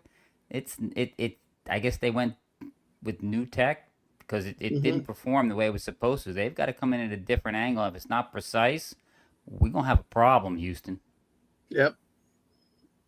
I mean, we saw that. We saw that with the shuttles, where they had damage in the sensitive sections, like in the front of the wings, and it led to a total catastrophic failure. And yeah, it's no joke. I mean, that's the thing is all the space travel. No, this needs to be said. What happened with Challenger was completely different. Well, no, he's talking Columbia. I think I'm talking Columbia.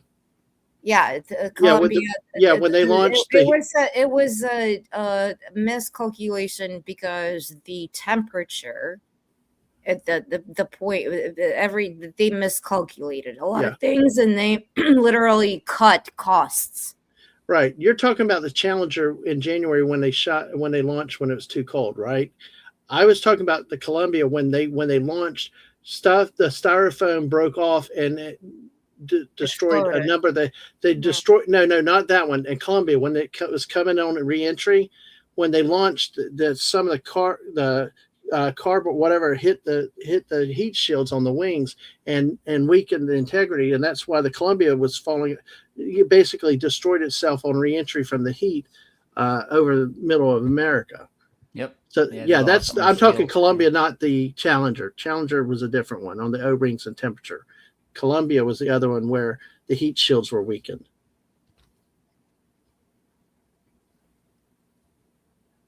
Again, to the importance of your shields, your shields, holding and being not being compromised at all. Yeah, but why do you think America doesn't invest in space shuttles? Russia doesn't invest in space shuttles too. Yeah, it's not worth it. No, it was very costly, and you couldn't fly them either. Everybody thought you could fly them, you didn't. You just glided, and imagine trying to pilot that glider. And yes, Mr. Angel, you're right, Columbia, not Challenger. I'm sorry, I got them confused. Yep. Well, the heat shield is always I mean, it's been an issue on a couple. There was that one, I forget which one. I think it was one of the Mercury missions where they were afraid it was going to come detached, so they told them to leave the I think the parachute packs completely strapped on and don't release them because they were afraid it was going to come detached. I forget which Mercury mission that was. So I mean, it's always that's the most critical part of. I mean, like I said, again, the only times I held my breath was when they were launching until the SRBs were away, and when they're coming back, and that heat shield is holds up. Those are the only two times I'm going to be nervous during this whole mission. Yep. Launch and re-entry, absolutely. I just wish they would go with a different setup than they use for. I forget what that forget what that the rocket is called because they're using the solid rocket boosters again. I don't like them. I don't like them, man. I mean, we didn't need it for Apollo, man. I mean, the Saturn V. God bless Elon Musk. Starship is still an incredible machine. The Saturn V is still going to be the most awesome rocket I ever seen in my life, man. I mean, it did with 5 rocket engines, just 5 of those Rocketdyne F1 engines. What it takes 32 for Starship to do, man. There's, I mean, that's one of the reasons I was very nervous because rockets get tested, obviously, but not with a bunch of humans sitting on top of a whole bunch of fuel. Yeah. And it's like sitting on a bomb. Right. And so I was very, very nervous. Yeah. Because that's why I like the 5 rockets above the 32 because I mean it's one of the reasons the Soviets had such a hard time because they used on their N1 the one they were going to take to the moon. They used there was a lot of rockets like on Starship, and that was one of the problems they had with the getting them to. That's why some of the rockets failed because some of the engines failed on one side. Mm-hmm. Otherwise, they probably they would have had a man. It might have still not gotten there before the Americans, but they would have landed if they had gotten that setup right.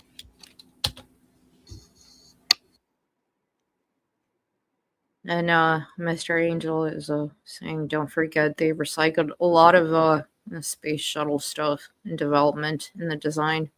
Yeah. Jeff says, my grandfather used to work on the NASA engines. Wow. Wowza. That's awesome.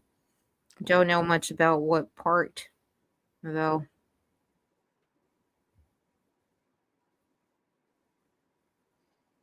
Yeah, I don't know. There's something inherently beautiful about this whole thing that we're experiencing. Oh yeah. From the we can talk about the rockets, we can talk about the toilet situation, which Dadman loves to talk about, obviously, the dumping the waste. It being streamed live for everybody to see, which would have never happened back in the day. People would switch on their TVs and be like sitting together as families, like, oh my God, there's a rocket launch. Come on, everybody comes together. Now we can do that regardless of whether you're in America, Russia, Asia, wherever you are, Europe, Alaska, wherever. We can all come together and be like, wow, we're witnessing something together in real time. The rocket launches in the 50s, 60s, and so forth. They gather even places where there weren't, televisions in every household. There was always places. There was a television somewhere in the community, and crowds would gather. I mean, you remember seeing? Yep. Well, I don't remember seeing, but you see video. You can see film footage of people gathering outside of shops that sold televisions where they displayed the stuff. and watching it through the window because they didn't have televisions themselves. By the way, It's an amazing event to come and watch. I heard Rocket how launches. much I love toilets. So yeah, I'm back. So Yeah. perfect timing. But yeah, we got pictures of the memories of families in the 60s and 70s with those gathering on TV, like you said, Anna, and it's history, and especially in those days, it's almost like sad. It's almost like we're taking it all for granted now. I don't know whether it's because of watching movies or that we've done space flight for a number of things, but this has not been done in, I think you said back since 73, of like 50 something years. 72. It's been forever. 1972. Yeah. I'm sorry. Yeah. And yet they can't even get that right in space. Windows Outlook. Oh my God, you should have seen that. Oh, You don't have email. Sorry. Again, space. You and I were watching that live last night when it happened. It is boring. Yeah. It's like 24, 48 hours of people literally not saying it's blackout. Nothing happens. And then you get this one thing like, oh, I'm trying to upload shit and like my Windows isn't working. Yeah. Capcom, help. Yeah. Capcom sitting there like, all right, we're on it. We will get back to you. He deleted all of his cache several times. Troubleshooting in real time. Anna, Sashi said it earlier. I told you last night. You remember? They should have asked him, did you turn it off, turn it on? I mean, we were making jokes like that. I mean, it's like, I don't know. I think it's something we use space travel. It's fun watching space travel. The oddest things happen when you're around with space travel, Anna. But we had that. We had also the launching of poo into space. That was interesting. It was like little jet. We just throw our poo everywhere, don't we? Oh my God, West. It was like everything's quiet for like 50 minutes. And all of a sudden it's like, Houston, we're doing the waste dump thing. And then it's like, all right, you guys go. You do the waste dump. And then they're sitting there laughing, literally flying in space. We can see some bits and parts here flying out the window. We can see it. And then they're just laughing. Capcom's laughing. And it was just so, it's worth it to just have those little moments. Because at the end of the day, they're human beings. They have families. They have children. They have mothers, fathers, sisters, brothers. Science, integrity, in the blind. This is continues to be unreal. The sun has gone behind the moon, and the corona is still visible, and it's bright, and it creates a halo almost around the entire moon. But when you get to the Earth side, the Earth shine is already shown. I mean, almost seconds after the sun set behind the moon, you could see Earth shine. The Earth is so bright out there, and the moon is just hanging in front of us. This black orb out in front of us, in front of now, not the blackness, but the gray that blends and drifts into the blackness. We can see stars and the planets behind it. And Christina is in window 1, Reed is in window 2 with the long lens, and Jeremy is describing it in window 3, and it is quite an impressive sight. You can still see the horizon lit up brighter where the sun set on that side of the moon. It is bright, and Earthshine is very distinct, and it creates quite an impressive visual illusion. Wow, it's amazing.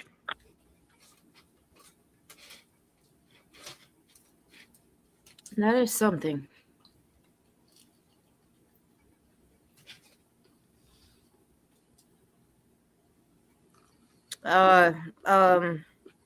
Dadman, do you know of the what did they call it? The astronaut effect? No, it's not the astronaut effect. It's when astronauts, cosmonauts go. I was talking about it earlier. Yeah.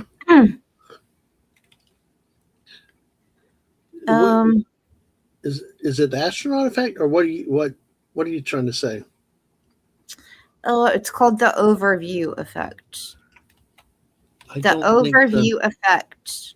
It's a profound cognitive shift reported by astronauts when viewing Earth from space, characterized by a feeling of awe, a deep understanding of the planet's fragility, and a sense of interconnectedness. It was coined by Frank White in 1987. Yeah. An experience that diminishes the perception of national borders, fostering a one world perspective. No, I'm looking at that too. No, I'm not familiar with that term, but yeah, it makes sense because see, like we talked about earlier. I'm 40 years ago, 30 years ago, I'd have been more nationalistic with this. Mm-hmm. But now these days, I mean, you look at it and the world comes together, and we can do a lot more together than we can do separately. We can have more resources and things. It's a whole beautiful solar system. Not one person owns it, and I can understand it. I never knew that there was a term. No. But I can understand it, and it's one thing to appreciate here on Earth, but to be actually up there and witnessing it, because not only with this one, there was one that I can't think, it was a Russian satellite that was nearing Venus or Pluto, one of the other, and the pictures on that were just like so incredible and so detailed. And even though it was not a manned mission, you just look at the pictures and you can't help but be affected by it.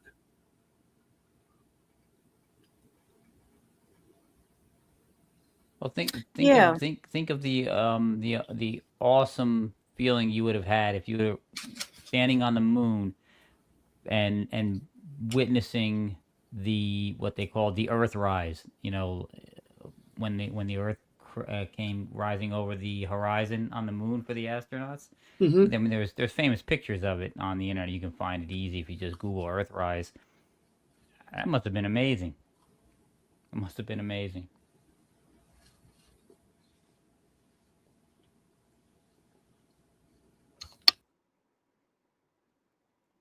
I mean, we're not there, but earlier, I think when they did the burn maneuver yesterday, and I think when I teared up, I started getting goosebumps and crying when I was talking to you, Dad Man, and when we heard Capcom after their Windows issues, all of a sudden, Commander Reed is sitting there and he's saying, I'm looking through the window right now, and I have to tell you, all of us are like little kids. Yep. I remember. And that brought tears to my eyes. Yep. I'm not even there. I can't see it. But that communication straight from them being up there, seeing something, like listening to it, that was just so amazing. Yeah, and you reacted that way. It was a natural reaction. And I was sitting there, West, I literally was like tearing up. I was like, oh my God, I can't see it. You're not showing it to me, but just through what you're describing, I can see through your eyes what you're seeing. You are the best of humanity. You are there doing and seeing, and we are streaming this and showcasing this to people. And I'm like, I cannot see it, but I can feel it. I can feel your emotion. I can feel what you're seeing. And I was just so, I don't know. Maybe I'm weird. No, you're not weird. It was a natural reaction. I was there in the moment. It was a genuine emotional reaction. The window team is shifting around in the windows, and we are transferring settings on a camera to pick up Earthshine, and it is amazing. The brightness where the sun set is still bright. There's I think there may still be corona visible, but that part of the horizon is still lit brighter, and you still have a distinct earth shine.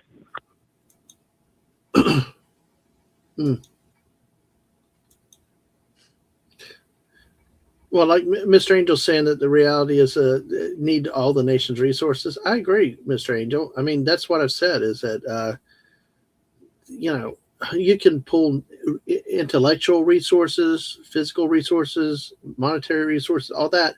Your brain pool, your talent pool is so much deeper, to come, and no one possesses it. No one country possesses it. And we can do a heck of a lot more with it.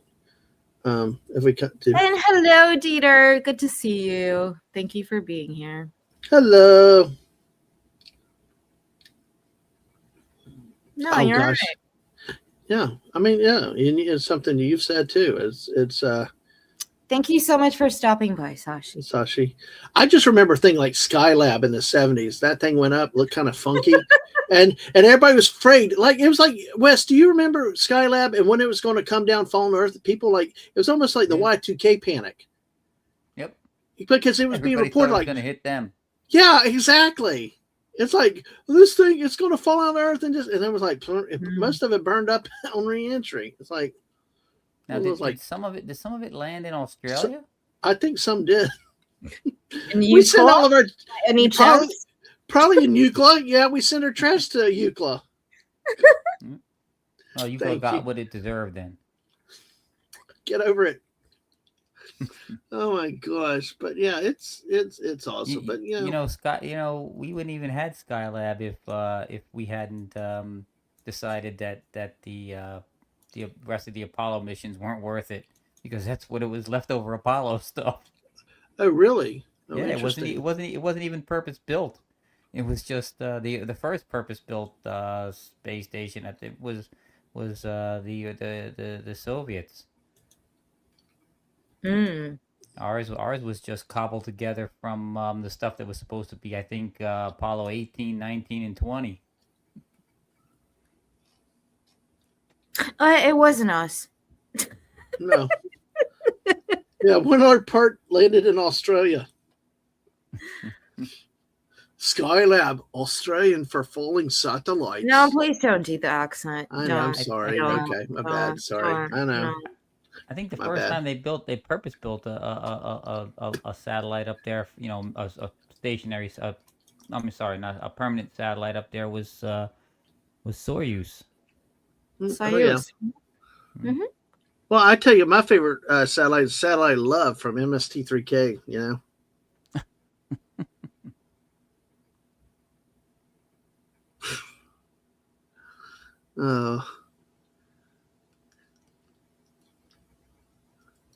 Oh yeah, Mr. Angel. Yeah, Wes said that, not me, about Skylab was the remnants of the Apollo program. Yeah. Yep. Well, that's why we saw it then. Yep. We saw parts of Skylab. We saw some Skylab over there when we were in Huntsville. Yeah. And they had a whole Saturn rocket laid out in a hangar. That thing was huge. I'm telling you, it's the most. There are two aeronautical wonders that to me will always be the greatest things ever. It's the Saturn V with the Rocketdyne F1 engines, and the SR-71 Blackbird with their I forget the name of the engine on that thing, but that engine is amazing too. Good Lord. And if you want to add a third one, it's the F-15 with once they got the throttleable rocket engine on that thing. Good Lord. Those three vehicles were just amazing.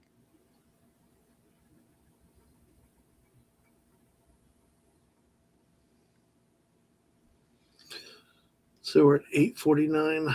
Let's see. Yeah, this is the moon block the sun total eclipse. 53 minutes. So this should go to about 9:20, I think. Yeah. Yeah, sorry. I'm looking for the toilet. Are you looking for go ahead. We'll carry it away. But yeah, the moon's blocked out, so that's why we got a black screen right now. So it lasts for about 53 minutes. No, I'm literally looking for the yeah. video, not the toilet. I know where the toilet is. Oh, no. Science integrity. Let's see, not a huge change in here, just an update. The camera settings for Earthshine are challenging. This one's challenging to capture. What we're seeing, we're just not picking up on the cameras. And after all of the amazing sights that we saw earlier, we just went sci-fi. This has, it just looks unreal. You can see the surface of the moon between, I guess, the Earthshine.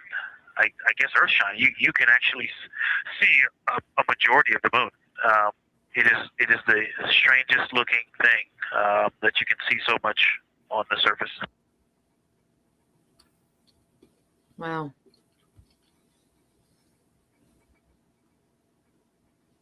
Yes, Mr. Angel, the J58 engine on the Blackbird. Freaking thing is amazing. It cruise at like Mach 3. Not max speed. It gets what is its cruising speed.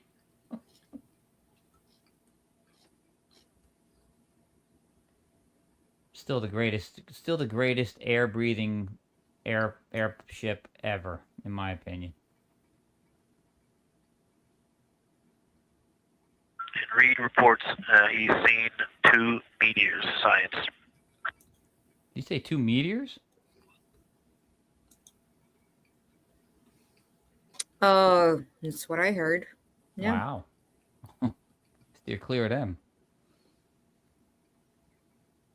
And when I was doing the live stream with the launch, somebody asked, how are they navigating, like, with the, not hitting satellites or anything? Yeah. Are you kidding me? Have you seen a recent picture of all the of Earth with all the satellites in orbit? It's almost covered. It's almost completely covered. I'm like, good Lord, pretty soon we're not going to be able to leave. Yeah, isn't it like a junk field? Yeah. They're tiny. They may be tiny, but they could do some serious damage to the whole of any spacecraft. That's why you need good engineering. And when you are in orbit, what do you think that ISS is orbiting Earth right now? And they keep going around the trajectory orbiting, but they're not hitting any satellites. Of course they're not going to. Come on. You're shooting people into space to go to the moon. Of course they're going to be able to course correct and do these burns and these, I call them farts. Yeah, that was funny. They did. They look like little toots. Little bursts of air coming out, or more than air coming out. Cool. Yeah. Now, do you? Obviously, Starlink's not the only one that have satellites up. There's a lot more other satellites than just Starlink up there. Do you know how many just Starlink satellites are up there? Yeah. Do you know the number? There are 10,000. 10,000. Wow. Starlink satellites up there. Just them. I could not believe that number when I first read it. I was like, oh my God.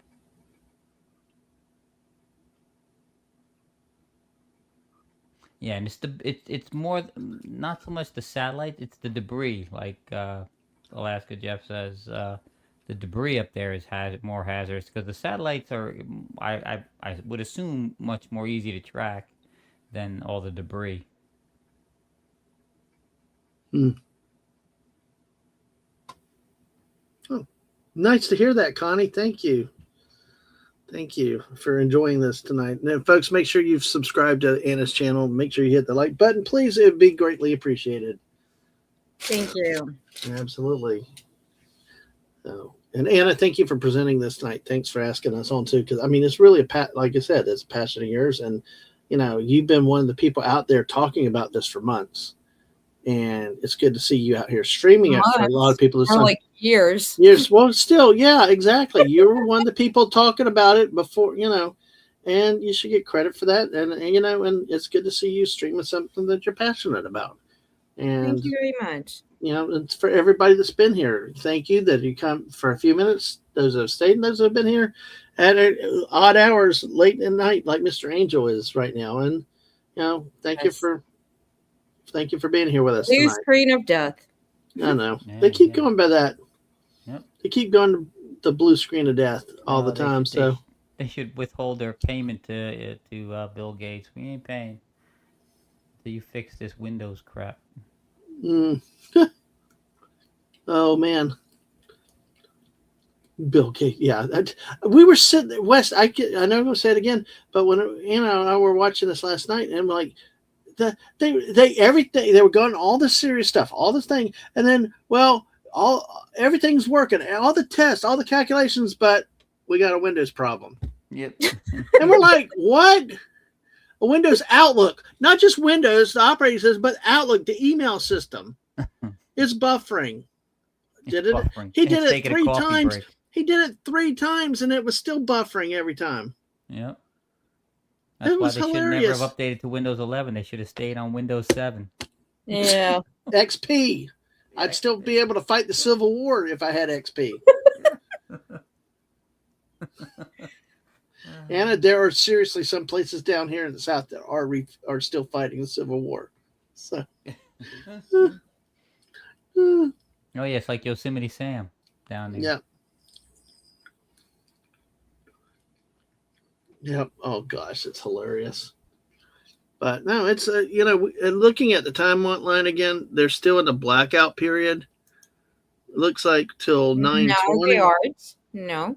No, not blackout. I meant the. Thank you for getting me the eclipse. The eclipse time. Yes, exactly. Thank you, Wes. They're still in the eclair time. I think donuts, but eclipse till about 9. Who's this woman Eclair? No, Eclair, like the donut with. Anyway, by the way, do you like pudding? Okay, do you like pudding in your eclairs, or do you like the what? Eclairs either have pudding in it or like a Boston cream pie. Yeah, Boston cream. No. Or you can get the sugar. The glow around the moon is icing. beginning to become a little bit more even. It's not so much distinct just where the sun set on the moon's horizon. So did he say there's a glow around the moon? Yes, he did. Flying through the trajectory, and then the sun's going to come up out of the other side. I think it's we're starting to see the glow around the moon get balanced out.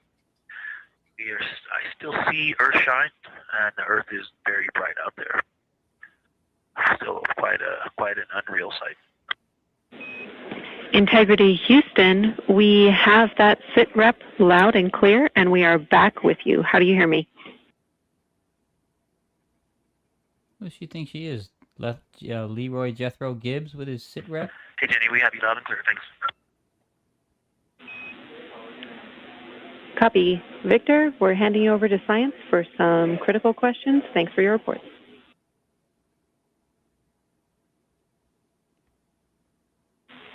Integrity Science, we were loving your science sit reps in the blind, and it should come as no surprise that we have a number of follow-up questions. First, you mentioned Reed observing meteors. Can you speak to that? Or are you referring to comets or impact flashes or something else?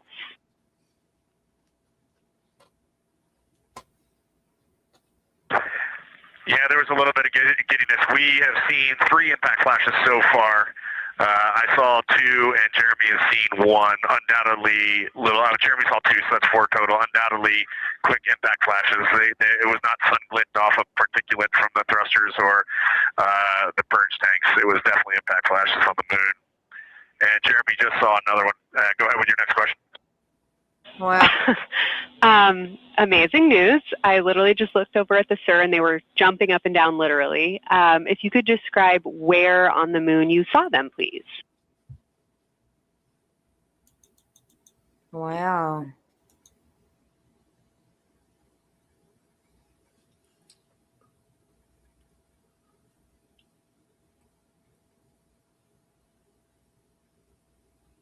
Yeah. So they've all been either on or a bit south of the equator and on the Earth side of the moon. Stand by. All right, so Jeremy has seen them kind of on and south of the equator, kind of spread across the moon, and mine were both south of the equator and just a little bit left of center of the moon. Incredible news, Reed, and reminder, we have citizen scientists here on Earth looking for impact flashes, so hearing you saw them on the near side means that people saw them too.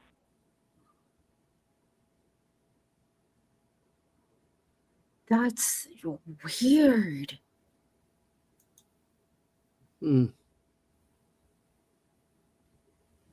That is really strange.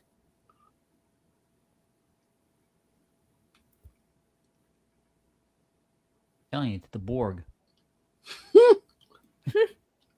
They're bombarding the moon.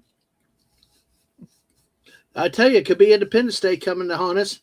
Captain, aliens coming. We're gonna die. Yeah. Sorry. West here now, so unfortunately I do the Ruby ride. A Ruby ride. Lost in paradise. Yeah. Hey, before long we can have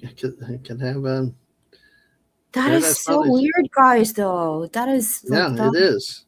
Well, that would be my luck. That's why they would never have me on a manned moon landing, because my luck would be we'd get there, and the first day a meteor would actually hit me. Are you still with us, Houston, or do we lose you? Integrity, I hear you loud and clear. How do you hear me?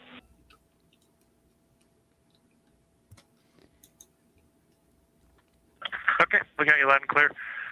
One of the other things I want to describe, which was surprising to me, but the entire moon is lit up. It's glowing behind the entire moon. I thought it would look, dark against the black sky or deep space, but the sun is lighting up the entire limb of the moon. You can see the entire perimeter of it, and even now with the sun far behind the moon, you can still make out little bits of topography around the entire limb, just bumps as you go around it. And there's about the glow around the moon, once your eyes adjust, is easily 10 widths or diameters of the sun around the entire moon. Damn. Well, incredible to hear, Jeremy. Were you able to actually pick out any discrete features on the lunar surface? And if so, how do they look different than when you observed them in solar illumination?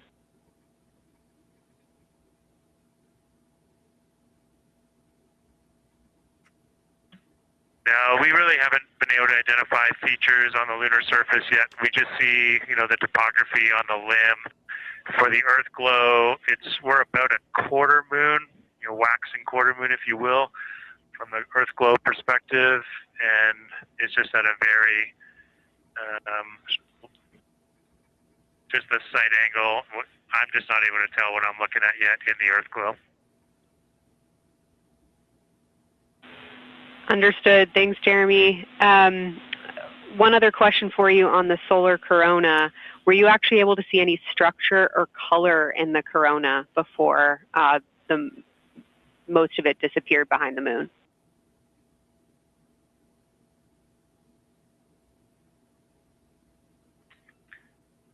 Yeah, I didn't pick out any color, but definitely structure. There were streamers, and they were not uniform at all. For me, the 5 o'clock position, there was just this constant streamer. It would change in intensity and diameter, but it was always there, and it was always at the 5 o'clock position. I only saw one plume, and it came out of basically the 3 o'clock position of the sun. That was very short-lived when I could see the plume. Exactly what we were looking for. Thanks, Jeremy. And a heads up that we, calculated here on the ground about how long you could see the corona for, and we expect it to start to appear again in the next 11 minutes. Thanks for those amazing descriptions.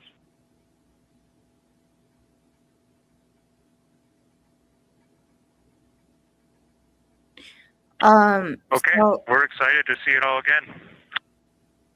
for Integrity Houston, we're following along as well. That was outstanding. If you haven't already, just reminding you to swap positions at the windows.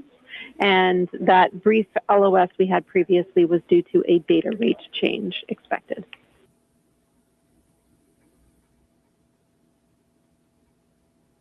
yeah, so for those. Okay, we copy that, Jenny. Oh my God, can the astronauts shut up? Yeah, it's our stream. You're flying in space, but it's our stream. No, that was Yeah.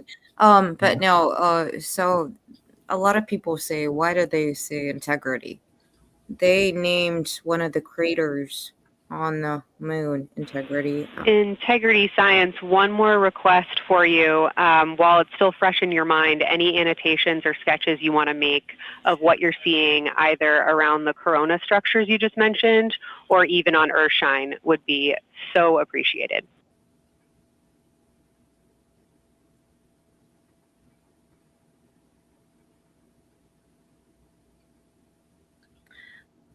So they named one of the craters Integrity after the commanders. Okay, Kelsey, it's going to be pretty hard to go look at a PCD right now, but we'll definitely try and annotate what we saw.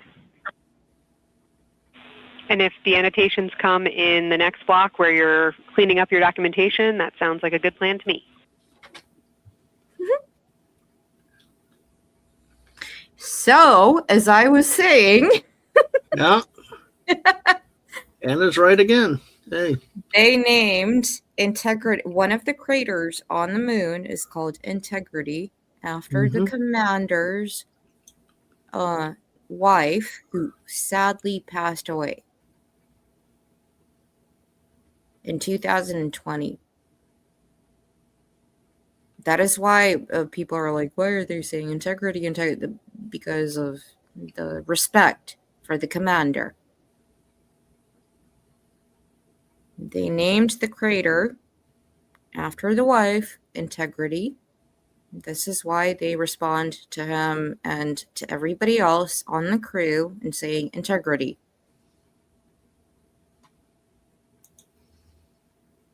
His wife passed away.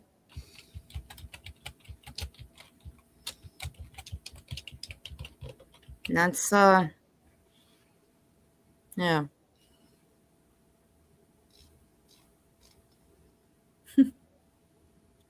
Yes, we are on a moon, but not yours, Europa, baby.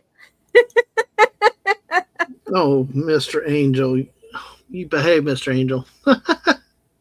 No, Europa's a satellite moon. Yeah. No, yeah, America says, I'd name a crater debauchery. Drops and giggles. Let's see. Well, you know, a couple of years ago when they first announced this mission, I signed up and put my name. It was like a stupid NASA thing that they do to get people interested in space, and you can literally like put your ID, kind of like you have a ticket to go to space kind of thing, and you are in the computer system right now if you registered and you got accepted, carrying your name through space. And I think that's awesome.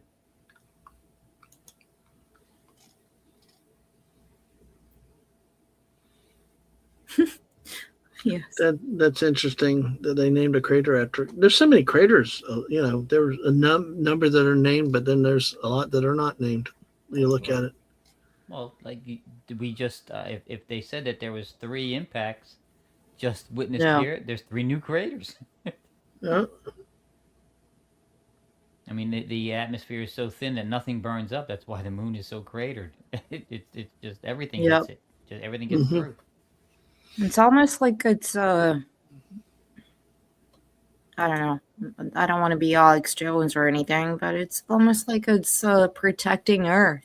It's being the buffer from, because everything can come from, I know, I understand physics and how things work in space, but it's almost like it's taking all the hits for us. In a way, do you know what I mean? Yeah, because you look at the surface. Yeah, those are big craters. A lot of them are big craters. They're not small, and yeah, it is like an Earth defense shield. You know, it's not too Okay, far science, off we're the getting set up mark. for sunrise. The window teams are Christina is supporting, and also Z9 in window 1. Jeremy's got the long lens in window 2, and the short lens in window 2. And Reed is in window 3, and he has started recordings and is set up to see Corona. Yeah, as I was saying, it's not too far off the mark. They theorize that the reason that Great the inner sit rep, planets... Victor. That sounds like a good config, and we're showing coronal effects start to appear on your video camera. So in the next few minutes, we should start to hear your observations. Yeah, that the inner planets didn't take the bombardment that they normally would have is because Jupiter sucked up a lot of the debris that would have come into the inner solar system and catastrophically marred the inner planets, which would have really severely affected the development of the Earth and life on the Earth specifically. Yeah.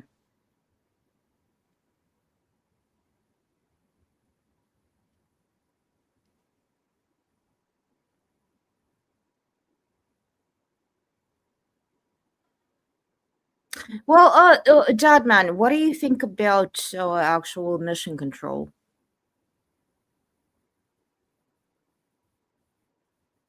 Oh, I guess you didn't. Hey, no, sorry, I had to step away. Mrs. called. I'll be right back, real quick.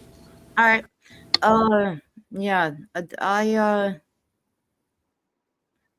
I find it. Science and Houston integrity. I know this observation won't be of any scientific value, but I'm really glad we launched on April 1st because humans probably have not evolved to see what we're seeing. It is truly hard to describe. It is amazing. That is a big statement. Humans have not evolved to see what we or see. What? Yeah, that didn't jive so good. I don't think it came out the way he intended it to come out. Amazing. Thank you, Victor. So Victor's the And just one more logistics note: we have gone as dark as we can in the cabin. We have turned the DUs all the way as dim as they can go, so you can't see anything on the screens. Every bit of light in the cabin affects the view. You're definitely seeing the brightness go closer. It's definitely brighter on the Earthshine side. And so we're expecting to see some corona here soon. We copy all. Excited for what you see next.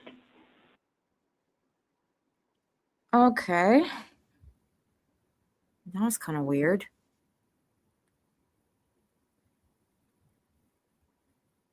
I think again they're having that overview effect. It's affecting them. I'm not sure if we talked much about the star field, but we've got lots of stars. You've got the nice glow around the moon, but right off the we're upside down now, but from upside down 4 o'clock, right off the edge of the moon, looks like a planet. That line of planets. There's something a moon diameter to the left, and something right off the limb of the moon to the right, and then something orange. It looks orange to the right of that, about half the moon diameter. So. But anyway, there are definitely stars. I think some of those planets that you said we might see, we're seeing. And so in unreal view, yeah, the moon in the foreground is one of the darkest things we see out the window. And now it's deep space behind it is kind of dark blue like it looks from Earth, but we can also still see stars. It's quite a wicked view. Victor, Like he's doing the best job, and I'm not going to try to add on to what he's doing. It's indescribable.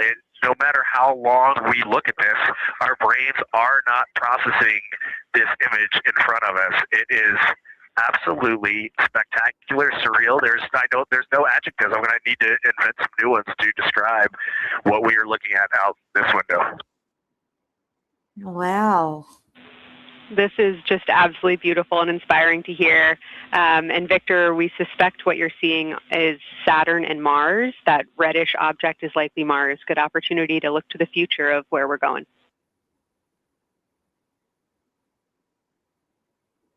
Oh my God, I'm getting goosebumps.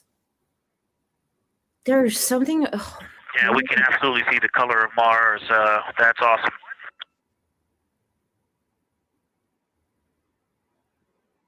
That is just amazing.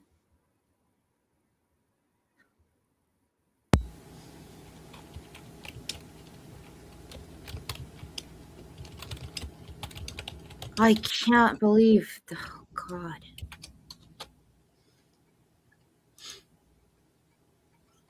Wow. What did he see? Mr. Angel said, wait, what did he just see? And I missed it because I just got back. Oh, they're seeing okay, and from this vantage point, the 4 o'clock on the Earthshine side is definitely getting brighter. Still no coronal structure. The ground control told them that what they're probably seeing is Mars.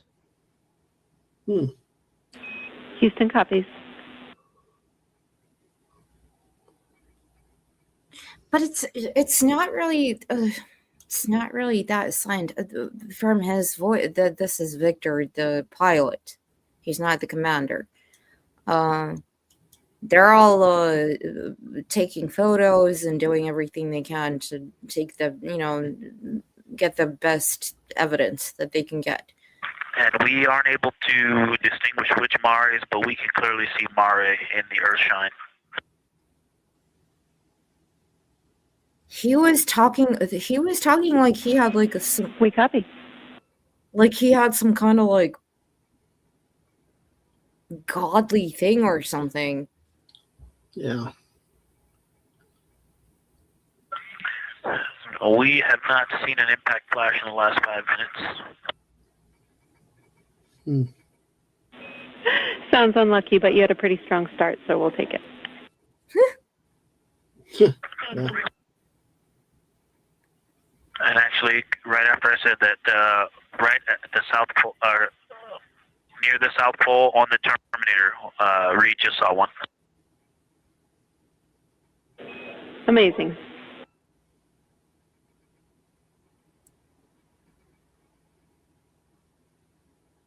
No, but Wes, did you hear the way he was talking? He was like in awe or something.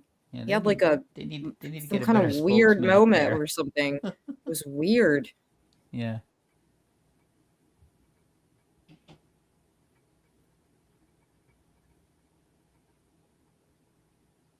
It's so frustrating that the camera's not working, like Jeff said, that we can't actually see this. Integrity science, and as you look around our solar system neighborhood, you should see Saturn setting behind the moon right now.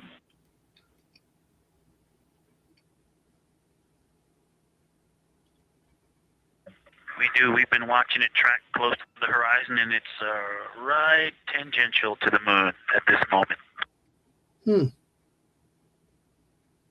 think he's been waiting on mission to use the word tangential.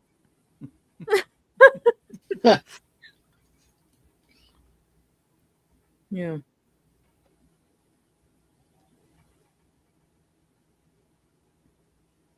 Well, we saw Mission Control, their panels and everything, and they're seeing what we're seeing.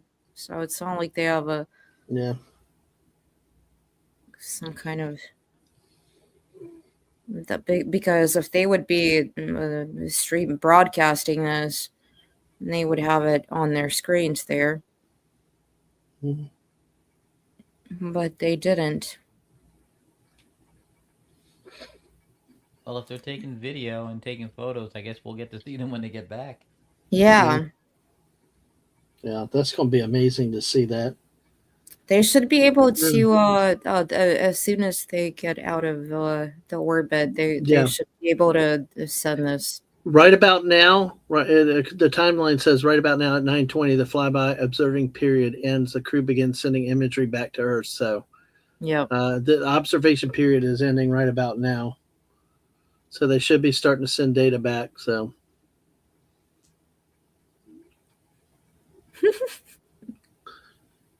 That's right. I'm still living in the 1960s. I'm figuring they got to wait till they get back to Yeah. develop and all the film and everything. Now they just send the digital stuff back. Yeah, I love Mr. Angel's comment. Yeah, damn it, crack open a window so I can see better. Yeah, well, at least you can breathe space air, Mr. Angel. We can't.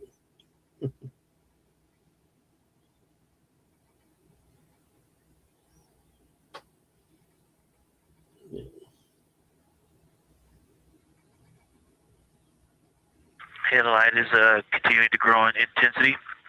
At about the 4 o'clock position on the, about the 8 o'clock position on the Earthshine side. Saturn has set. Mars is tracking towards the moon's horizon.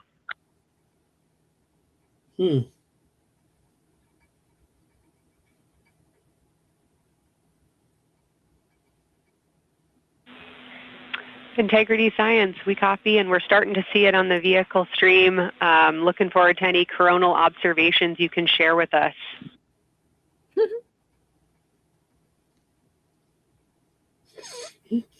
The mothership. Nice, Mr. Angel.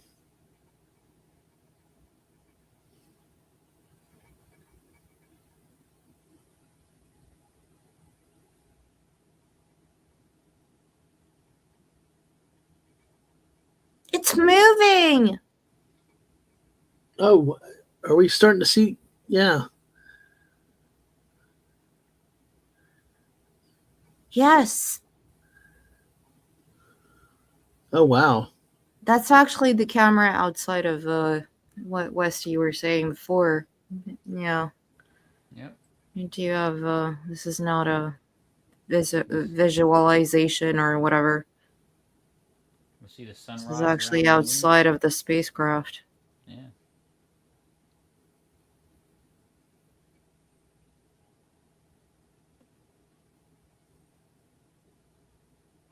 And Science Integrity, still no coronal structure at this time, just continuing to grow in intensity.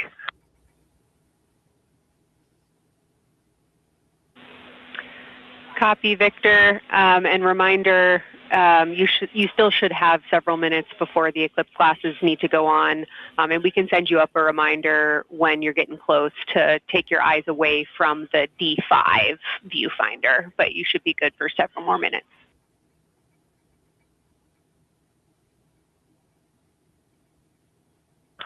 Copy, thank you, and yes, please send up the reminder. Thank you.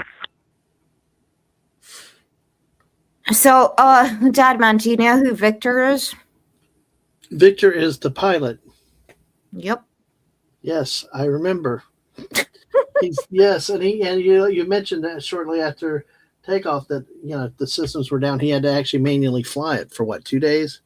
2 days. Yep. Yeah, that's incredible. You know what? Hearing him talk, I've heard him interviewed a few times. We all think we're starting to see something. I believe the most popular term is baby hair. As the light grows in intensity and the horizon on this side becomes very distinct, you can still see Earthshine, even though the sun's brightness is definitely growing in intensity. Baby hair. Baby hair. Nice term. And Victor's a really well-spoken man. Love the description, really intelligent. Victor. I'm sure as the next couple minutes progress, more of those structures will continue to pop out. I mean, he's can't just imagine, guys, this is seeing that live, yeah. Wowza, for a human being to see all of this creation, not just being in your room, with your computer, your microphone, your whatever, but being out there being surrounded, seeing Earth from far away, seeing other stars, other planets. That is just, can you imagine what impact that would have on you? Well, that's what they call that whatever the effect, you know. Over view effect. Yeah, Yeah, it's exactly. Well, you know what? This weekend I went out in the woods. It was in Alabama. I mean, still being out in nature. But it was still pretty. I know everybody discounts Alabama. That's the same as being in flying through space. No, it's not. But when I'd you're rather out be in in nature, space than the woods in Alabama. well, no. But when you're sitting on a dam and it's cloudy and the winds are blowing, Okay, we are definitely starting to see structure. yeah. That baby hair is rapidly growing out toward the 9 o'clock and the 8 o'clock. Mhm.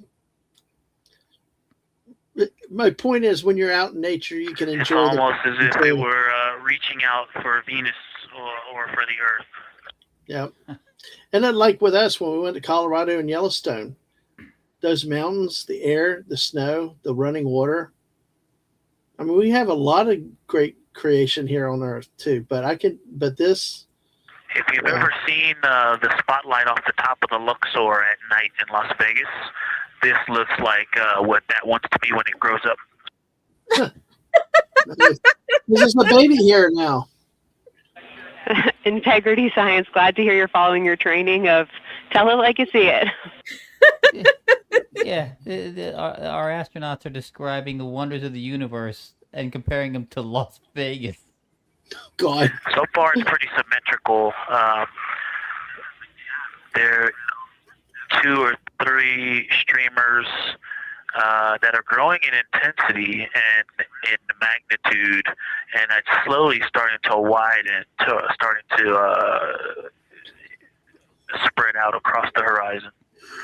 Pretty amazing view.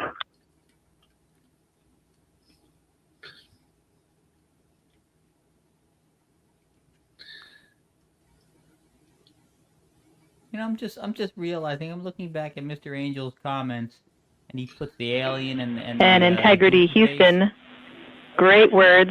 Reminder for you, we are approaching the brightness level at which you should no longer be using the viewfinder on the D5. So he puts those emojis in there, and one of them, I just realized it's an astronaut. I kept thinking, why is he putting a Russian lady with a babushka on her head for the heads up. in there? Oh.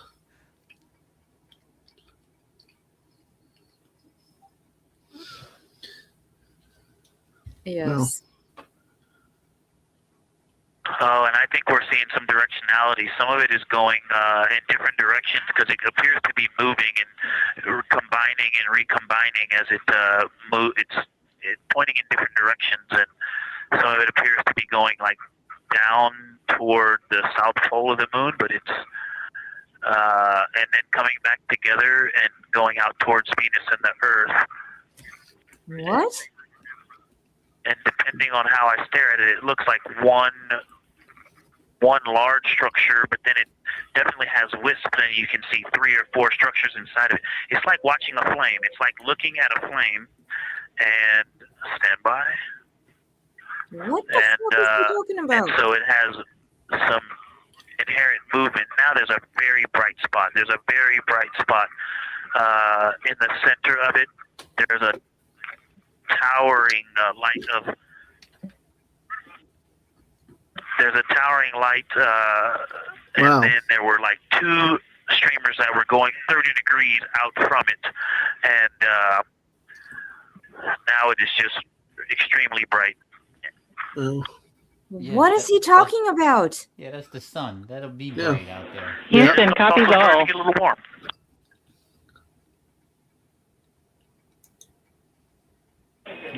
And we copied all. We wanted to remind you at this point on the eclipse glasses. Should be about time for those. Yeah, that's what I was gonna say. You're gonna need some protection there. You're gonna either burn out your retinas or the camera lens. Houston, we copy all. We are in eclipse glasses. That was an absolutely spectacular, magnificent experience. Thanks for the report. We sure wish we were there with you. No, he said there was a structure. Well, I think he's seeing the pyramids that are on the moon there that NASA didn't tell us about. Yeah. That was just weird. Could be talking about the shape of the light, like it has some structure where it comes together or something. I think Maybe Jeff a mirage type thing. I think Jeff is correct. There's something messing with his brain because that is just weird. There is a structure, something coming out, something coming. What?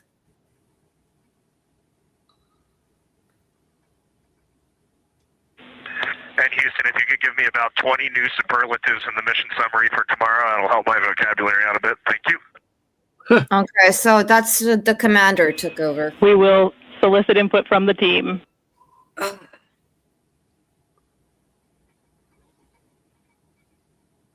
This reminds me of Event Horizon. Oh man, I don't think I could stay awake through that whole movie.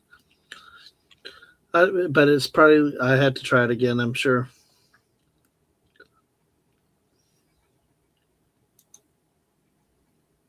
No, but that's not what he said, though.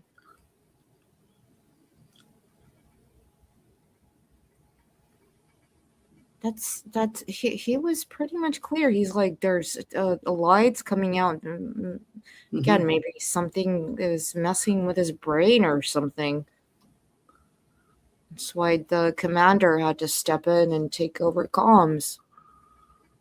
Because that guy was like, oh, there's a structure, there's this thing shifting here, and this is coming out of there. And it's like, what? It was just very strange. Yeah. And there's lights radiating from there, and then there's lights shifting from here, and it's like, huh?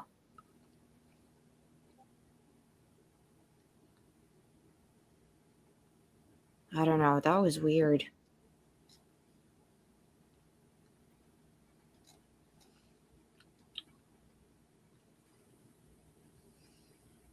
And the fact that the Integrity Houston, back with you after a data rate change. Regarding the SAW-3 camera T low caution, no action for you. It just got a little cool during the eclipse.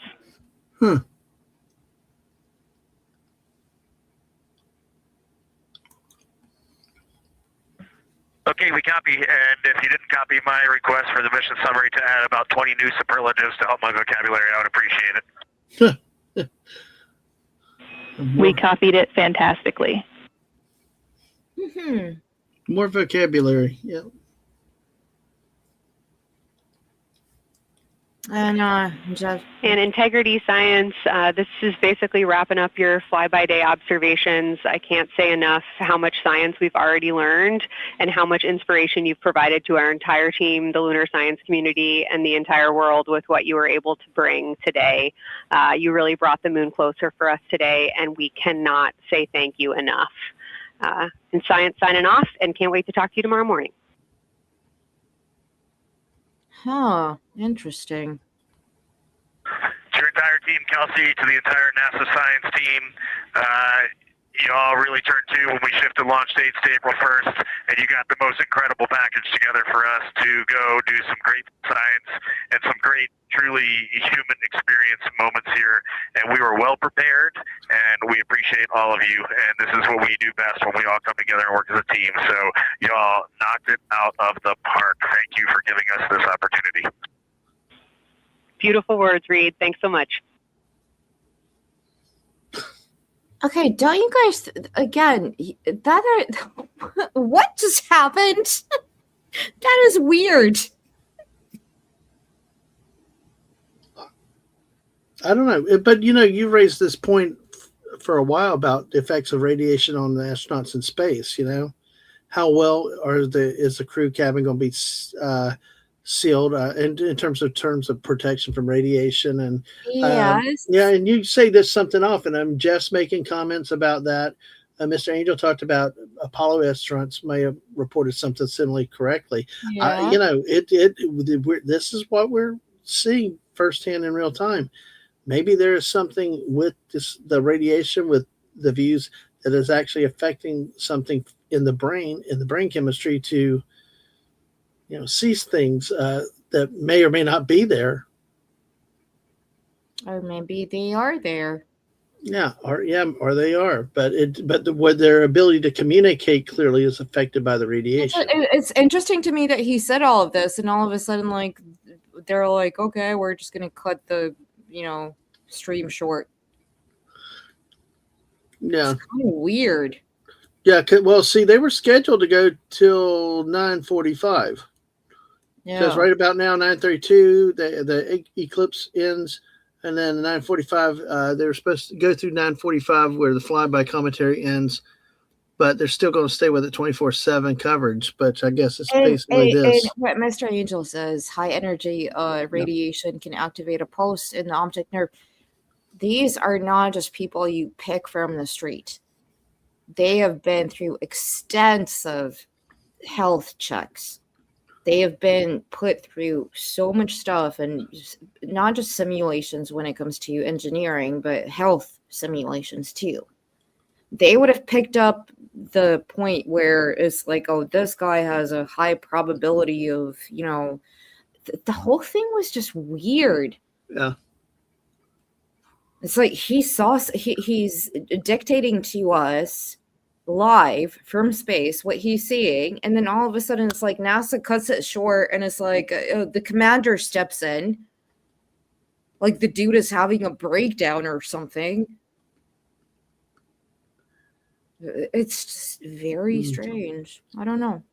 Yeah. Yep. Exactly, Jeff. And I don't know, West, what do you think? Well, that's why they had to cut the feed, because they're going to switch tomorrow to the pre-recorded feed that they already recorded on Earth. Oh God!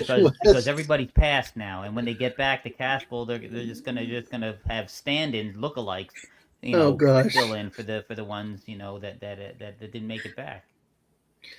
Oh gosh, Wes, you're good, I will say. There's not even anybody in mission control. Where are all the people? There's like 2 people ground control and like the science lady, and where is Capcom? There's nobody there. It's like they're having like an emergency meeting now. Nobody is there. Look at we are seeing this light. Where are all of you would think this is the most important thing humans have done when it comes to space exploration. There's nobody there. Yeah, this is not like last night. Last night you had Capcom, you had several in the back. You had Capcom and his assistant. You had Elvis with the yogurt lady. So it's like now they're not there tonight. Well, they just got the announcement that they were serving tacos in the cafeteria, so everybody. and prawn cocktail also. Tacos and clam pizza. No, God, no clam pizza. I don't like this, guys. I don't like this. This is weird. I don't like it. Mm-hmm. And if you don't know what we're talking about, you can go back and you can watch it on NASA's live stream. I'm streaming on Rumble and YouTube, and we caught it live, and it was just a very good. This guy is sitting here, he's like, literally like, shit, like, I'm seeing shit. Wow, like, okay, I know they used to do in the government in the United States and in Russia probably too with LSD, but I don't think they give astronauts LSD in space. Somebody sent the wrong set of brownies up on. No, right? What kind of tacos are you eating in space? Oh gosh. No, I hope he's okay. I mean, I gotta go back and watch it again because it was like someone's like, did I really see this? Integrity Houston, understand that you are still reflecting upon and consolidating your lunar observations. At your convenience, I have 2 items related to the upcoming VIP event. Yeah, 10:50 Eastern, they're having a media event. Okay, well, good for them. I'm gonna be asleep. There you go. You got to sleep Go ahead. sometime. All right, first we wanted to let you know that the message for that upcoming event is on board for review at your convenience. That's message 3.06.04. The second item is that we've seen a couple of video blips in previous events. So during the HDPAO setup activity, we're wondering if Jeremy could please confirm for us that the TS rate is set to 1300 when you get to step 10. Okay. Okay, Jenny. Yeah, we're pretty sure we've been in 1300 for all the PAO events. We've been tracking that when we swap between the HHP and the D5. We copy, Jeremy. Thanks. And for the record, the phenomenal Jenny has gone on to her next appointment of the day, and you've now got Tess with you.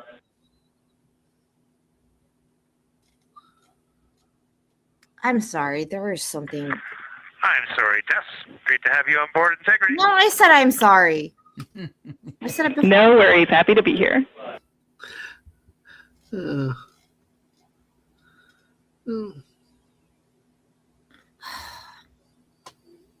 Something doesn't, I don't know.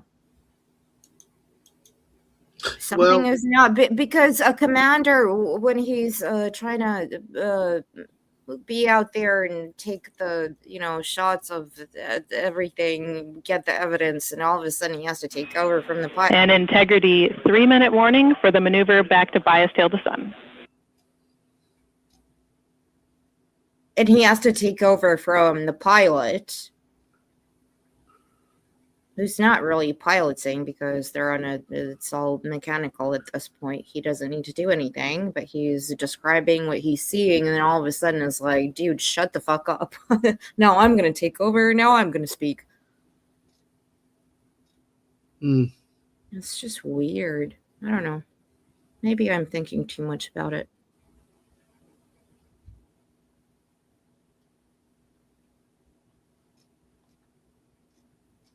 But, at the end of the day, we have this screen, which whatever that is. It's odd how they stuck on this sun, view of the sun that's just bright, It's like we're getting interrogated, but I'm just like a moth. Mm-hmm. It's like a moth flying at me with a light bulb. That it does. Whatever. Yeah. Well, it ended dramatically, so we get a night's sleep, go back and watch the end of it again, and see if we really heard what we thought we heard, and see what else comes out in the news. Exactly. We shall see. We shall see the pictures. We shall see the rendered NASA pictures. Visualization.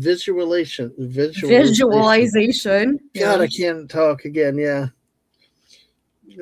When can I talk? But yeah, it's awesome. It is. At the end of the day, whatever happens, happens. But you're gonna keep eating their Krispy Kreme donuts. There's a lot of people in the back though now. I mean, oh no, they've all come back from their potty break. Yeah, the dude's flying in the back behind the glass, so he's out. In the back. Yeah, he is. He was like flying. The guy behind the glass. He's like long white shirt, mostly white shirt. Had his arms up there for a minute. Ground control to Major Tom. No, please don't.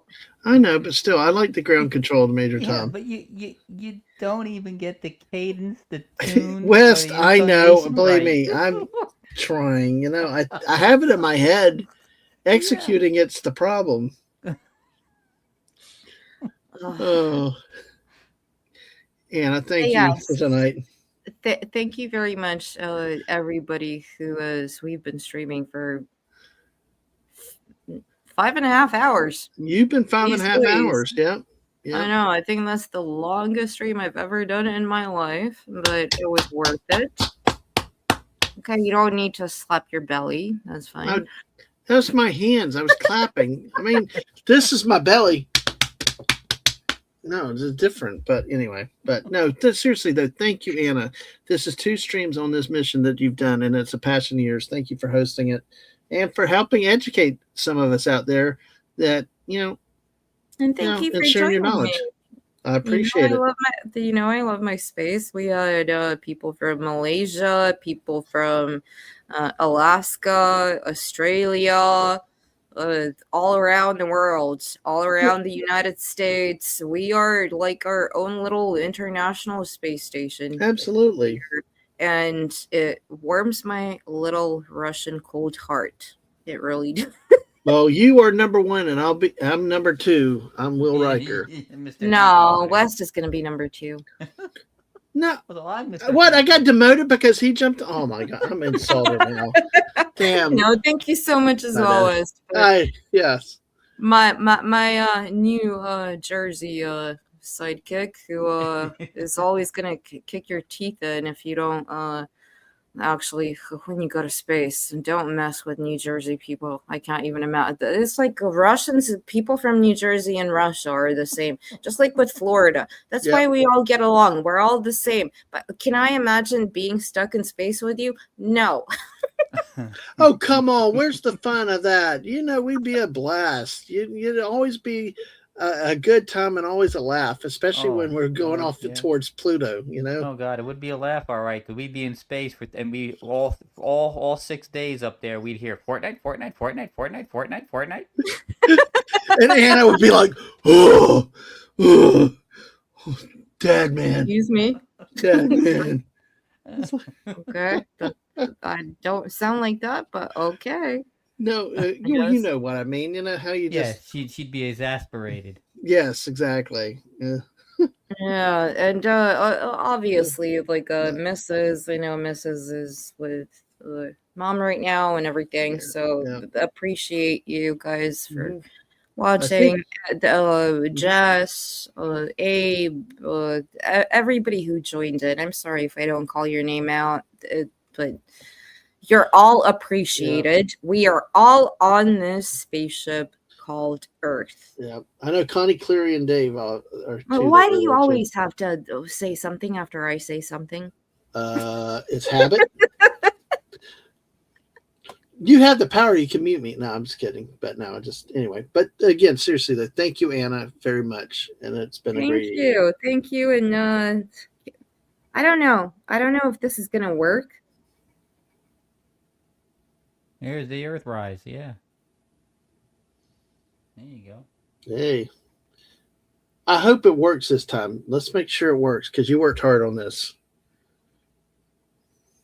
I don't know if it's gonna work though. I'm sorry, guys. I'm gonna. Well, try share your screen. Make sure the little thing at the bottom is clipped. Share your audio. Look. Can you see it? Oh, yeah, nice. Yeah, we see it. Music. See? Okay. You got to hit play, though. No shit, Sherlock. I know. I'm the king of the obvious. 1 minute. Right now, the rocket does not know what the T0 is. Coming up at T-minus 33 seconds, control shifts from the ground launch sequencer to the rocket's onboard autonomous launch sequencer, or ALS. The rocket will count itself down, but honor any holds that could come from ground. Now, shortly after liftoff, Houston will take control of the rocket, and my colleague Gary Jordan will take over commentary.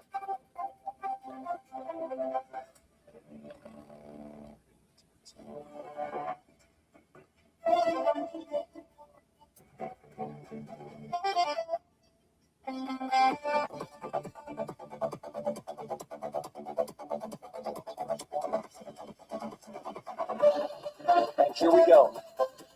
10, 9, 8, 7, RS-25 engine. 4, 3, 2, 1. Booster ignition. And Liftoff. The crew of Artemis 2 now bound for the moon. Humanity's next great voyage begins.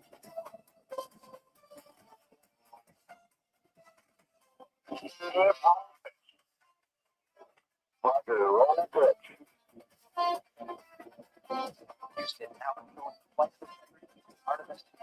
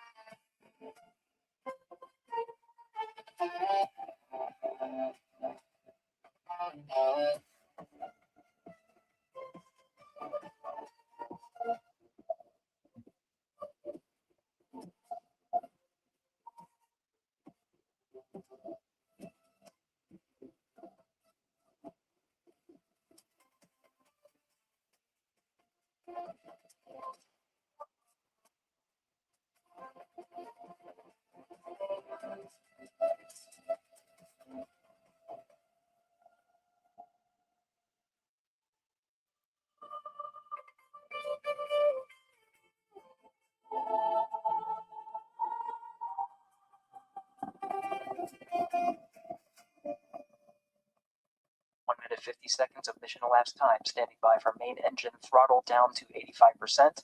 And a solid rocket booster separation expected at the 2-minute 9-second mark. We see throttle down.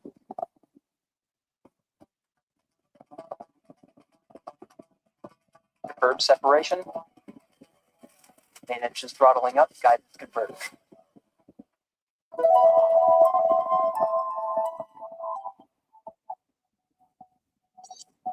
Integrity, guidance converged, performance nominal, upper stage RC.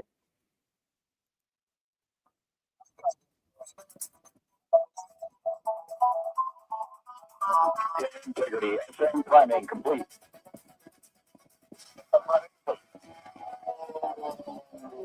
2 minutes 45 seconds of mission elapsed time into the Artemis 2 mission. Thrusters on integrity and upper stage confirmed in a ready state, having the service module fairing separation.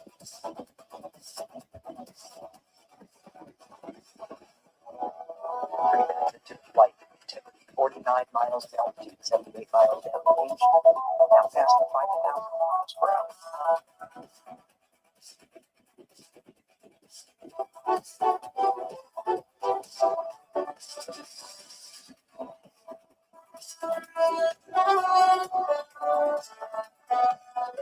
Launch force system jettison.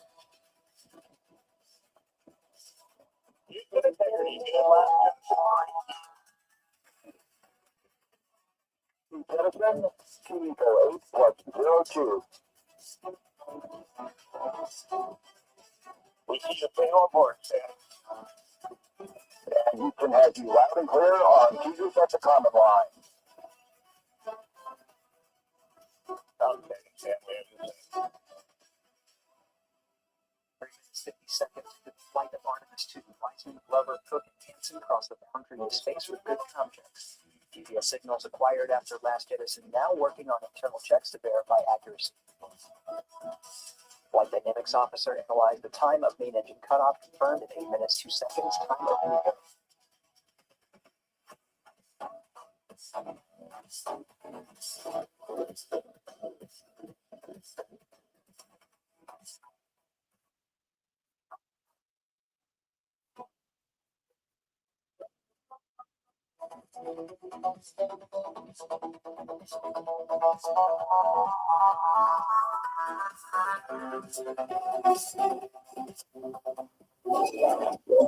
UPS prophecy.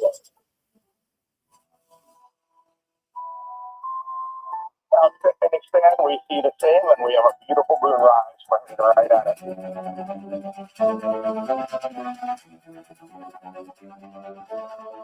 Approaching 5 minutes into the flight, Commander Reed-Weiss confirms he has visuals of his destination. GPS guidance, navigation, and control software finishes internal checks and sends to navigation.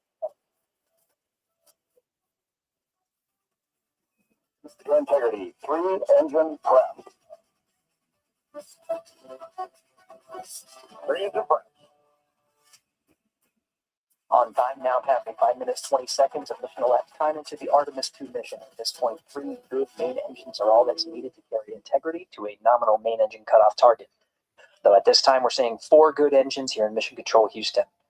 Integrity, 75 miles in altitude, 330 miles downrange, approaching 10,000 miles per hour.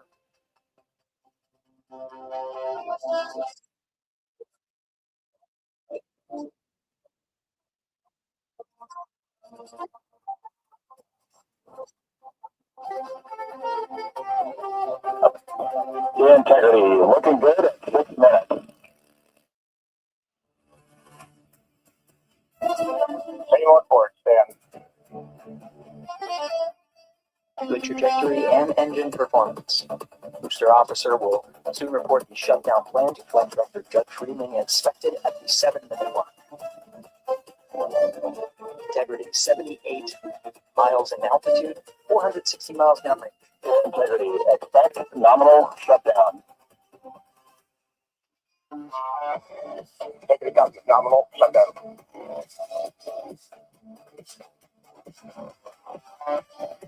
6 minutes 40 seconds of mission elapsed time. Shutdown plan is as expected. And the time of MECO was confirmed at 8 minutes 2 seconds into the flight.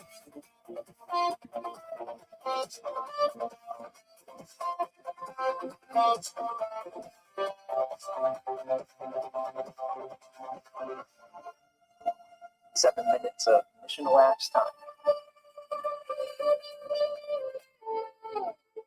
Throttling down as we approach the abort once for option. Milestone.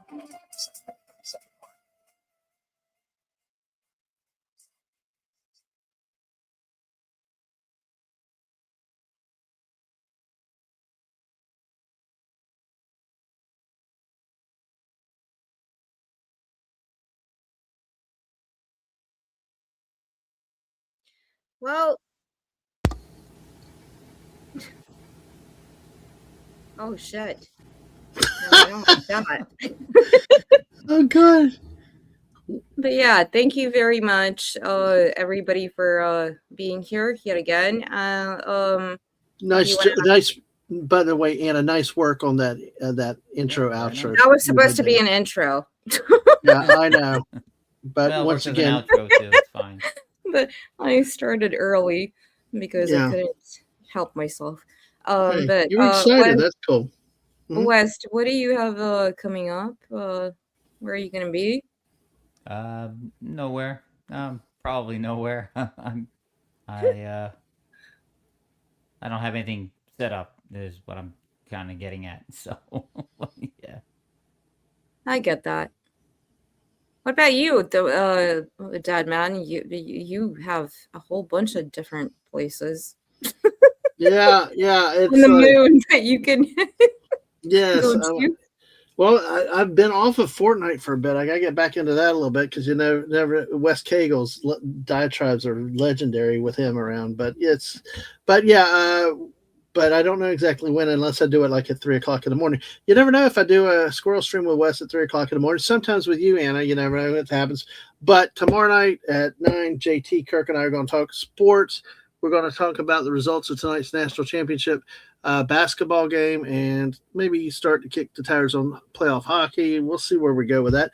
Wednesday night at 8:00, the missus and I do our detour show, which I'm going to try to get some of our pictures from this recent trip. We'll probably talk about that. And then some, we just cover some random topics. Sorry, recent what? Shrimp. Recent trip. I'm sorry. I was choking at that moment and I couldn't stop. I need to learn to stop and breathe. Okay. That's my problem.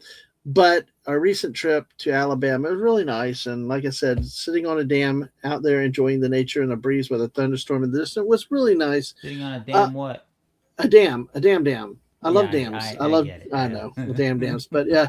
Saturday, okay, Friday night at Friday night at 7 o'clock. I'm live with Jeff on part 2 of the death of storytelling. We're going to focus on the Star Wars aspect of it. Jeff, you mean? Alaska Jeff, yes, Alaska Jeff. So Darth Maul stream, like you said, we're going to talk about that. So y'all come watch. It should be a firework extravaganza. Saturday night, Dadman and the Saturday night Dadman and Friends stream at 9 o'clock on Saturday night, and I saved the best for last for the greatest co-hostess in the world. Thursday night at 8 o'clock, we're scheduled to have another Get Over It with the great co-hostess Anna of Anna's Game Land with me, and who knows what we're going to talk about. It's a good time, lots of laughs, and always a pleasure when I get to stream with you, Anna. And again, thank you for hosting this tonight, sharing your passions with all of us, inviting me on. And, it's good to see you having fun and enjoying this stuff. And I appreciate learning from you. I really, really do. Thank you.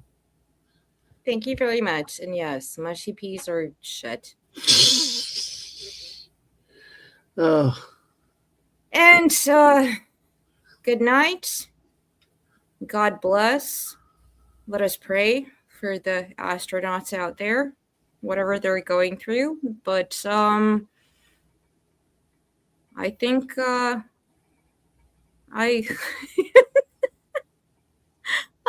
tired.